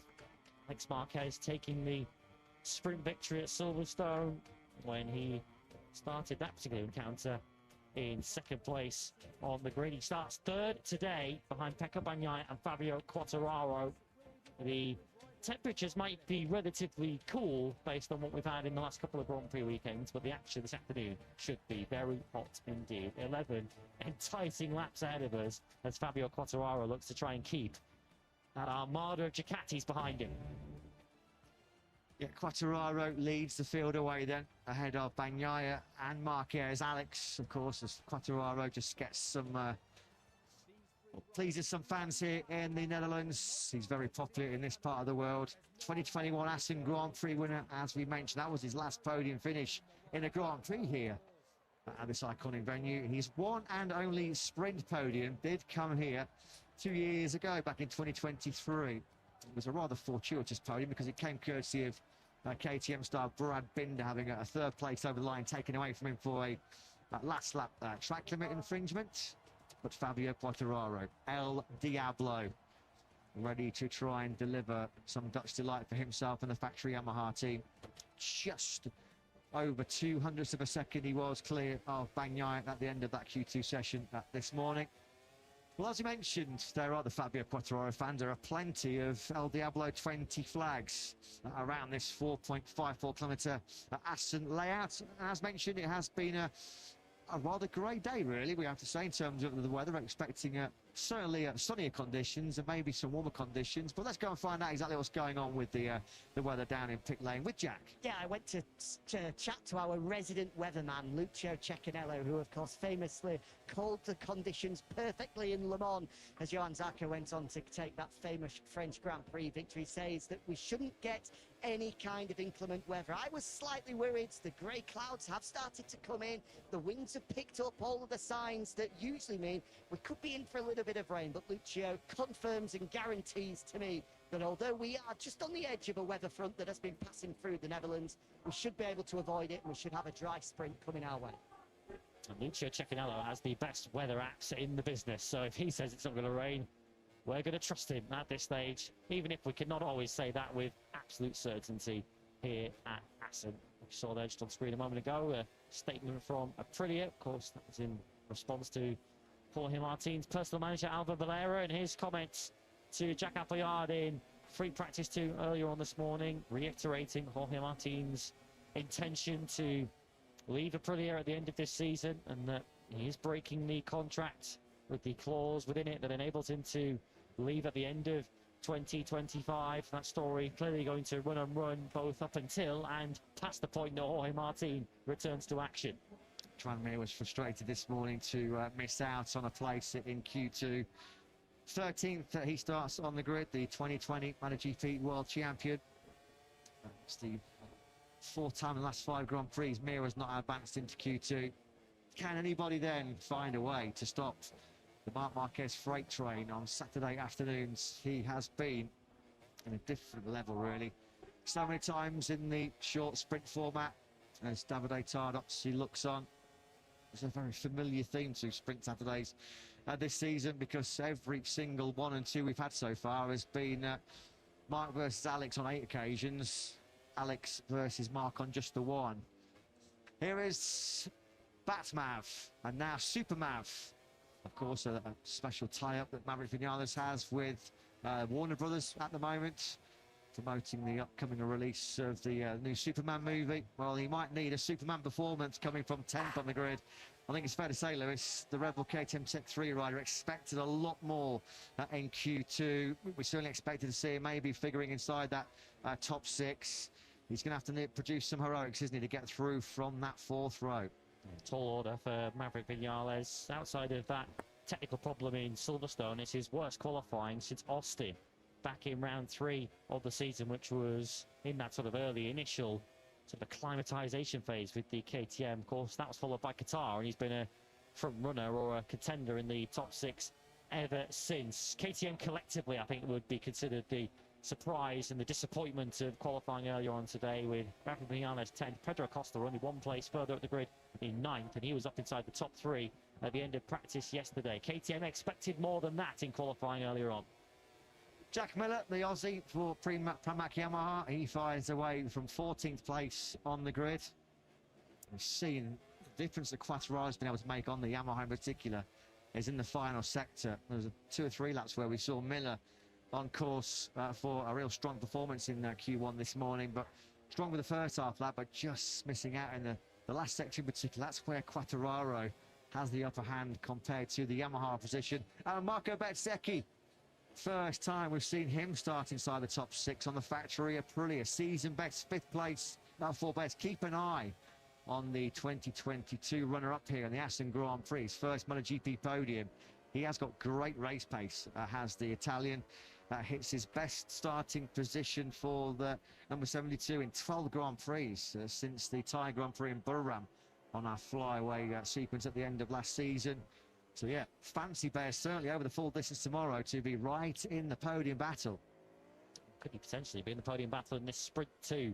We shall see. Here is Pedro Acosta then, 9th position on the grid for Pedro, who did find himself off the front 3 rows of the grid for 4 consecutive Grand Prix until Aragon, where his qualifying fortune started to turn around a little bit.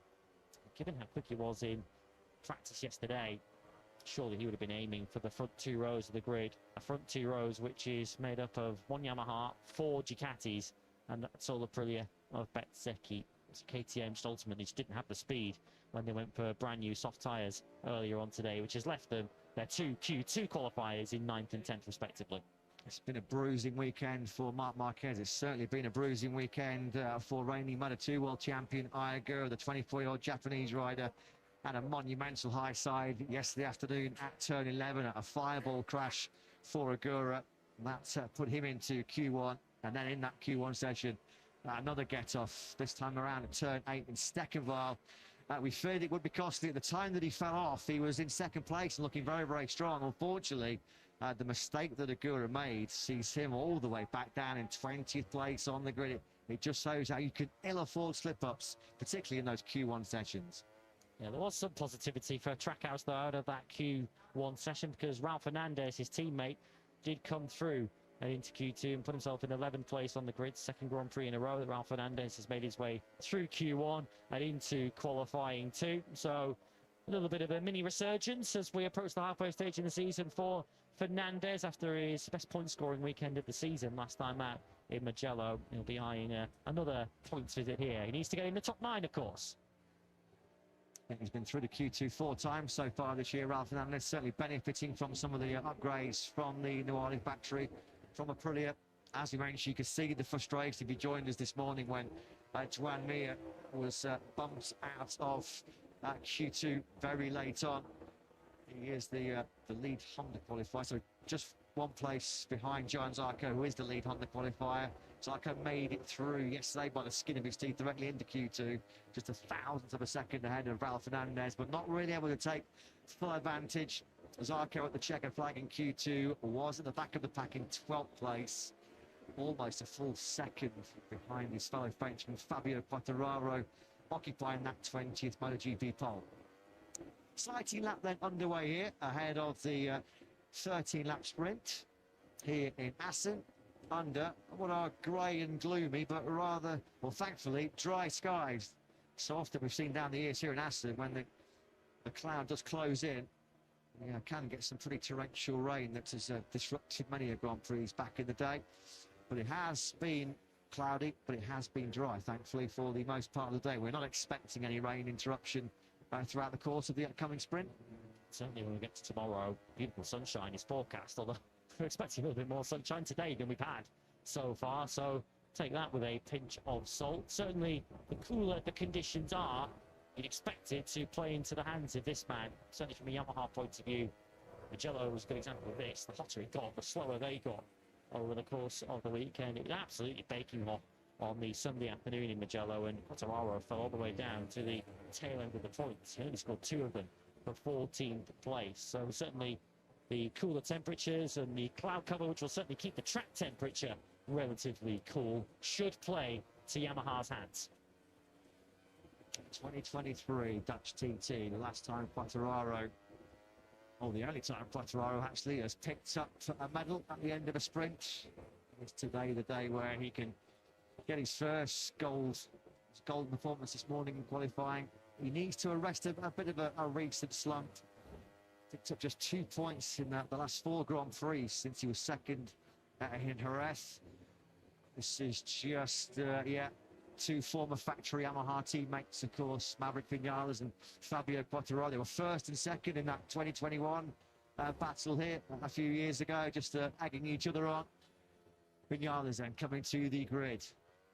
Shame to see Vinales actually as far down on the grid as he is on that 4th row in 10th place, because you do feel that he does have top 5 pace, maybe even better. It's going to be all about how aggressive, how quickly Maverick can work his way through. We know that the KTM is a missile, isn't it, launching away from the line, and it seems that Vinales has found a little bit of first lap aggression, which has perhaps been a weak link over the last few years. Let's keep a close eye on Vinales charging from 10th place on the grid. Well, we've picked him up. We've talked about his prospects of maybe a double podium challenge, hopefully, in the sprint and the Grand Prix here tomorrow. Marco Bezzecchi looks in fantastic form on the factory Aprilia. A season best qualifying in 5th place.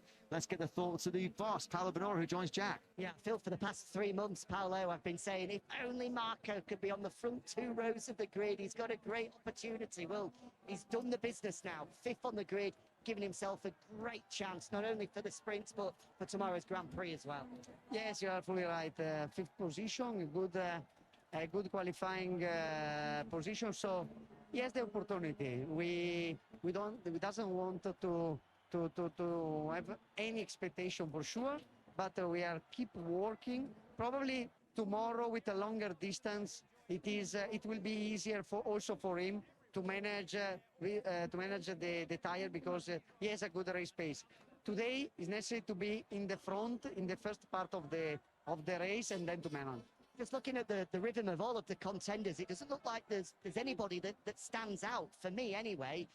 If the opportunity arises, is today one of those days where you just have to grab it with both hands? Well, we hope, Jack, absolutely. We hope. For sure, he has big talent, and for sure he has a lot of energy. And if he have the opportunity to overtake somebody, he will do. Absolutely. Thank you, Paolo. Good luck. Thanks. Yeah, thanks very much, Jack. Thanks as always to Aprilia boss Paolo Bonora.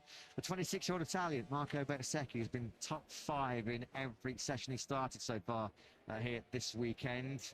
And here's that previous sprint when his only sprint win was right here in 2023 here in Assen. 40 sprints ago. So fair to say he's due a return to the gold medal position.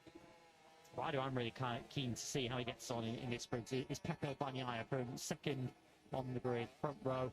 It's the 2nd time this year that he has out-qualified Marc Marquez as factory Ducati teammates, and has looked the business so far this weekend. No question about that. Of course, this is a circuit that Bagnaia has such a strong and proud record on. Of course, a MotoGP winner here in the last 3 years, and famously took the first Grand Prix win of his Moto3 career on a Mahindra here 9 years ago. He goes from 2nd place then, with Fabio Quartararo on pole and Alex Marquez either side of Bagnaia on that front row. Soft front and rear tyres for the front row, and you expect that to be the case across the grid. Marc Marquez, Marco Bezzecchi and Frankie Morbidelli on row 2 from Fermin Aldeguer, Fabio Di Giannantonio and Pedro Acosta. Maverick Vinales starts 10th on the first of the Tech 3 KTMs. His teammate Enea Bastianini, as you'll see shortly, starts 17th. Let's get some pre-sprint reports from their team manager, Nico Goyon, with Jack.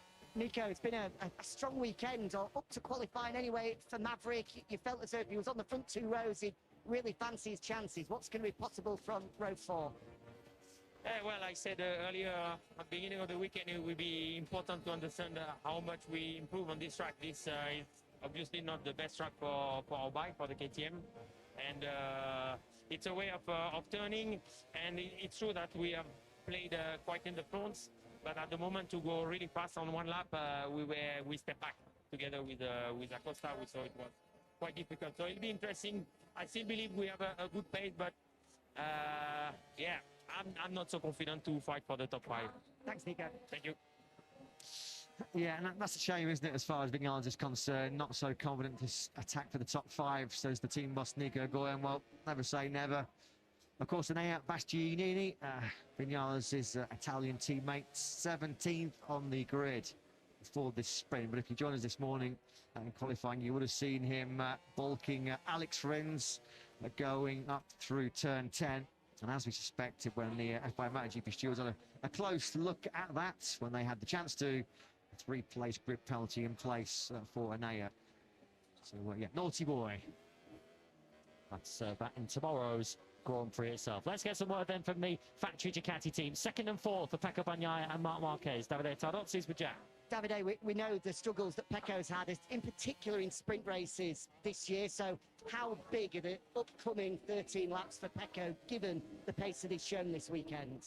Yeah, sure, it will be a tough race because Fabio and Alex, sure they would like to win the race, while Mark is always there. So, see, I'm sure that he wants to try hardly to win this race, but in the end, collect points is the most important thing. After qualifying this morning, how's Mark's body ahead of the sprint? Yeah, not bad. Mark is a champion. When it's race time, the pain is on the side. Thanks, Davide. Thank you. Yeah, adrenaline, always the best painkiller in the world. We just saw there a quick glimpse of Frankie Morbidelli.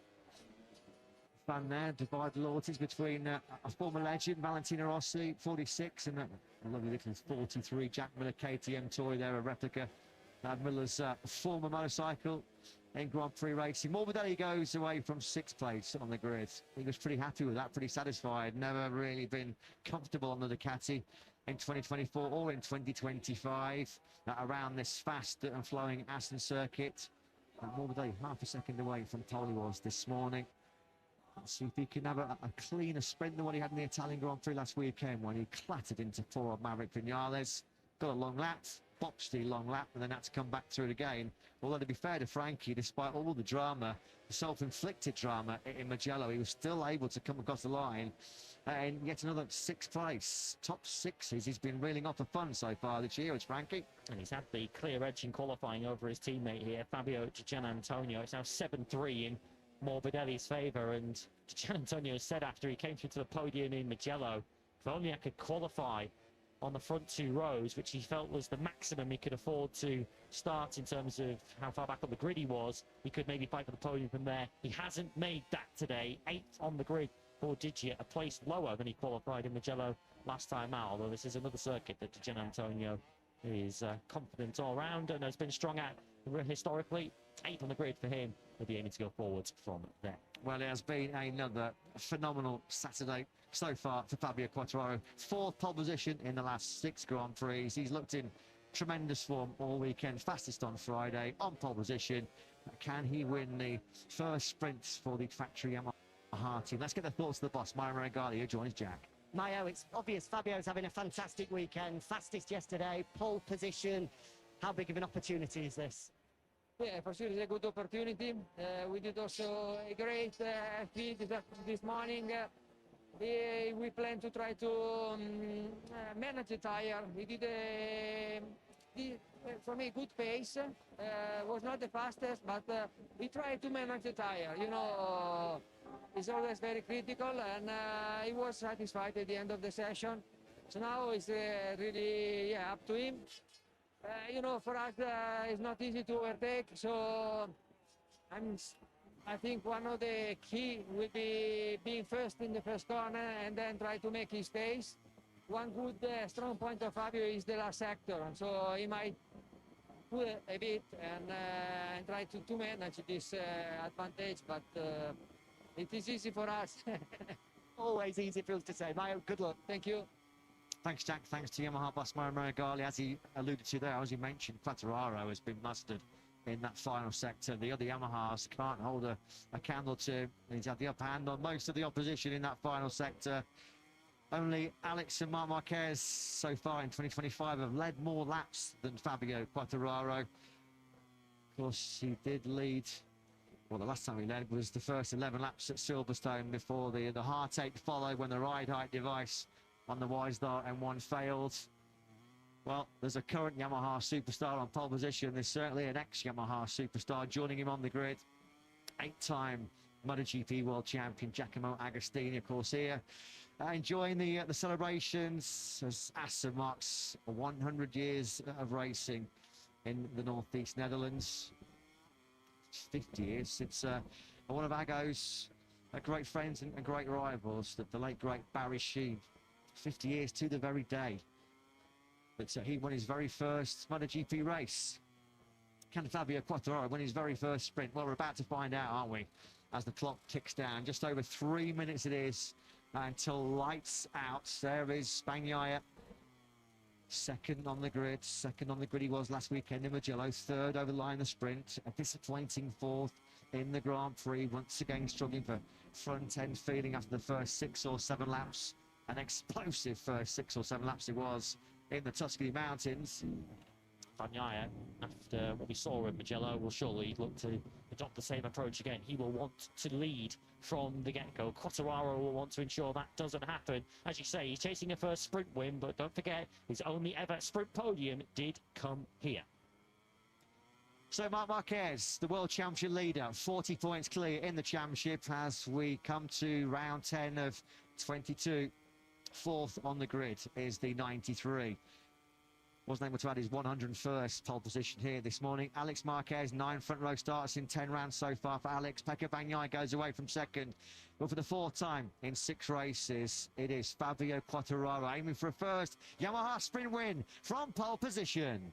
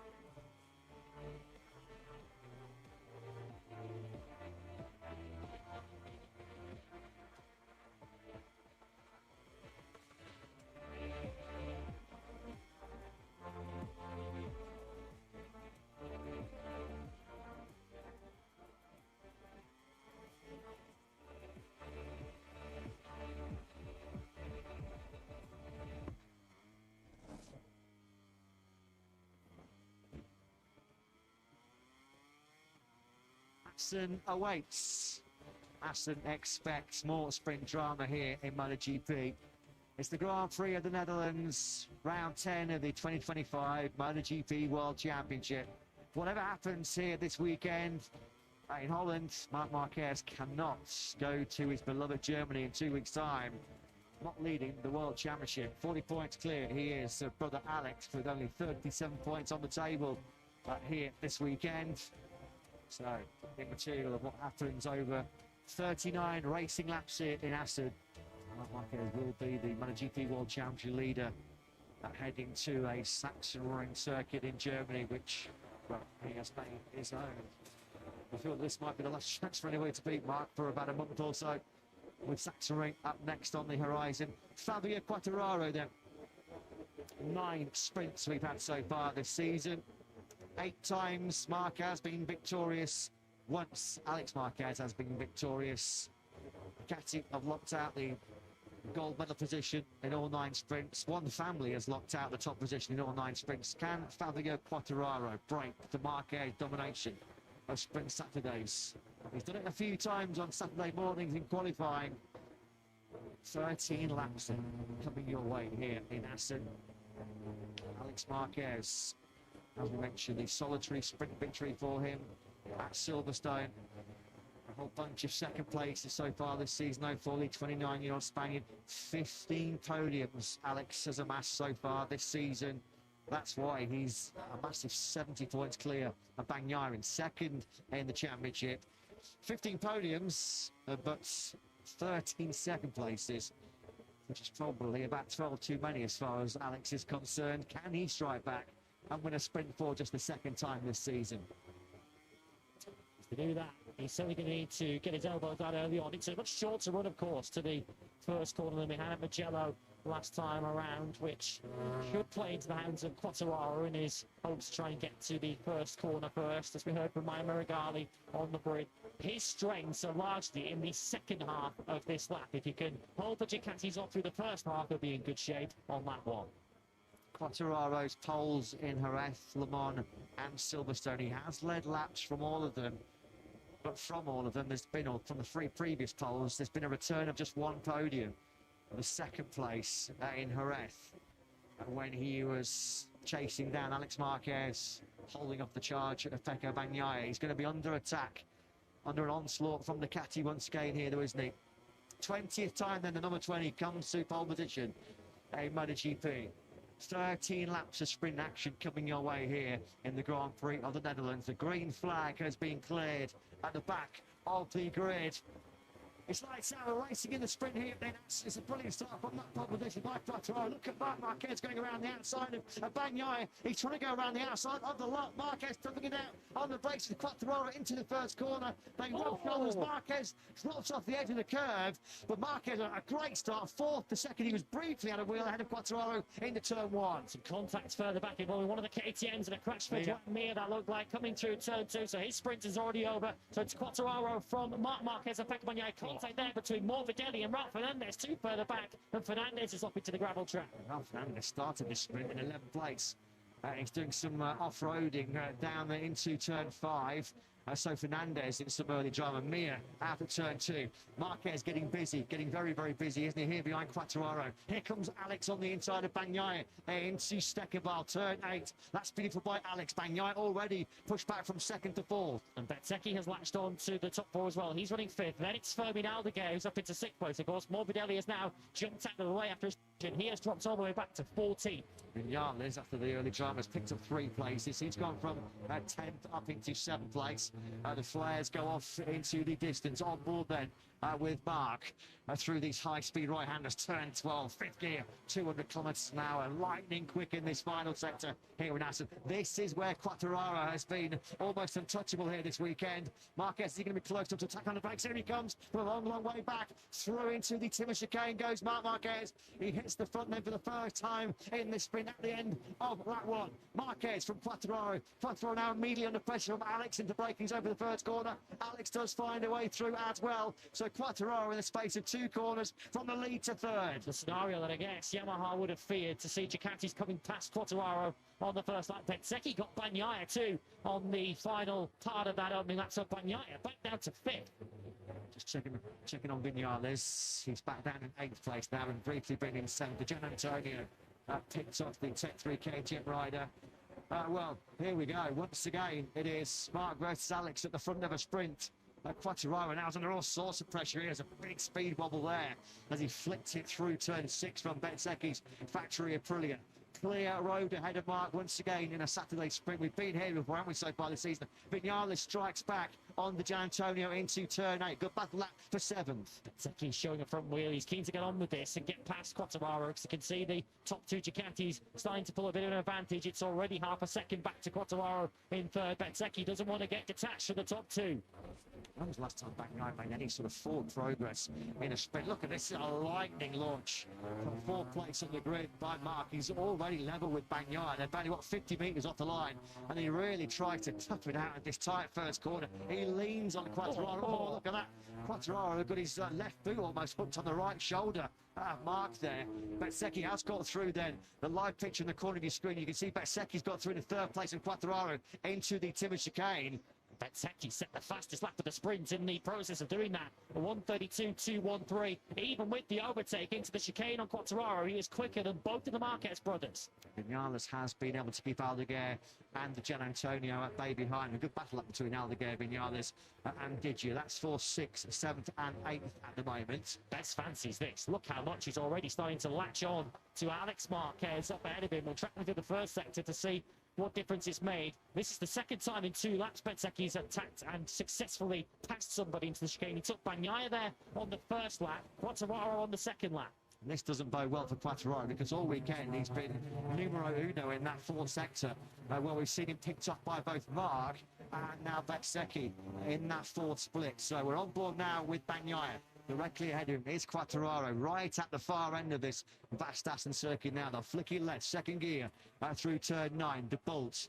Bezzecchi, his one and only sprint success was here in Assen in 2023. His first ever MotoGP podium was right here in Assen in 2022. He loves this place, and he's up for the win here in the sprint. Alex is quicker at the moment than Marc Marquez and just looks more comfortable. Marc's not been on the right part of the racetrack on about 2 or 3 corners since we cut to this battle for the lead, and he's now backing Alex Marquez into Marco Bezzecchi. So the top 3 now all in your shot. Quattararo has been able to fend off Bagnaia for the time being in 4th, and he's just keeping tabs with the top 3. Digia sent it on the inside of Vinales into the chicane, and I think Digia has found a way to on the brakes. Indeed he has.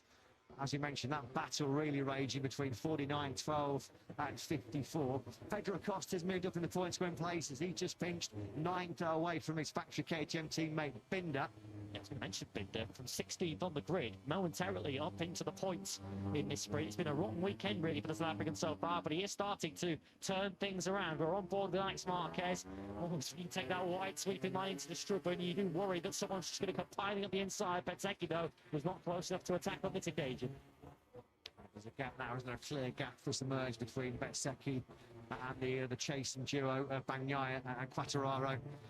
Those two have had some battle royales down the years here in Assen. Can Di Gianantonio then now drag himself, Vinales and Aldeguer back maybe into this top 5 battle? Once again on board with the 63 of Bagnaia. Flicking left there now. This is De Bolt. And then you start this sequence of right-handers.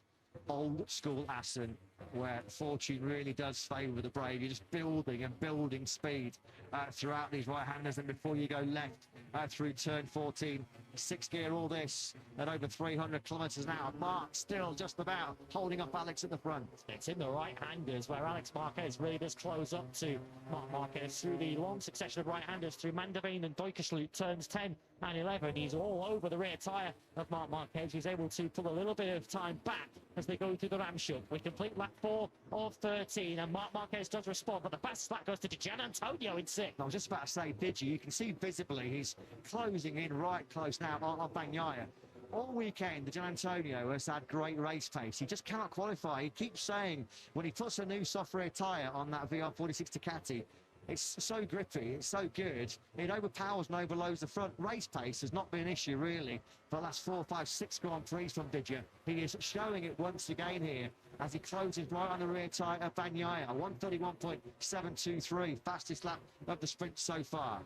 Personal best lap for 7 of the leading 8 on that last lap. The only rider who didn't set a personal best was Bezzecchi, who was back in the 132s, and that's why there's a little bit of a gap back up to the Marquez brothers. And surely Alex Marquez is not going to lead this too long. I think he's bristled at the accusation that he doesn't attack Marc Marquez in the same way that he attacks others. He has a chance to silence any of those critics here. Yeah, Marc's wide. Marc's gone wide. Marc has just closed the door. He dragged her back across onto the racing line ahead of Alex going through turn 9. But Alex looking really menacing here. He's going for it on the inside. Oh, he shows Marc a front wheel going through 11. Now it's going to be the high-speed run through 12, 13, 14, 15. Now the left-hander will be coming to the final section. Di Gianantonio's 131.723.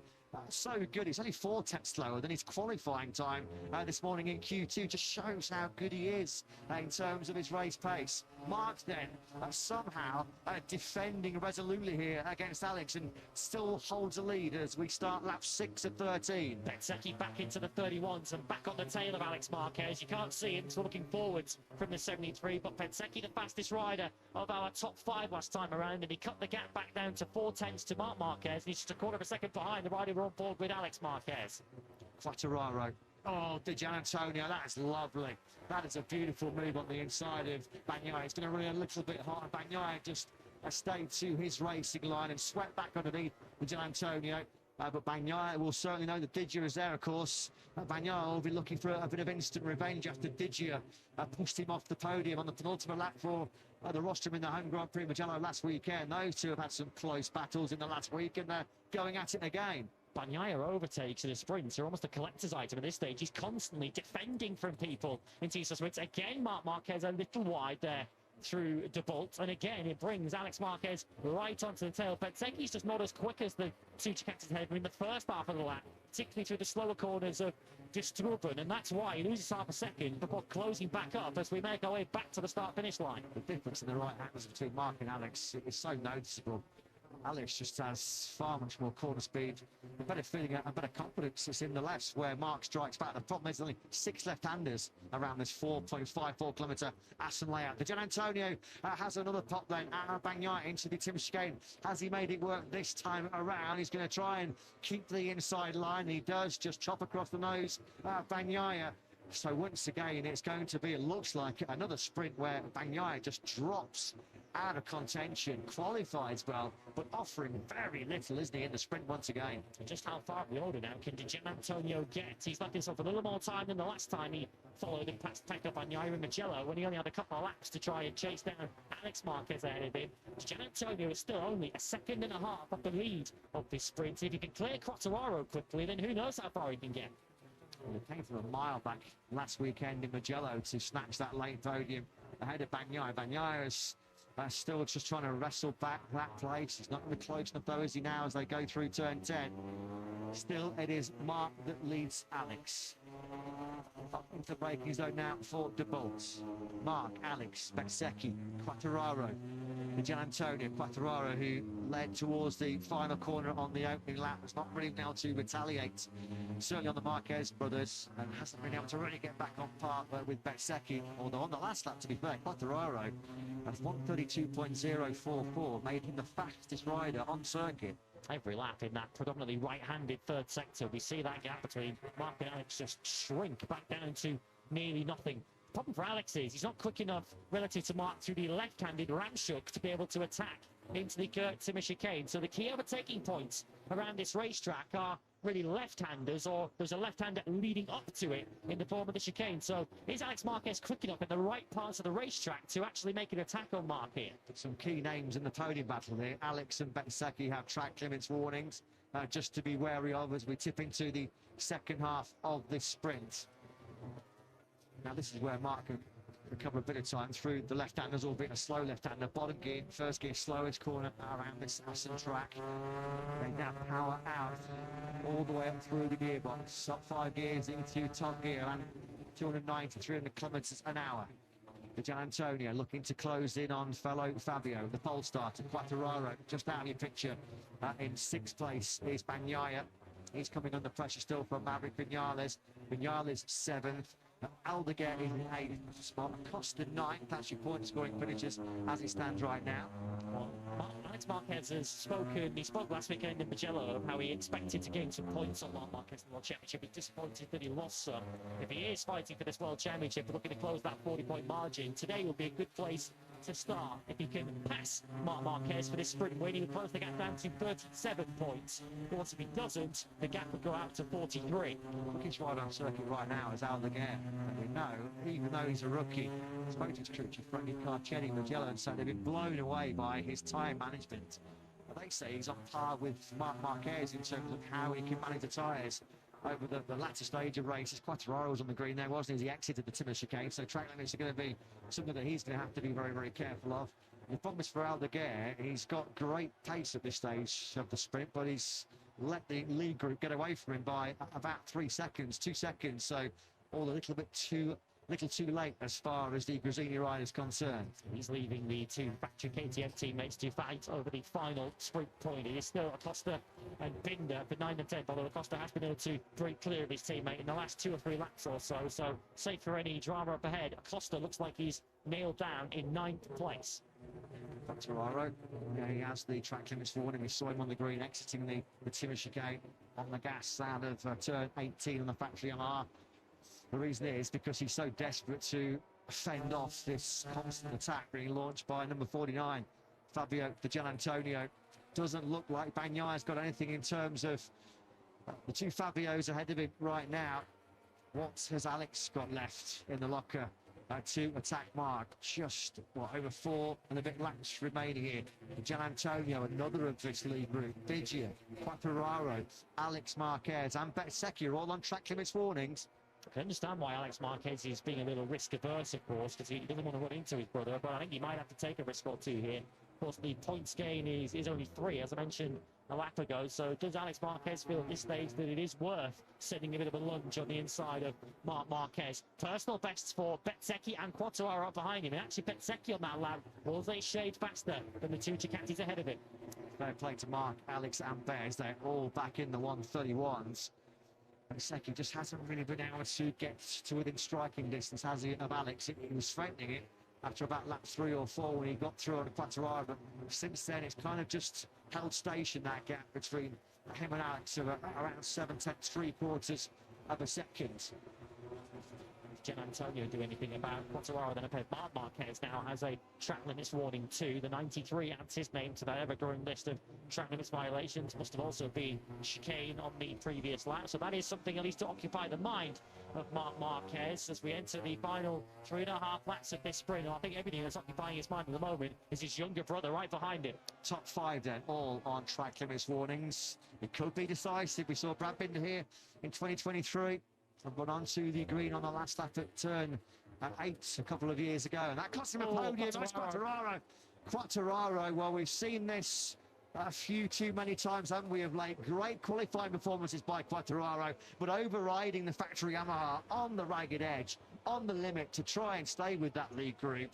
He DNF'd in Le Mans, Silverstone and the Aragon Grand Prix, but that is now a sprint DNF to add to the column for Quartararo. He was pushing, he had just fired in his fastest lap on that sprint, a 1:32 flat, but just too fast a pace for the Yamaha front tyre to handle. Looks like he went quick. He went down quite early in the corner, looking at where he went off. There you go. Look, didn't even make it to the apex of the corner there. Mandabane turn 10 before the front end washed away, and Quartararo gives up 4th place, which now releases to Gian Antonio to potentially have a late crack at Bezzecchi's 3rd place. As we said, so good in qualifying trim, Fabio Quartararo, but now it's from 4 poles in the last 6 Grand Prix, just the 1 podium to show for his great soft tyre. Time attacks, that 2nd place in Jerez. It's still Mark, that leads Alex, that advantage, 0.3 of a second. Alex just has not been able, has he, to get close enough. Maybe there was a chance up at turn 11 on around lap 4 or 5. But this is where Mark comes into his own. This is his territory, that worn tyres, where he's untouchable, he's unrivaled. What has Alex got left? Surely Alex is going to be thinking, well, I'm going to be having to face a barrage of questions here, aren't I, once again? Not about sitting behind Mark, but maybe being a little bit more conservative in the heat of battle. And Alex Marquez says, in his defence for that, he says, the reason I don't attack Marquez is because he's quicker than me. I'm starting a position. I'm not competitive enough to have a crack at my older brother. I'm sure if he was competitive enough and quick enough, he would. At this stage, as I say, he's stronger than Mark in some areas of the racetrack, but they're just not the right areas of the racetrack to put himself in the kind of position to make an overtaking move at the right points of the racetrack. And this is another point as well, isn't it? It's one thing to get on the rear tyre of Mark, it's one thing to get alongside Mark. It's a completely different ball game to pass him and to outbrake him.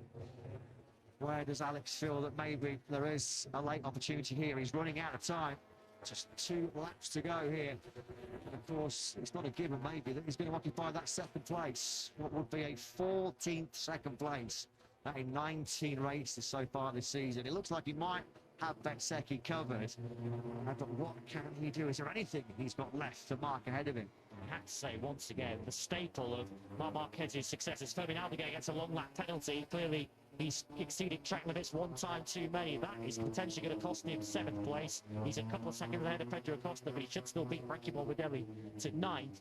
But Marc Marquez, his sprint wins this year. Lap 1 aggression. He is always so good. Of course, he had to be aggressive on lap 1 in Mugello because he botched the start. This time he made an incredible start. And again, from fighting a rearguard action, he ends up leading at the end of the 1st lap of the sprint. That's where Marc Marquez is doing his damage. Aldeguer can't cope with track limits in Aston. He had a long lap penalty in the Moto2 race here last year. How many laps did he lose 1 year ago for track limits infringements? He's been caught out once again, and it could be costly in this sprint. 1 lap to go, 4.54 kilometres remaining then here in the Grand Prix of the Netherlands sprint. It's Mark who leads it by just over 1/4 of a second from Alex. Third place, Bezzecchi, who's once again just a whisker over 7/10 back about it. Just has not been able to get that gap down to under 7/10. But Gian Antonio needs a big final lap if he is to get the final place on the podium. Aldeguer's got the message very quickly.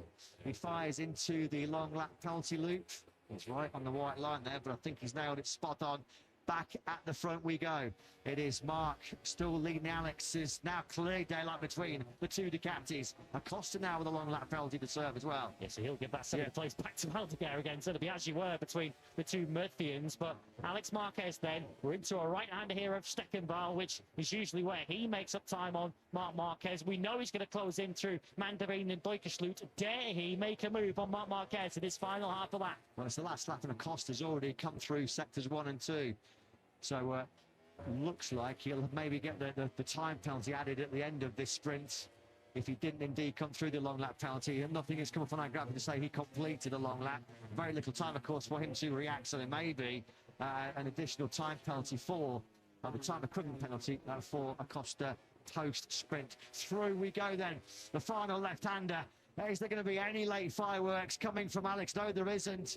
Marc Marquez is going to be on cloud 9 here in Assen as he takes sprint win number 9 in 2025 to increase his lead in the MotoGP World Championship to 43 points before the 10th sprint so far this season. It is a Marquez 1-2. 9-1 it is in favour of Marc.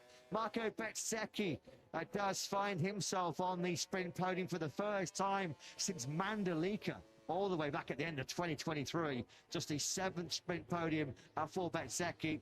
The Gian Antonio, well, he'll be cursing once again an average qualifying 8th on the grid to 4th place for Digia. Points for Bagnaia, Vinales, Acosta, Aldeguer and Morbidelli, although I do think Acosta is going to get a time penalty post-sprint. That'll drop him back to 9th place, I think. So, Marc Marquez, well, he has been super. He has been sensational once again, hasn't he, on Sprint Saturdays. He was pushed all the way to the checker flag, but let's be truthful, Alex never really showed him at a front wheel, never really got to properly lay a glove on him, did he? At any stage in that sprint. And this is just trademark Marc, isn't it? A bruising Friday, 2 high-speed get-offs. We were wondering if it would knock his confidence, if there may be a little bit of fatigue creeping in.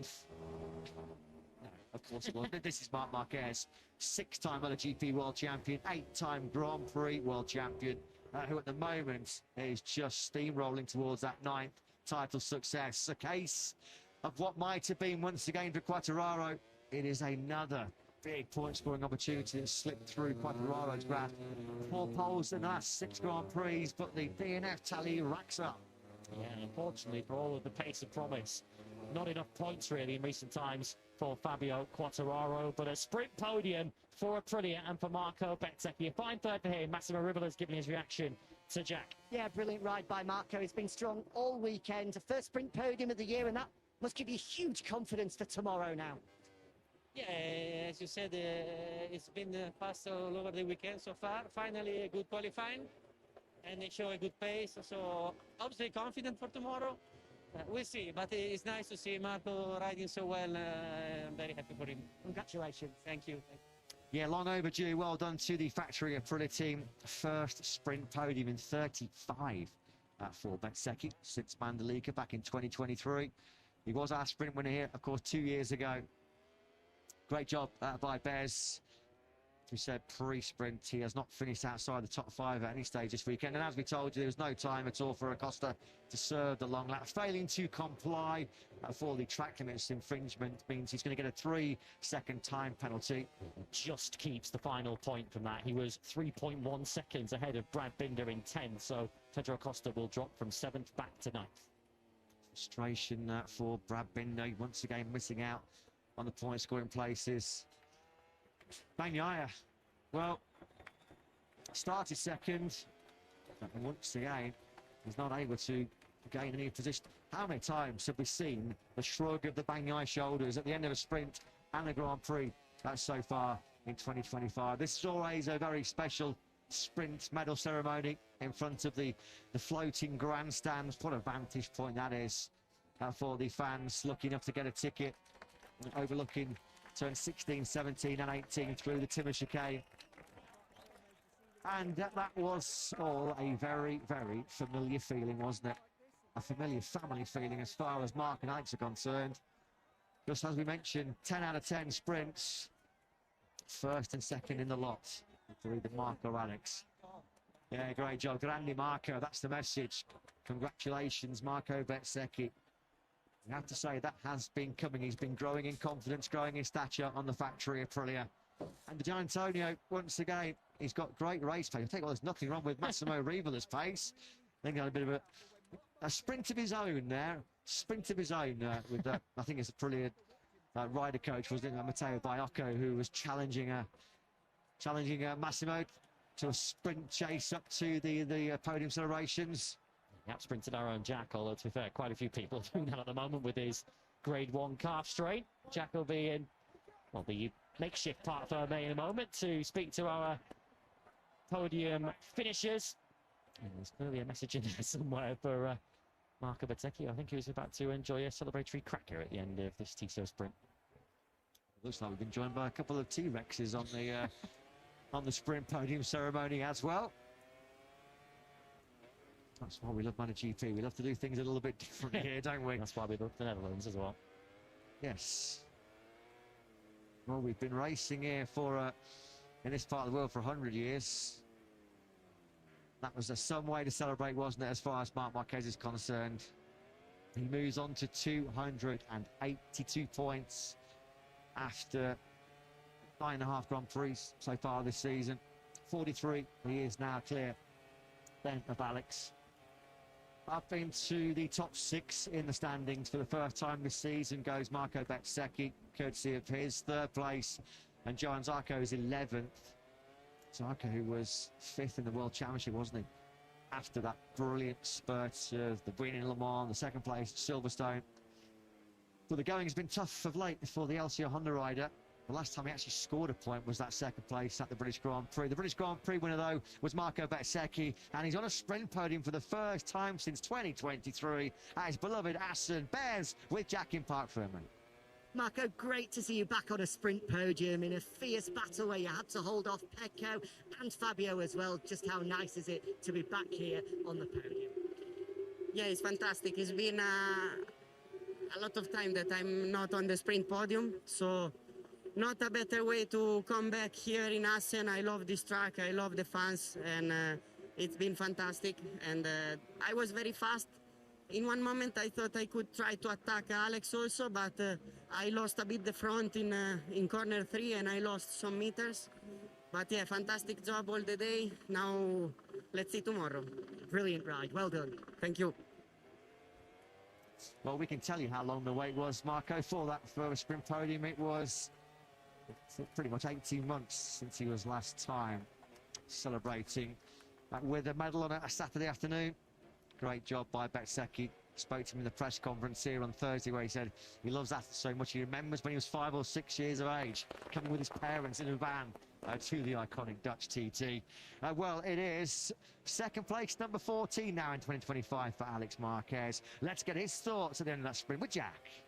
Alex, it's another 2nd place and important championship points. Is there a bit of frustration to have been so close to Mark throughout here? At any point, were you tempted to let off the brakes and try make the move?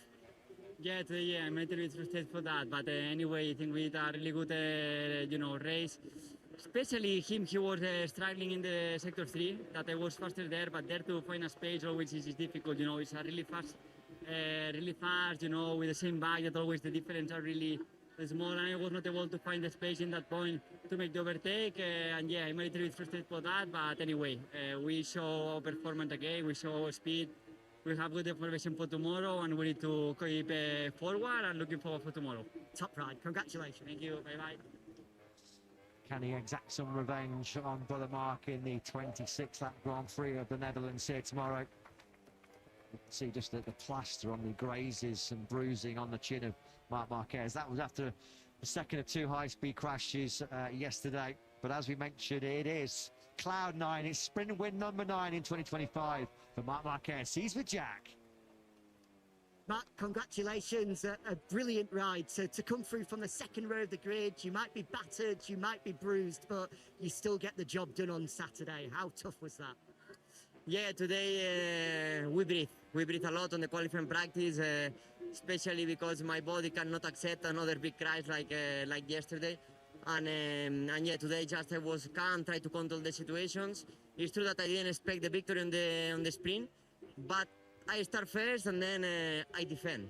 I just try to don't do any big mistake, don't exaggerate, but don't do any big mistake. And yeah, that 12 points are super important. Let's see tomorrow if we can manage that T3, that turn 11, 12. That is my weak point here in this circuit. Congratulations. Thank you very much. Yeah, another awesome job by Mark. Does he really have any weak points on that factory? Ducati right now is just irresistible, isn't he, at the moment on the GP25? This was the very first corner. He got a brilliant launch away from fourth on the grid. That was a pretty scary moment when he saw the tyres just drop off the left-hand side of the curve as he tried to tough it out the Quartararo in the braking zone on the exit of the first corner. Didn't wait too long, though, did he, to make the key move. This was ultimately the sprint-winning overtake right at the back end of the first lap. And that was pretty much all she wrote. Out the final corner he goes. Nice move, textbook braking manoeuvre on Quartararo into the timber chicane. Thank you very much. Sprint win number 9 in the books. Another 12 points in the books for Marc Marquez. As he goes in search of 3 Grand Prix wins in a row tomorrow for the first time since that incredible season in 2019. As it's time now for the medal presentations after the sprint here in Assen. FIM President George Viegas will be doing the honours, presenting the bronze medal to Bez. Marco Bezzecchi takes 3rd place today. There's actually a banner just in that grandstand ahead of him which says, if you win the Dutch TT tomorrow, I will stop stalking you on Instagram. So some added encouragement from one fan to Marco Bezzecchi for tomorrow. Right, Marquez continues his relentless consistency this season. There's now 5 second places on the pounds across sprints and Grand Prix. But yet another sprint win. He's going to run out of space shortly for those gold medals as Marc Marquez takes sprint win number 9 of 2025.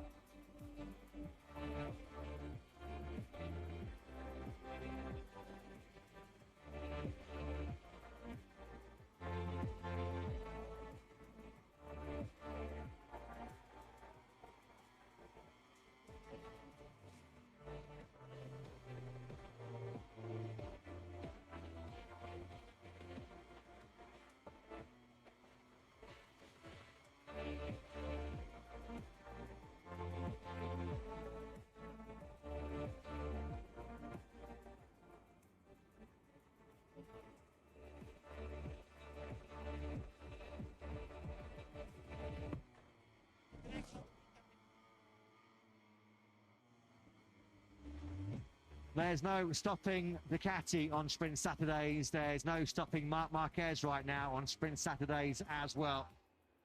That is Ducati's 24th successive sprint victory. 9 of 10 sprints so far have been claimed by Marc Marquez. He adds yet another gold medal to his rapidly expanding collection. More significantly, as far as he's concerned, he now moves into a 43-point lead in the World Championship. This was the early drama. Turn 2, lap 1 for the factory Honda of Joan Mir. There he is, further down your picture. Joan Zarco already running wide, going through turn 2. Mir bites the dust once again. That was on the first lap of that encounter. Looks like a crash all of his own doing, out a little bit wide, wasn't he? Maybe onto a dirty line through 2. He tried to go. An unsuccessful mission for Mir. And that, unfortunately, has been a rather too frequent a sight on the RC213V, unfortunately, for the 2020 World Champ. That is an 8th DNF already of the season across, well, just 19 attempts, or plus 18, he didn't start the sprint earlier in the season. In Qatar, when he was a little under the weather, of course, we saw early drama on that first lap too, involving Frankie Morbidelli and Ralph Fernandez, who would pit at the end of that first lap, clearly with some damage after he was helped off the racetrack, which we didn't see what ran into that collision, and the stewards didn't take any look at it, but it cost both Morbidelli and Ralph Fernandez on that particular occasion. Morbidelli could only manage 8th. Well, he's beaten up after the 2 spills here in Assen yesterday, but there's no beating right now, Marc Marquez. The favourite, clearly, going into tomorrow's 26-lap Grand Prix of the Netherlands. Davide Tardozzi is getting very accustomed to celebrating Ducati sprint successes. There are some of the battle scars from his second spill yesterday afternoon in practice at turn 7. But he gets to kiss yet another gold medal. Marc Marquez victorious once again on Sprint Saturday. Yeah, there wasn't a lot between the top 2 at the end, but Marc Marquez was your sprint winner. Alex Marquez was just 3 tenths behind him at the flag. There you can now see for yourselves. Marco Bezzecchi third from Fabio Di Gianantonio, who once again will be cursing his poor qualifying. Pecco Bagnaia, same old story sadly for him in 5th. Maverick Vinales, after a good start, took 6th. From Fermin Aldeguer and Pedro Costa, who traded long lap penalties, which left them 7th and 9th, respectively, with Frankie Morbidelli promoted to 8th by Acosta's late 3-second sanction. Fabio Quartararo, of course, was involved in that battle for the sprint podium until he crashed with a couple of laps to go.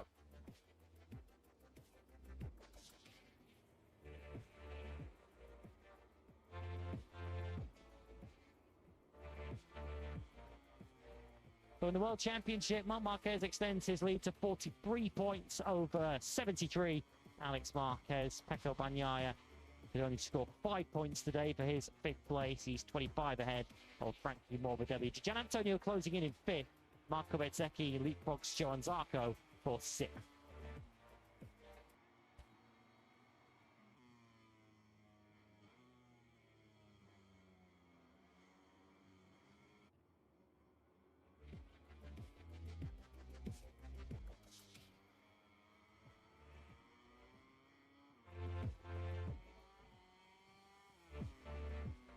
Constructor standings. Going to need too many guesses to work out who's leading this one, but Ducati with a sprint victory once again. Keeping their 100% sprint record. 206 clear as Aprilia jump ahead of Honda and KTM for 2nd. And Ducati Lenovo lead the team's championship by 127 from Grassini, who got both their bikes to the flag in the points. Double points finished 2 for VR46. 4th and 8th for Di Gianantonio and Morbidelli. They sit in a comfortable 3rd.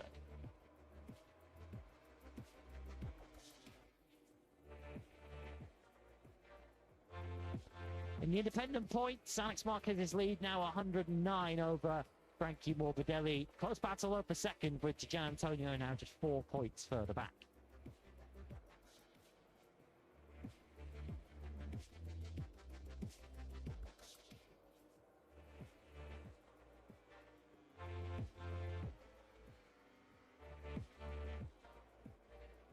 As far as the independent teams are concerned, Cini's lead is now up to 64 points over VR46. The only other independent team to score today were Tech 3, courtesy of Maverick Vinales. They are now just 4 points behind LCR.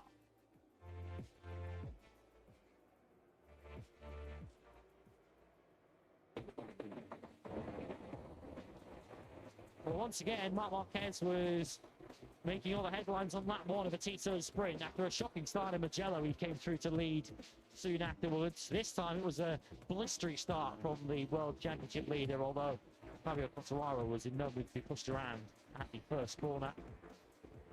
Joan Mir would only last a further couple of corners before he went wide at turn 3. We also saw contact at Extrubin on lap 1 between Frank Morbidelli and Raul Fernandez. Marc Marquez attacked into the Get-to chicane at the end of lap 1, with Alex Marquez very quickly following his older brother through into 2nd place. Quartararo desperately tried to limit the damage, but couldn't keep Marco Bezzecchi at bay as the Aprilia rider took 3rd place. Frequently over the course of the sprint, we saw Alex Marquez closing up to the fast right-handers out the back of the circuit and closing up behind Marc Marquez. Pecco Bagnaia once again having his problems as Di Gianantonio, after a failed initial attempt at Strubben, took his 5th place at the Goethe chicane. That then became 4th when Fabio Quartararo crashed at Mandevane in the closing stages. That cost him the 4 points, or the 6 points for 4th place. And while Alex Marquez was very close, ultimately not quite close enough to deny his brother a 9th sprint win of the season. Marc Marquez, successful once again on Super Saturday. He extends his World Championship lead to 43 points.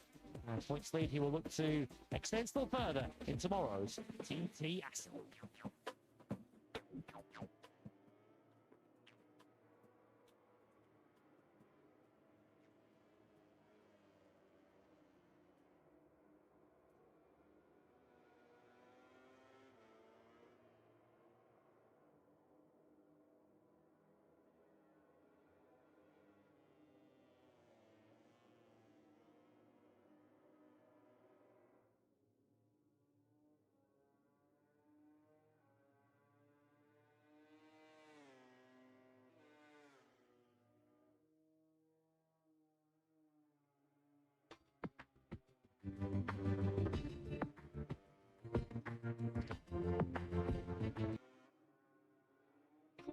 That's class. 6 successive sprints. It's Marc Marquez who takes the victory. It's all eyes on this, guys, right now. This, of course, is Le Mans. Anything can happen. The rain is starting to fall once again.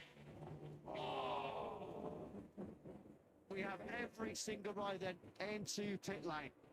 Too wet to continue. This start has been aborted. That race has been declared dead here by the organisation at Le Mans. Fabio Quartararo out on the Michelin rain rubber as well. Well, they are coming in. Gian I was Antonio gonna say, and some are coming in Marquez pit are lane. coming in. Some riders going round to the grid, but these are all changing back to slicks again. We've got Miller, we've got Bezzecchi, we've got Bagnaia, who stayed out there. They're on their rain tyres. Green light comes on. All these riders are now locked in for a double long lap penalty. Exactly.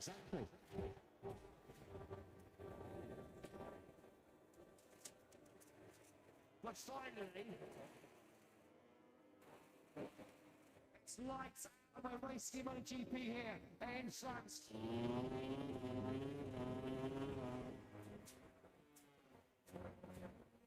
Marquez made a blistering start, but it's Marc Marquez that will lead on the outside. He goes tipping it out on the brakes with Quattro into the Dunlop chicane. Bagnaia on the floor. Bagnaia was already plummeting backwards on his wets, and he's now been taken down.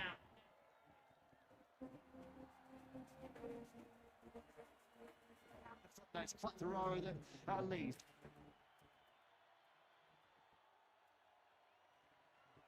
Here comes Alex on the inside of Mark, 73 versus 93. Mark in the big pressure here from Aldegan. There's the Quattro then. He's already in for the first of his 2 long laps.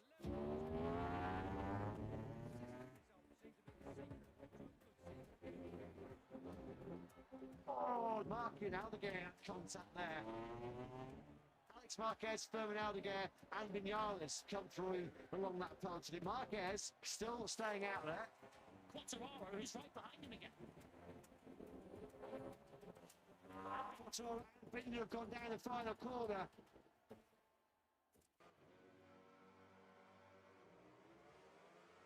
Johan Zarco, Jack Miller, and Miguel Oliveira, they have not changed at any stage. They're still out there on wet.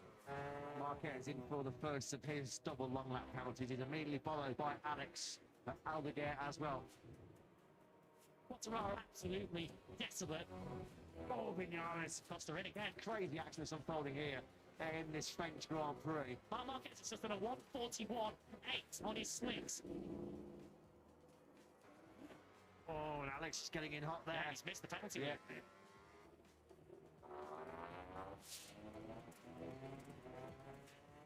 Fermin Aldeguer now leads the French Grand Prix. Morbidelli has now gone down at the final corner. Marquez brothers changing bikes.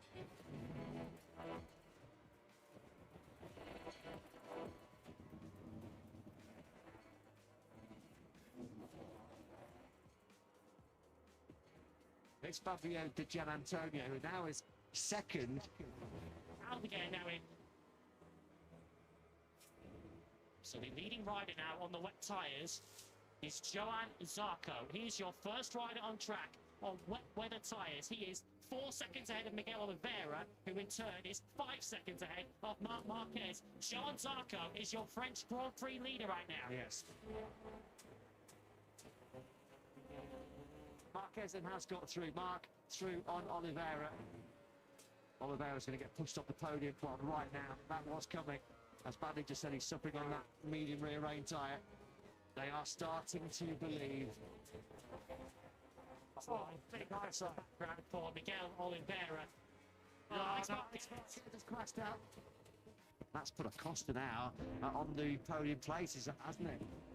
Alligator is catching him. Alligator, what a weekend it would be for the number 54.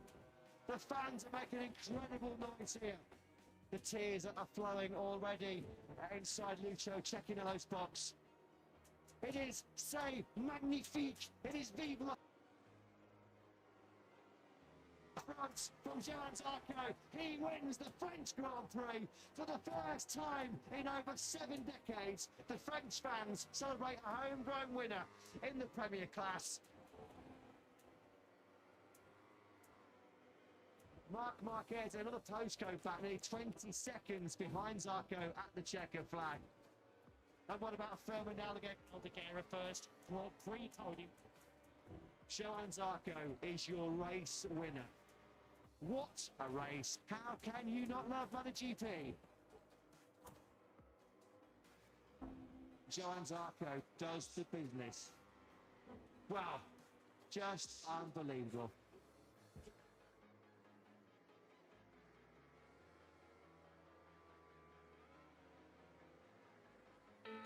'25 Grand Prix of Solaro. It is an absolute showstopper. Number 17. His dream of Saturday turns into a nightmare. It is 5 successive sprint victories for Marc Marquez. Marc Marquez is back to his sublime best. The party never really stops from Thursday through Sunday here in Andalusia.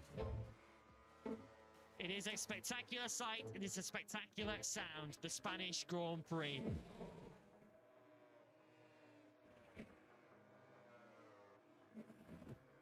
Pure action, pure drama, pure entertainment.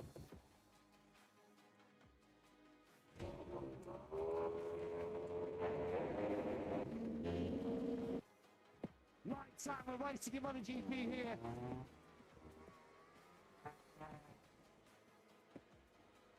Quartararo is, they've got the whole shot.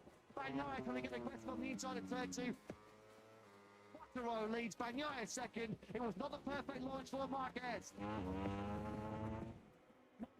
Straight through on Pecco Bagnaia, is he? He's trying to go around the outside into third back. That'd be brave. Oh, red on red. How close was that coming through the high-speed left-hander of turn 4? Oh, Alex Marquez will have his heart in his mouth there because he was so close to contact with Marc. Marc Marquez straight at the inside of Bagnaia into turn 7. That is a brave move. Bagnaia then dropped behind his teammate, but he wants it straight back again.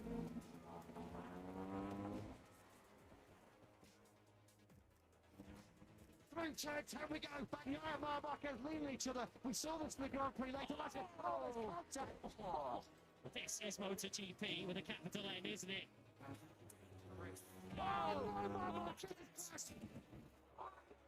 Marc Marquez has pressed out of 3rd place here in the Spanish Grand Prix. It is a second big mistake for Marc. Alex Marquez in the last lap. Fattest rider on circuit. Here comes Alex, who's going to be aggressive on the inside of Bagnaia. In through turn 13, that's lovely.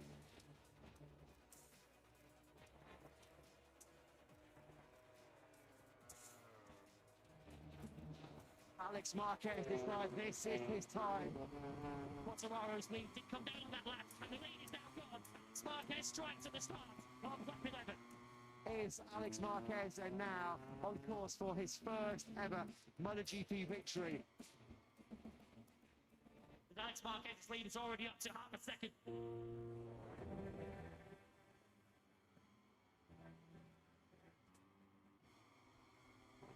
Marquez, the fastest rider on circuit, quite amazingly. That is up into P13 for Marc Marquez.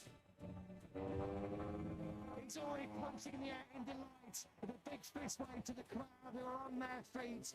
One corner left and now for Alex Marquez. Thank you. And finally we can say Alex Marquez is a MotoGP winner. He does reign in Spain here in Jerez. And he does take back the lead in the MotoGP World Championship. Fabio Quartararo, phenomenal weekend, phenomenal performance by a phenomenal rider. Pecco Bagnaia is another podium finish for him. Wow, what an unforgettable day.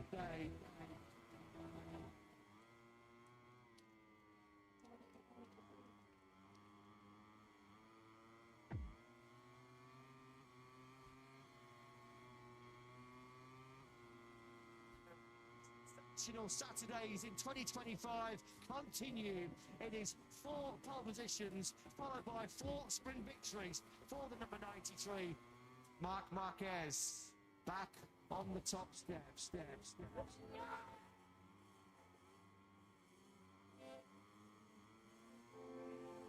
Doha start line, the night race, the Qatar Grand Prix. Who will shine brightest under the Losail sky?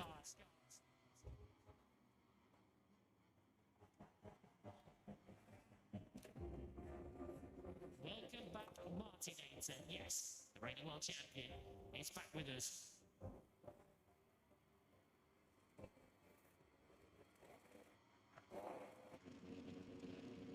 Lights out. We're underway here in Losail. He's nailed that start again from pole position. That's the number 93 for Marc Marquez.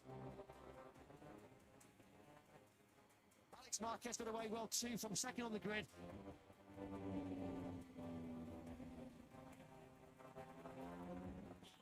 Contact between Alex Marquez and Marc Marquez. Frankie Morbidelli pinches the lead on the VR46 Ducati.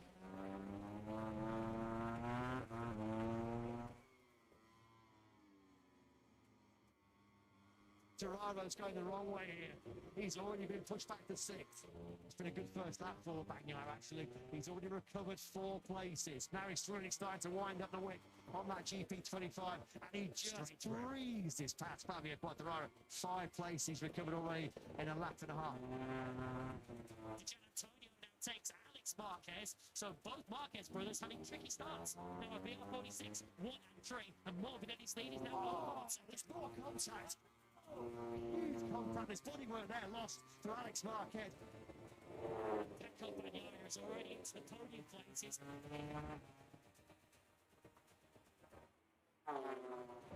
Balance of power about to shift here between the 2 factory Ducatis. Pecco Bagnaia breezes through on his teammate Marc Marquez up into 2nd place.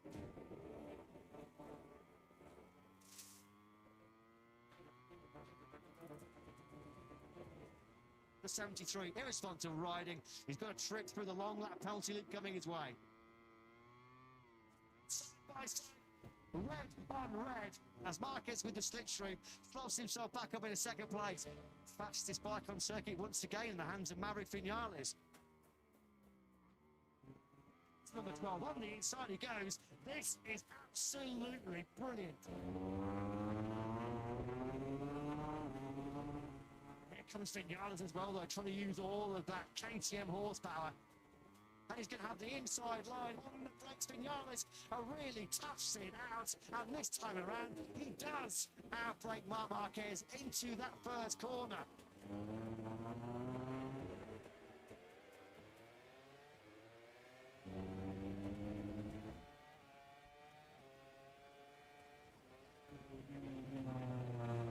But now, it's going to be Ducati versus KTM power.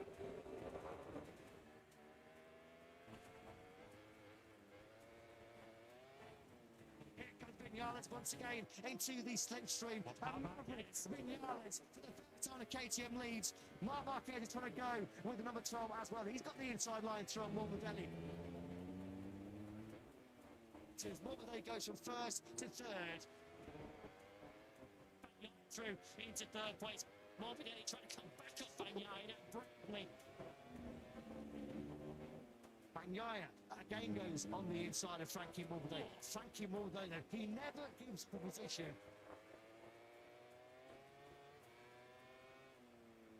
Finally, Bagnaia has made it through. Having seen Ducati run right for... Oh, it's Martin. It's a painful return to Grand Prix action.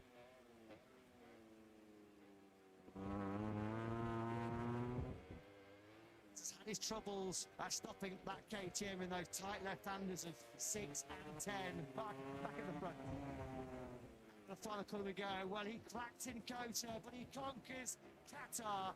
Marc Marquez is victorious here in Doha. A rare victory under the lights in Qatar as Marc Marquez wrestles back control of the MotoGP World Championship. There's only one rider that can beat Marc Marquez, and that is Marc Marquez himself.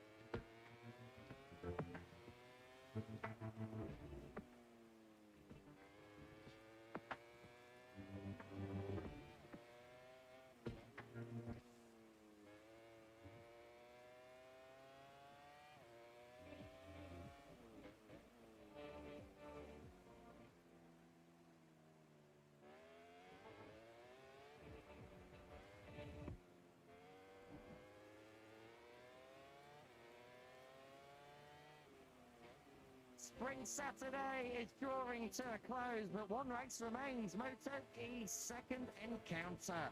An intense 2025 season is 3 races in, and this afternoon's earlier battle was denied a grandstand finish. That is why we go again.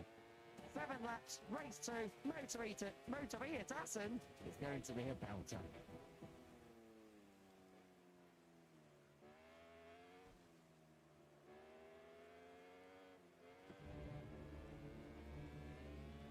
The heavens haven't opened just yet as Moto E's race 2 readies for action. A battle that promised a lot in race 1 was robbed as pole sitter and then championship leader Mattia Casadei fell off on the final lap, handing victory to hard charging and Mr. Charisma, Andrea Mantovani.